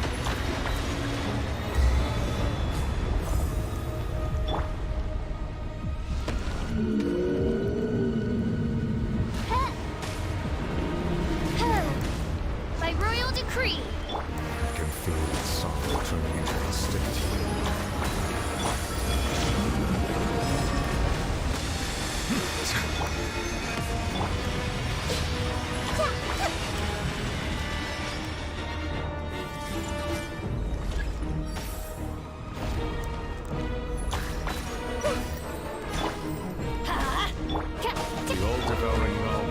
Resist its instinct to devour. Continue to trigger its hostility. Chance will present itself.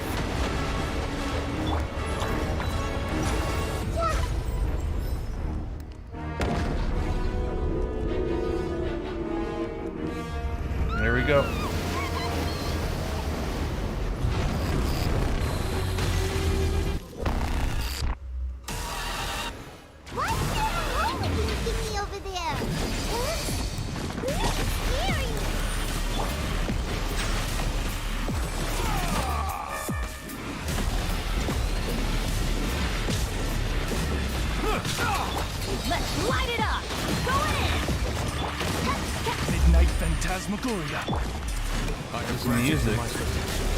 Do not fear.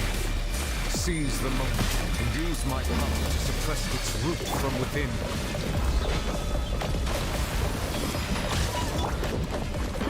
That's gonna hurt in the morning. Let the mighty be humbled.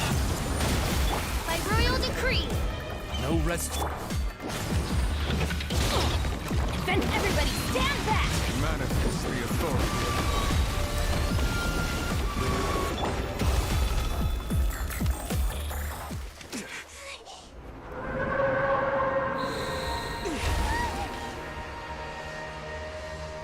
Did we win?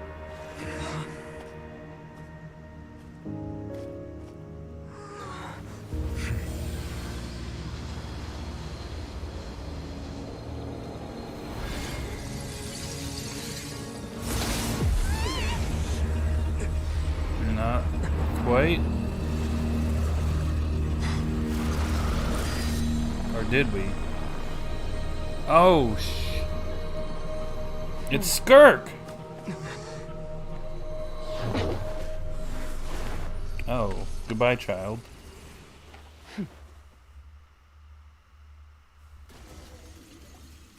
Thanks for helping with the cleanup. It should have been my job, but... oh well. It was just supposed to be a short private training session for me. I didn't think that my disciple and my master's pet would start brawling in the meantime. Well, actually, I had a feeling that it would happen at some point, but they bumped into one another earlier than I thought. What a blunder.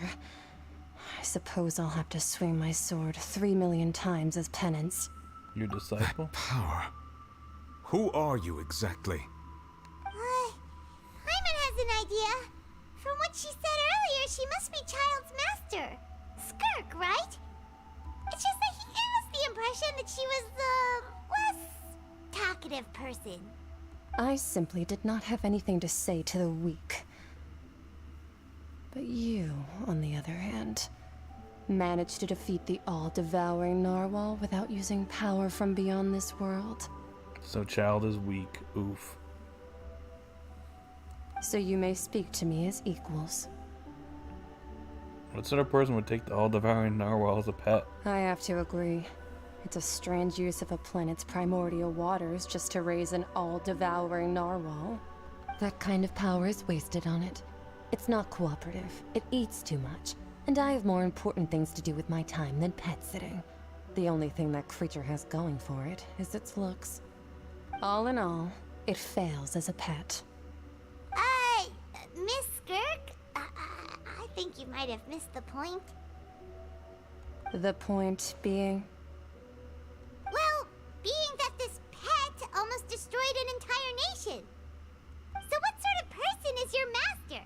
Well, Child's master's master. Wait, is that right? Oh, right. So you don't know him. Sorry, I assumed you did. His name is Sertologi. Sertologi? Who is that? More characters.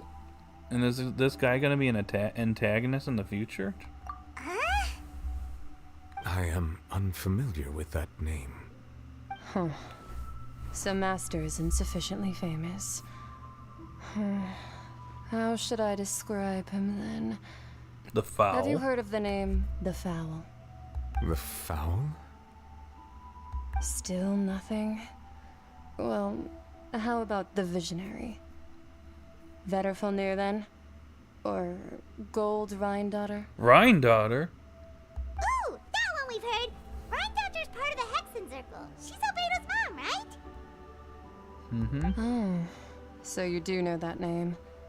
To be honest, I also heard all of those names and titles from my master. I don't actually know them either. But I suppose you understand now, yes? My master is likely a similar sort to Rhine-daughter. They are both pursuing some form of perfection. Wait, didn't you also mention a visionary person? Hyman didn't quite catch their name. Actually, never mind that. I believe it expedient to inform you that the all-devouring narwhal used up nearly all its strength fighting you. Such roiling hydro energies will prove difficult for the planet's deep seas to digest. As such, the Fontaine back on the surface has most likely been thrown into chaos. In other words, the prophecy that you've been fretting over should now be in full swing. What? What?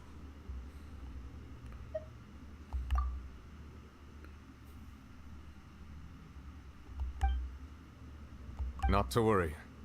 Focalor has already managed to deceive the heavenly principles.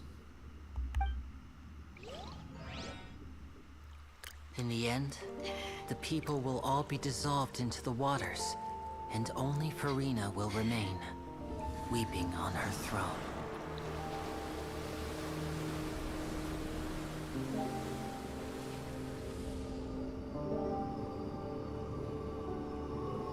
Only then will the sins of the people of Fontaine be washed away.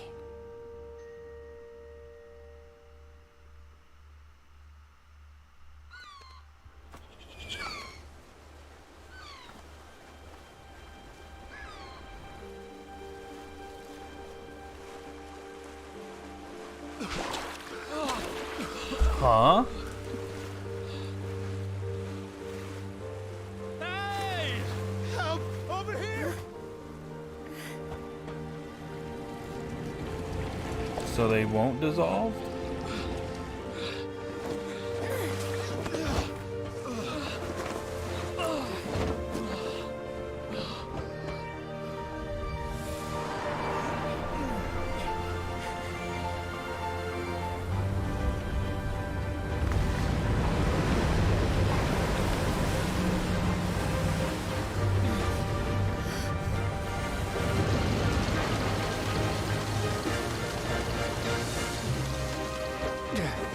Oh. All hands, initiate emergency rescue. It's Risley's ship.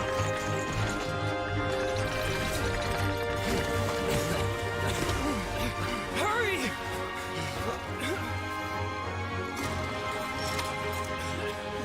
Hey, lend a hand.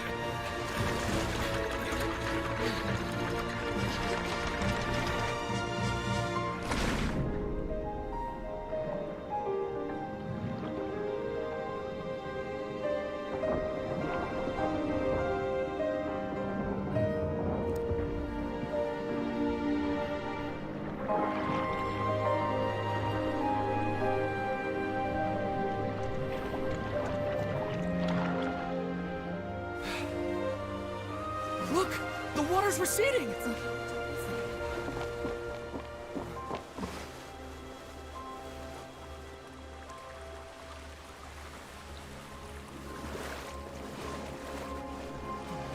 It's a miracle! Water's receding.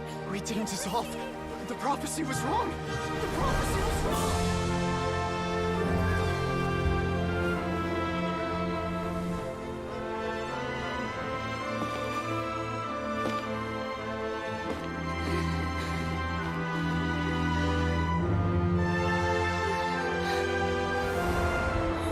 Are you alright? We're saved. The prophecy was wrong.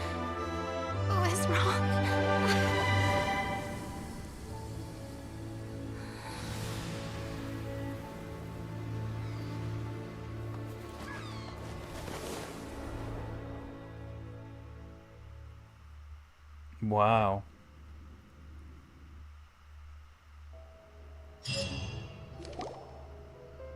Oh, what's it? Renewed. The Spina di Rosula talks post-disaster rebuilding. I recently visited Poisson to meet with Miss Navia, spokesperson of the Spina di Rosula, and we spoke about Poisson's present and future. 2 out of 10, right, Mitchell? Ah.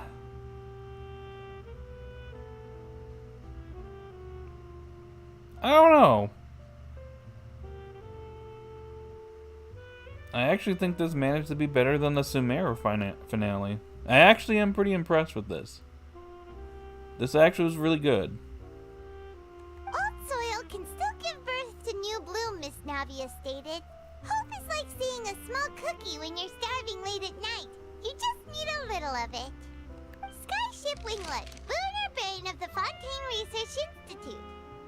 The various disputes that have arisen on account of Mr. Edwin have suddenly become a shield over the Institute, with Jurier turning out to be a once-overlooked hidden gem.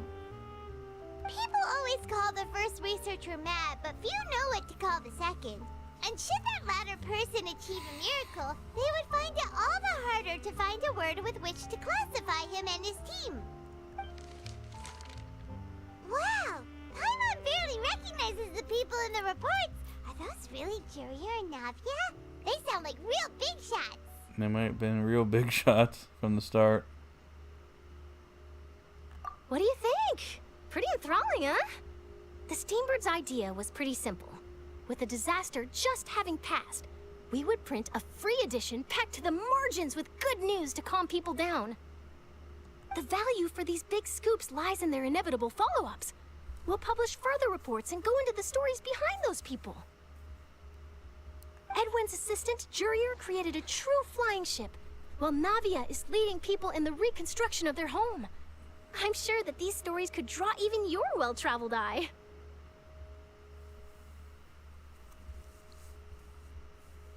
Edwin.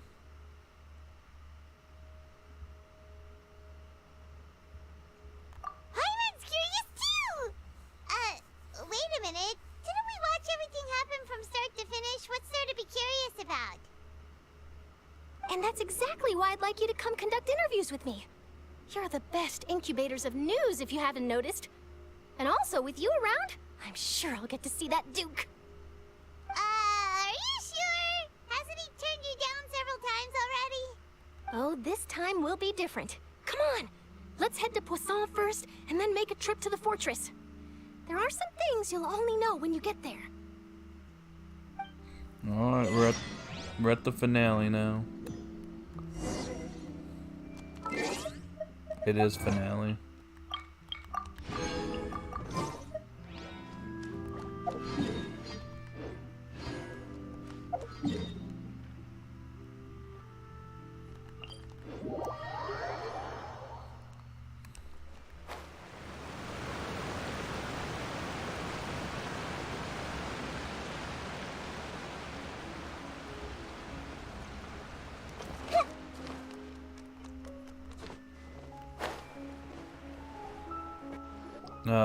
Who might this be? Navia! Oh, it's you. What brings you all here? Hey, we're just having a look around. I'm here to update myself on how things are going here. Oh, the Fatui are here too. Let me introduce you. This is Mr. Garunt Snežević. He represented the Knave in sending us a large amount of supplies, and is helping with our work. Our residents are hard at work as well. Thanks to everyone, work is progressing nicely. We've lost a lot of people, but we're moving forward. That will have to be enough. Hello, Miss Charlotte. I'm a big fan of yours. I especially like that article you wrote last year about Fontaine's stray cats. But if you don't mind, could you not emphasize our role too much in your report? It's not charity we're doing here. We just happen to share the same interests as the Spina. I get where you're coming from. I'll keep it as simple as possible. Or would you be willing to feature as friendly neighbors? That would be fine. Thanks. Oh, you're back too. How are things? We finished laying down the construction materials. It'll be another hour before the workers are able to go over there. Huh?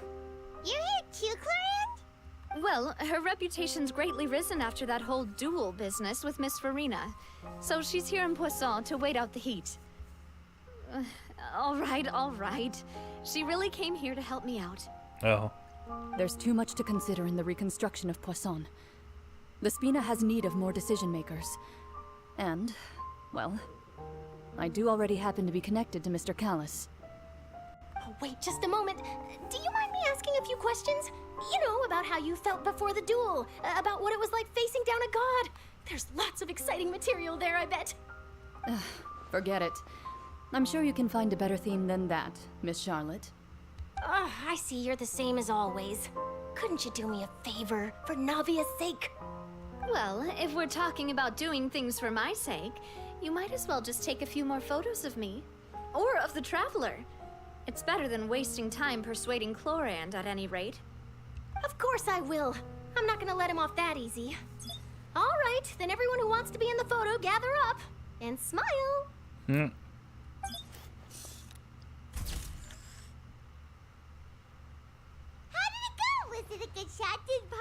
look cute in it? Not bad. Your addition really helped the composition of the picture.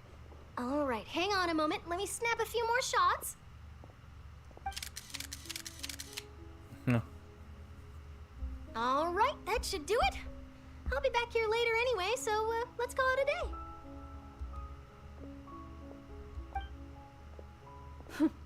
You're very quick.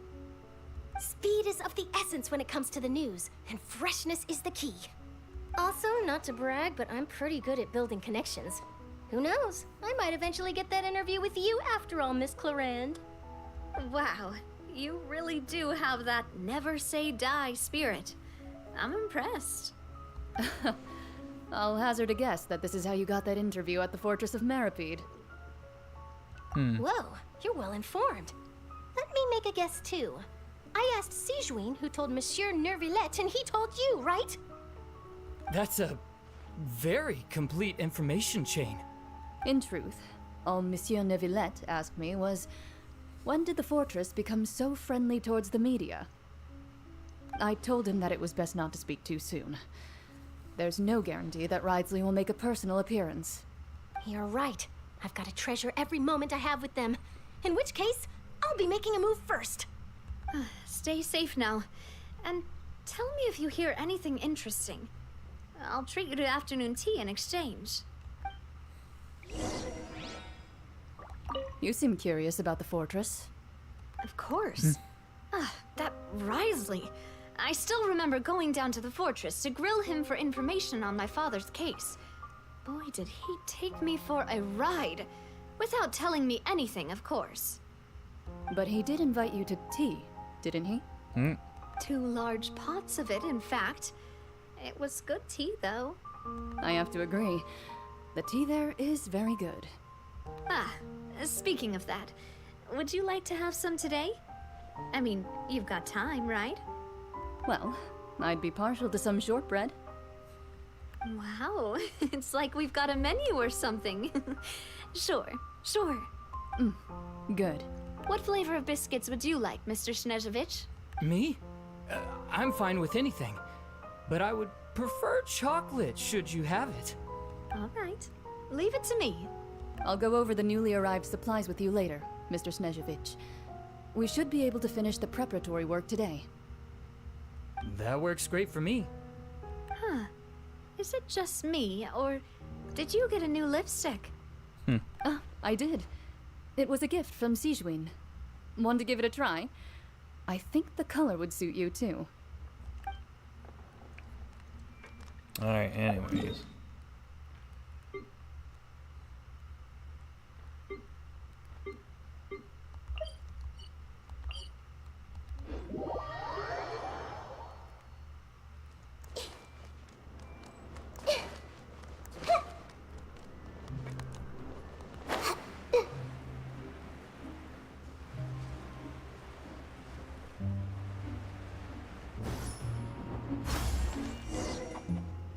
There we go.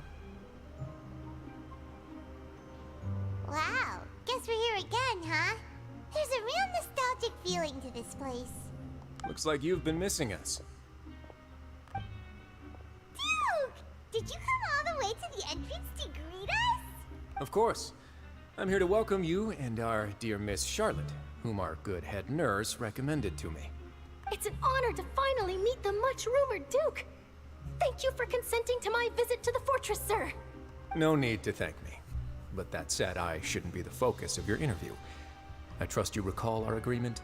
Of course, of course. All right then, this way.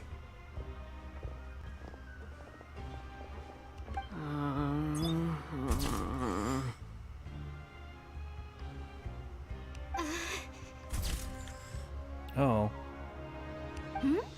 Hey, no need to be so nervous. I've already taken all the photos we need.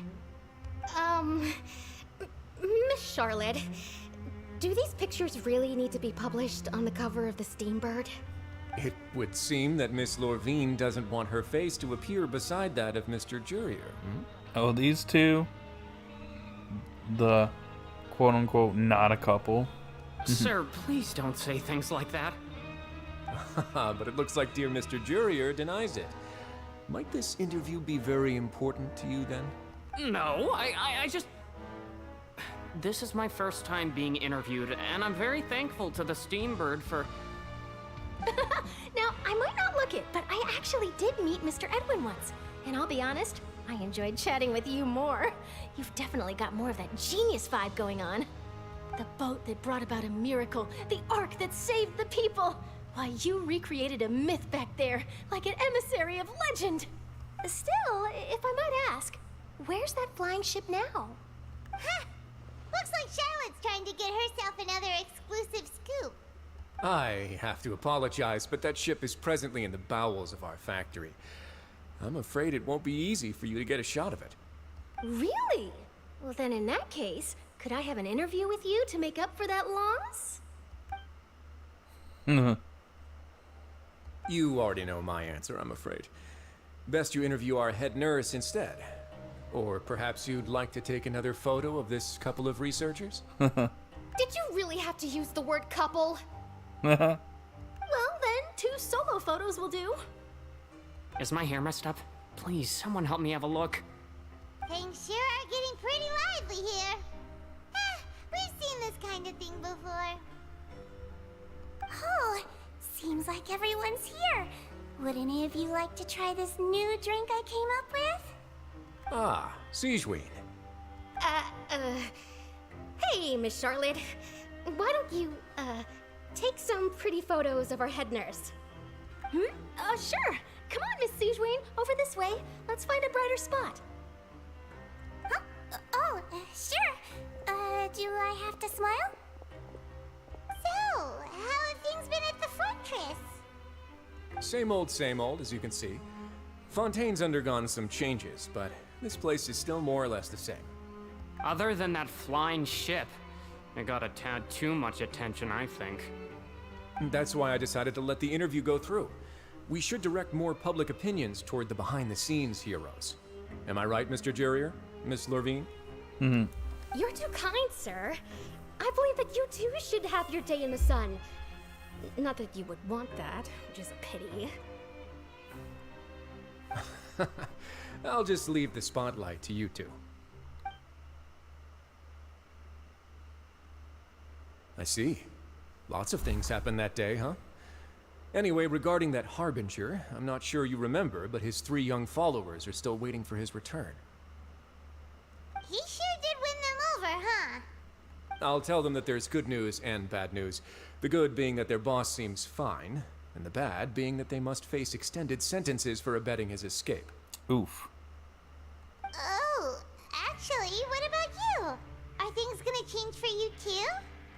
What change can there be? The fortress will keep chugging along, and so will my duties. As to what Miss Furina's departure will mean for the nation, and if our laws and governance will be transformed, we'll leave those to the folks in the overworld. Hey everyone, the photo shoot's done.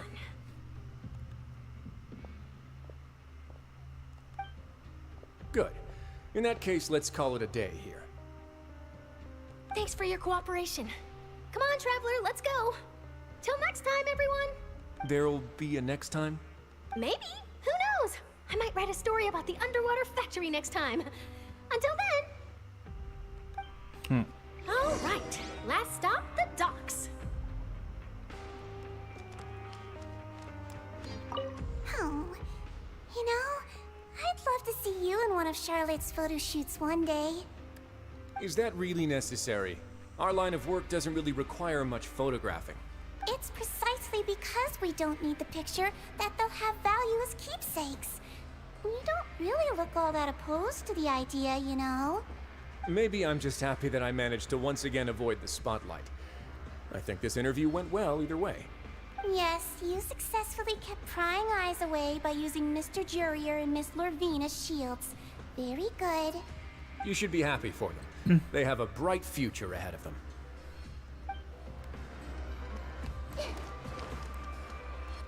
Here are the interview notes. They mentioned that the flying ship may have many uses in the future, and the journalist asked me what I thought of them. Seriously, how would I know anything about that? Flight is just flight. Whether people want to use a flying ship to broadcast good news or organize weddings is none of my beeswax. A wedding? Huh.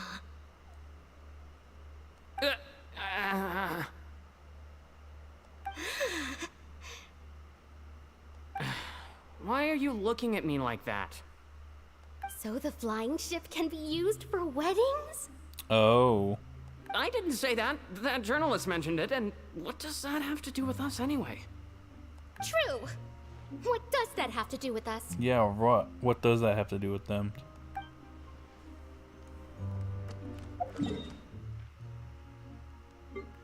We'll go back to where it all began. That was weird.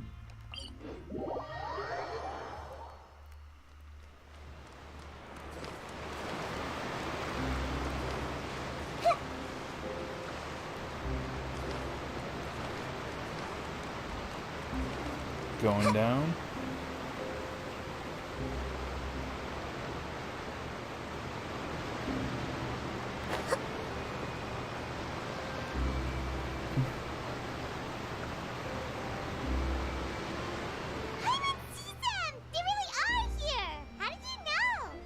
Navia mentioned that she stayed in touch with Linny and the others after working together.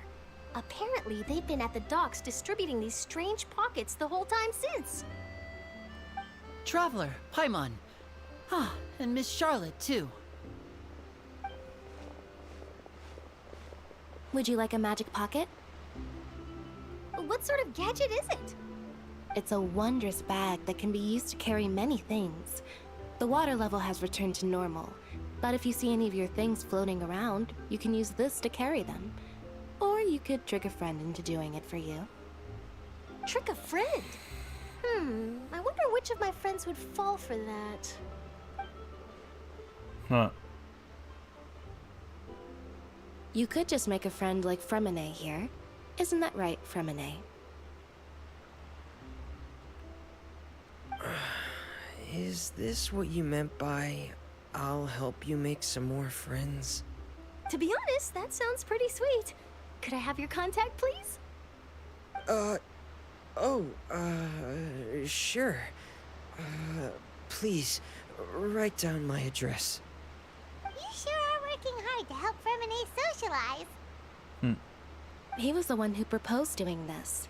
He even wants to assist in our magic shows. Sounds like that would suit him. Yes, I was planning to first introduce Pear as an assistant, and later Furina himself. In the future, I think we can leave underwater escape magic to him too. That said, would anyone want to see a diver escape underwater?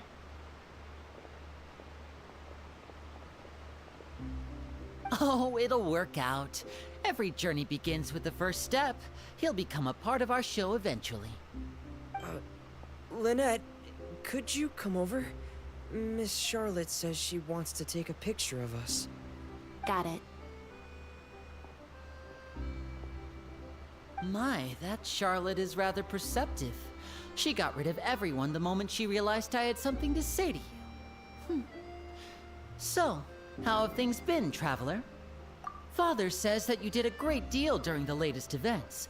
She's very grateful for your contributions to Fontaine. That's alright. We were more than happy to help. So, what's she doing now? Oh, I guess you haven't heard. Well...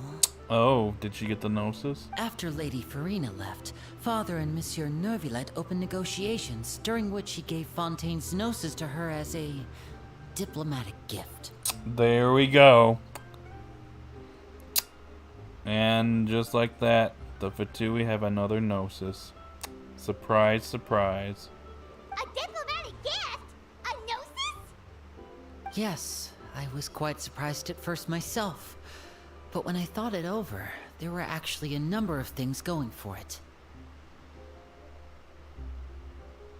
It could have been done as an apology for the incident with Lord Child, or as thanks for his help in tying the all-devouring narwhal down.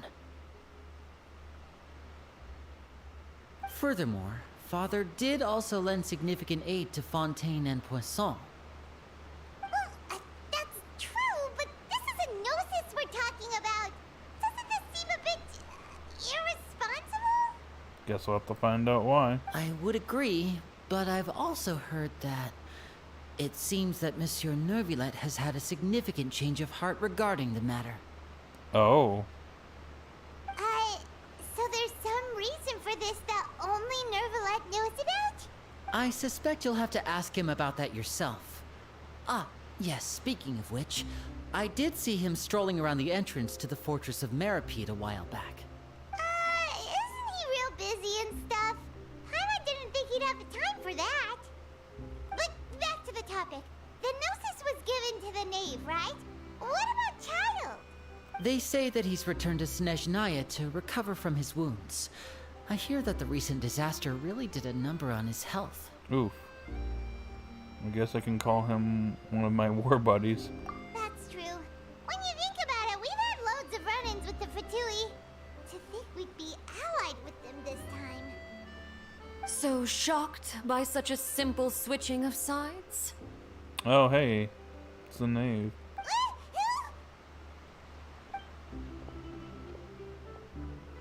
Father! Well, what do you know? Come to the docks to see how my children are doing and meet the traveler by chance. Please do not pay my accomplishments in Fontaine too much mind. I would have done them regardless.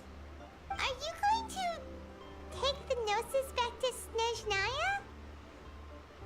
That is our duty as harbingers, yes.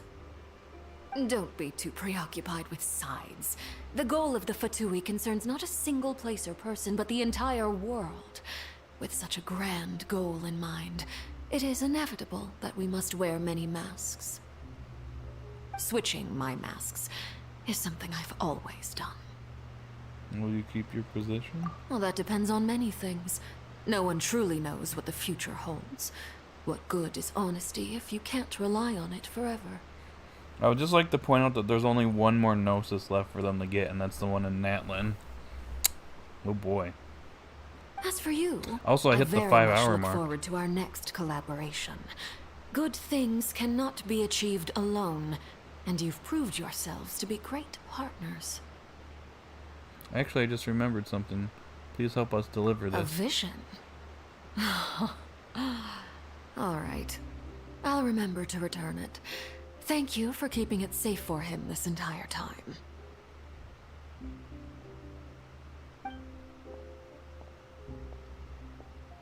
And that's a wrap for me. Huh?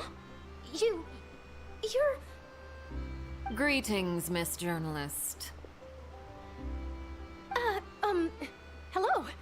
If I'm not mistaken, there are diplomatic channels I'll need to report to take a photo of you. That is correct.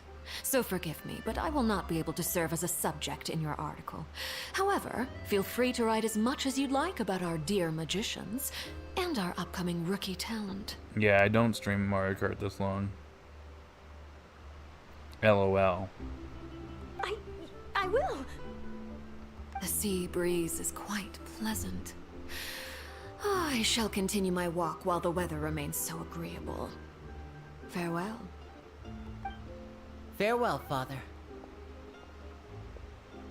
Oh, she has such an intimidating presence. I didn't even dare to take a picture. Thankfully, I've already wrapped up all my pre-scheduled interviews. Thank you all.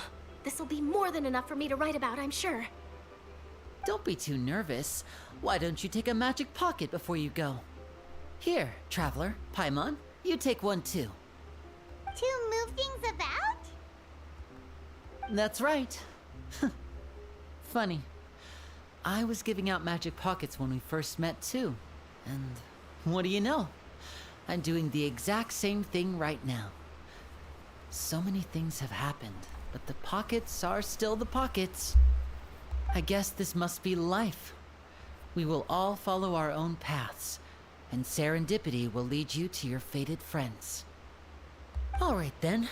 We'll be handing out pockets in some other districts later, so we'll get going now. Have a good day, you two. Well, guess we sent Charlotte out. Shall we go see how Nervulet's doing? As long as he's not so busy that he doesn't have time to chat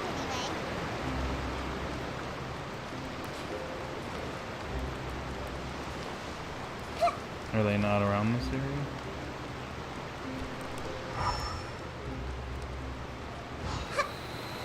I guess they're gone. Alright. Let's go talk to Nervalette.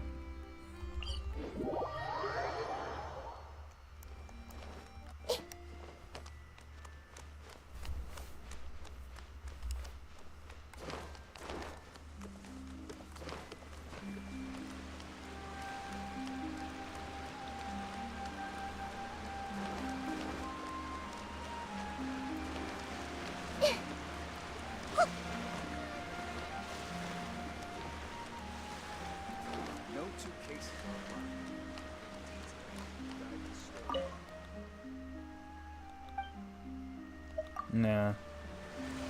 Let's finish up this stream. Also, apparently those Fatui and Mondstadt apparently have different dialogue once Ooh, he really is there. once this quest is over. Maybe I should do that before we end the stream. Because this is pretty much the end here.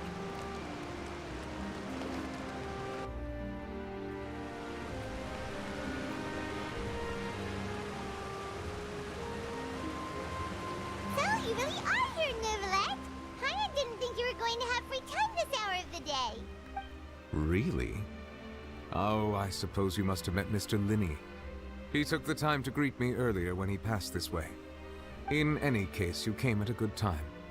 I was just considering reaching out to you to set up a meeting, so I may explain some things that I haven't had the time to before. Aw, Paimon's glad that you remembered. Thank you for keeping us on your mind, what with you being busy and all. Alright, let's have it then. How was Fontaine actually saved? The whole business is still quite the mystery to us. Alright, let's figure this out. It is strange how words can often leave a bitter taste in the mouth when it finally comes time to say them out loud.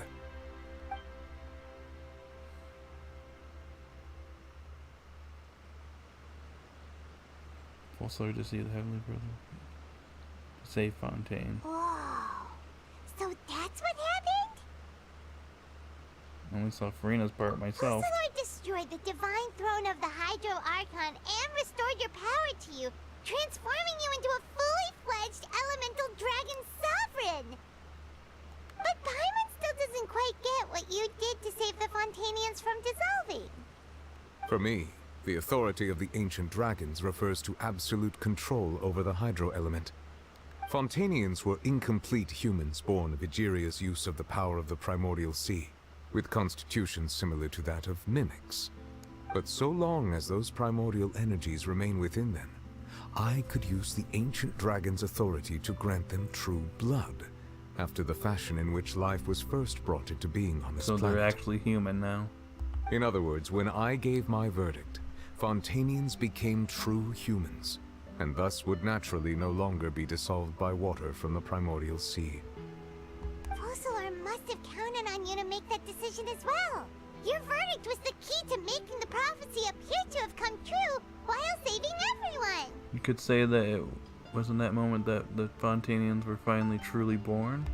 Yeah, and in a manner of speaking, Focalor finally managed to fulfill the original Hydro Archon's wish to turn Oceanids into real people too. It seems from your expressions that you still have more things you wish to ask. Oh, here we go. Ask away. I will tell you the truth as I know it. Alright, we got 4 questions here.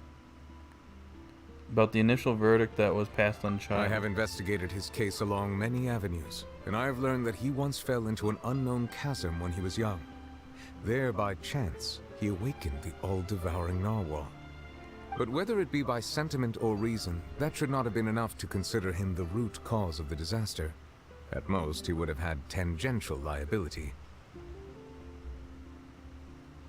As for the judgment passed by the Oratrice during the trial, whether it was due to that liability by association, or Focalor deliberately using him to buy time for us on the assumption that he would be able to hold the creature off, I cannot say.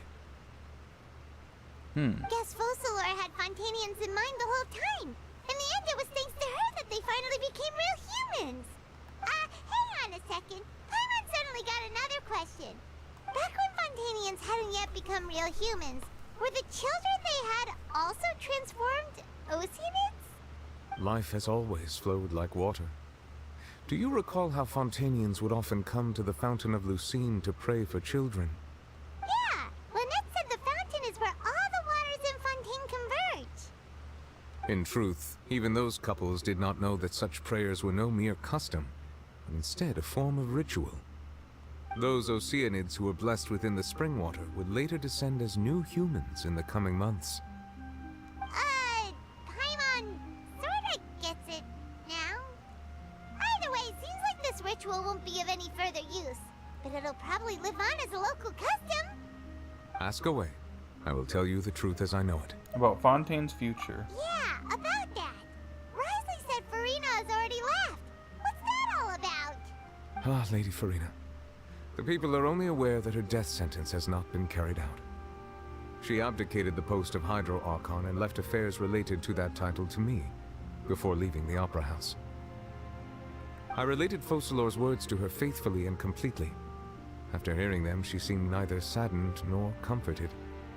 She simply said that she was tired and needed to rest. Having said that, she then packed her things and moved out of the Opera House, not unlike how an ordinary person might. But she's still got a place to stay, right? You need not worry. I will make arrangements to ensure that she will not want for food, clothing, board, or travel. In truth, I am somewhat happy for her. The wear and tear on her spirit will, of course, take time to heal.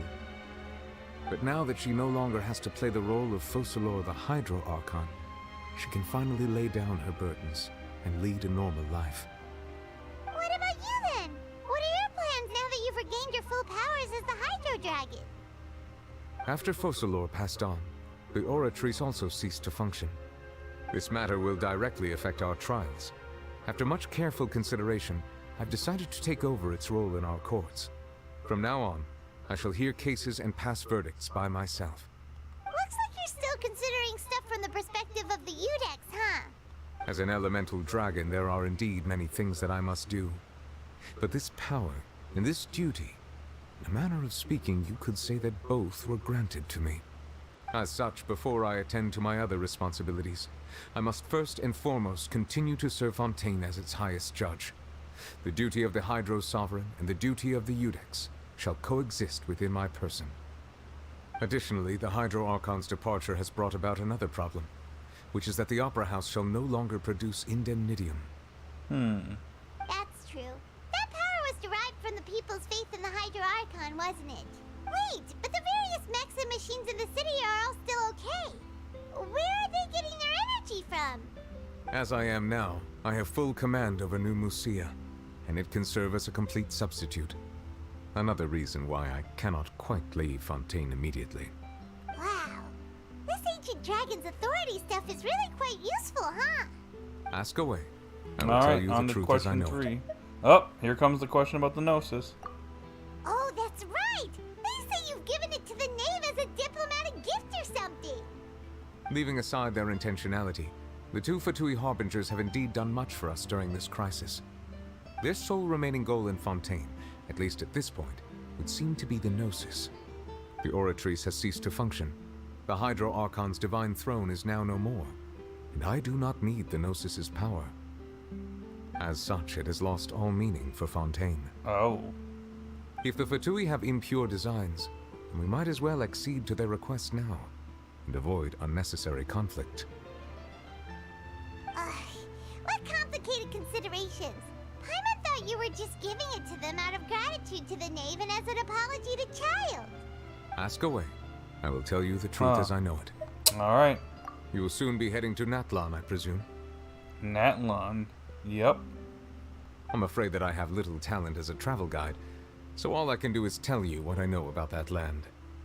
As far as I'm aware, Natlan can be said to be a nation of dragons. Oh. A nation of dragons? You mean like you? No, I suspect that I would not find myself welcome there. Unlike ancient dragons such as myself, the dragons of Natlan have undergone long years of development and evolution. Large numbers of them have entered a form of coexistence with humanity. Oh, interesting. Natlan is also the nation of war. War ravages those lands like an undying flame.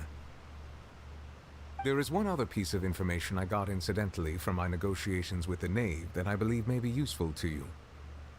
The Harbinger known as the Captain has thrown his hat into the endless ring of war. Oh, the Captain. Holy crap. Isn't he like #1? Oof. The Captain. Sounds like a real tough customer. Seriously, everywhere you look, there's a Fatui Harbinger doing their thing. I suggest that you fully prepare yourself before going to Natlan. In the meantime, Fontaine's doors will always be open to you. Ask away. And that's I'll tell it. you the truth as I know it. We're out of questions. Hang on a sec. Paimon's still got a question about the Gnosis. When we spoke to Linny earlier, he mentioned that your attitude towards giving away the Gnosis had clearly changed.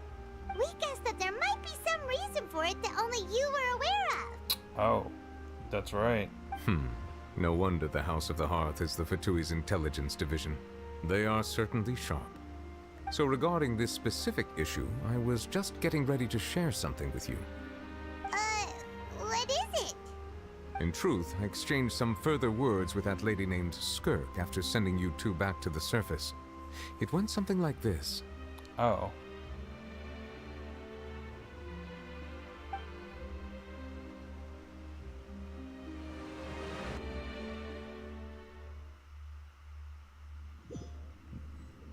Never mind, we're not quite done. We're going to head topside to see what's going on. You hurry over soon as well, all right, Nervalet? What next? The all-devouring narwhal isn't here, so I'm no longer getting any interference. I can finally catch the scent of your power, what it's made of. It is the authority of the planet's primordial dragons, but with something very similar to a god's curse mixed in. It's quite a novel blend. I'm sure I've encountered something like this before. What was it again? I do not know what you speak of. Ah, of course. How could I forget? You should have the remains of the third descender on your person, yes? What the heck? The remains of the third descender? Okay.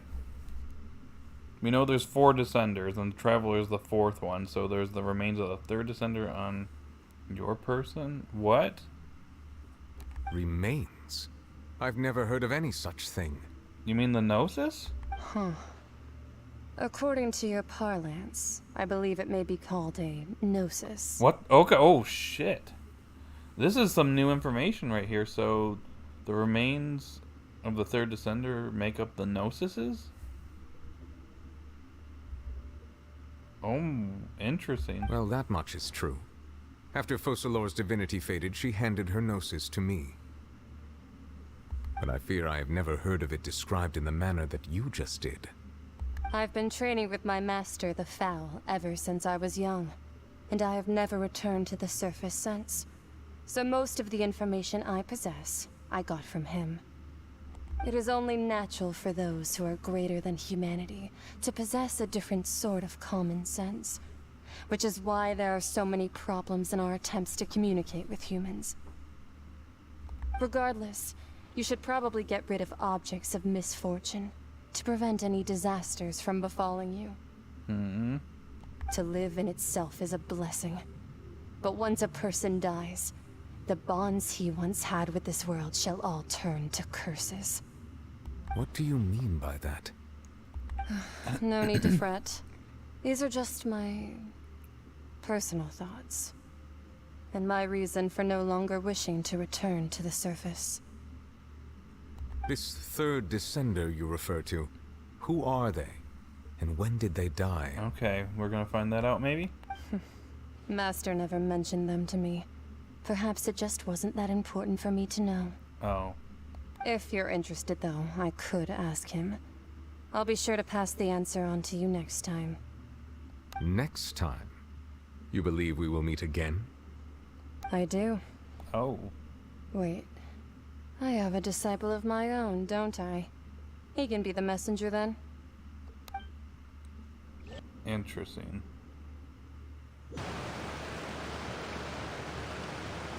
That's what she told me. Whether it would prove useful or not, I wanted to pass that information on to you. The remains of the third descender? So that's what the Gnosis actually are. Paimon just thought they looked like chess pieces. How could they be a person's remains? All the same, assuming that there was no misunderstanding or special metaphor at play, that is what she meant to say. Who the heck is the third descender?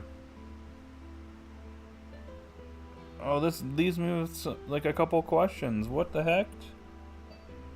Huh. And she said that it would bring misfortune and that you should check it, which is why you gave it to the Fatui. Does this mean that something bad's gonna happen to Snezhnaya? Because they have all the Gnosis? If she speaks the truth, then I would simply be putting Fontaine at unnecessary risk by keeping it here. A descender, she mentioned one of them. I'm the fourth descender, yeah. One that the Gnosis are related to. 1 and 2, the one who came before me has already died. I had guessed that you might already be familiar with this concept, but I did not expect you to be one of them. That means that the Gnosis, which are exceedingly element compatible and can even enhance elemental abilities, do indeed come from the third descender. I wonder, does your body also possess similar properties? Like being able to use elemental powers without a vision. That does sort of count as special compatibility, right? No, let's not think about this stuff right now. It just feels creepy. Comparing the Traveler to the dead third descender and all. I won't die so easily. That's what you say, but this topic still feels like bad luck. Once Child recovers, let's get some more answers out of him. Or go look for his master and get the answers that way. I guess that means we'll be seeing Skirk again sometime. Well, I mean, I guess so, since she showed up here, so she'll probably be important in the future. I too believe it unwise to make too many blind guesses when information is lacking. The same is true of being at court. Alright. Whatever the case, it seems like the crisis here in Fontaine's over for now. Yes. All of Focalor's efforts were for this moment as well. But she sacrificed herself in the end as a god, and she suffered through all those years as a human. Was that really what she wanted? I suppose that would be the mystery of a god's will. I suspect not. But once in a while, I too would guess that if wishes were like the clouds in the sky, they will one day return to the earth as raindrops. Life flows like water, and rain is the final answer. The water levels may sometimes tilt one way or another, but the rain falls fairly upon all. And what, ultimately, is the difference between the rains that fall upon all of us?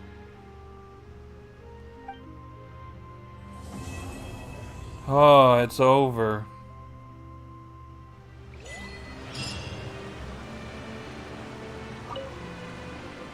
It seems from your expressions that you still have more. Ask away. I will tell you the truth as I know it. I suggest that you fully prepare. Alright, that's all we got.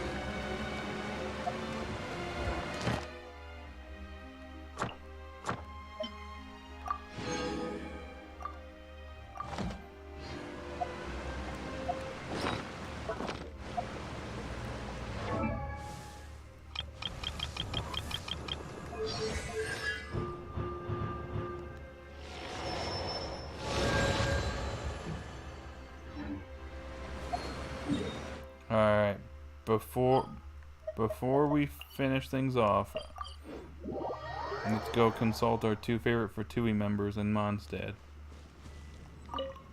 Hey, did you hear the prophecy that had everyone in Fontaine worried came true?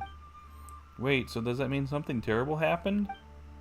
Well, for Fontainians, that's good news, and then there's bad news.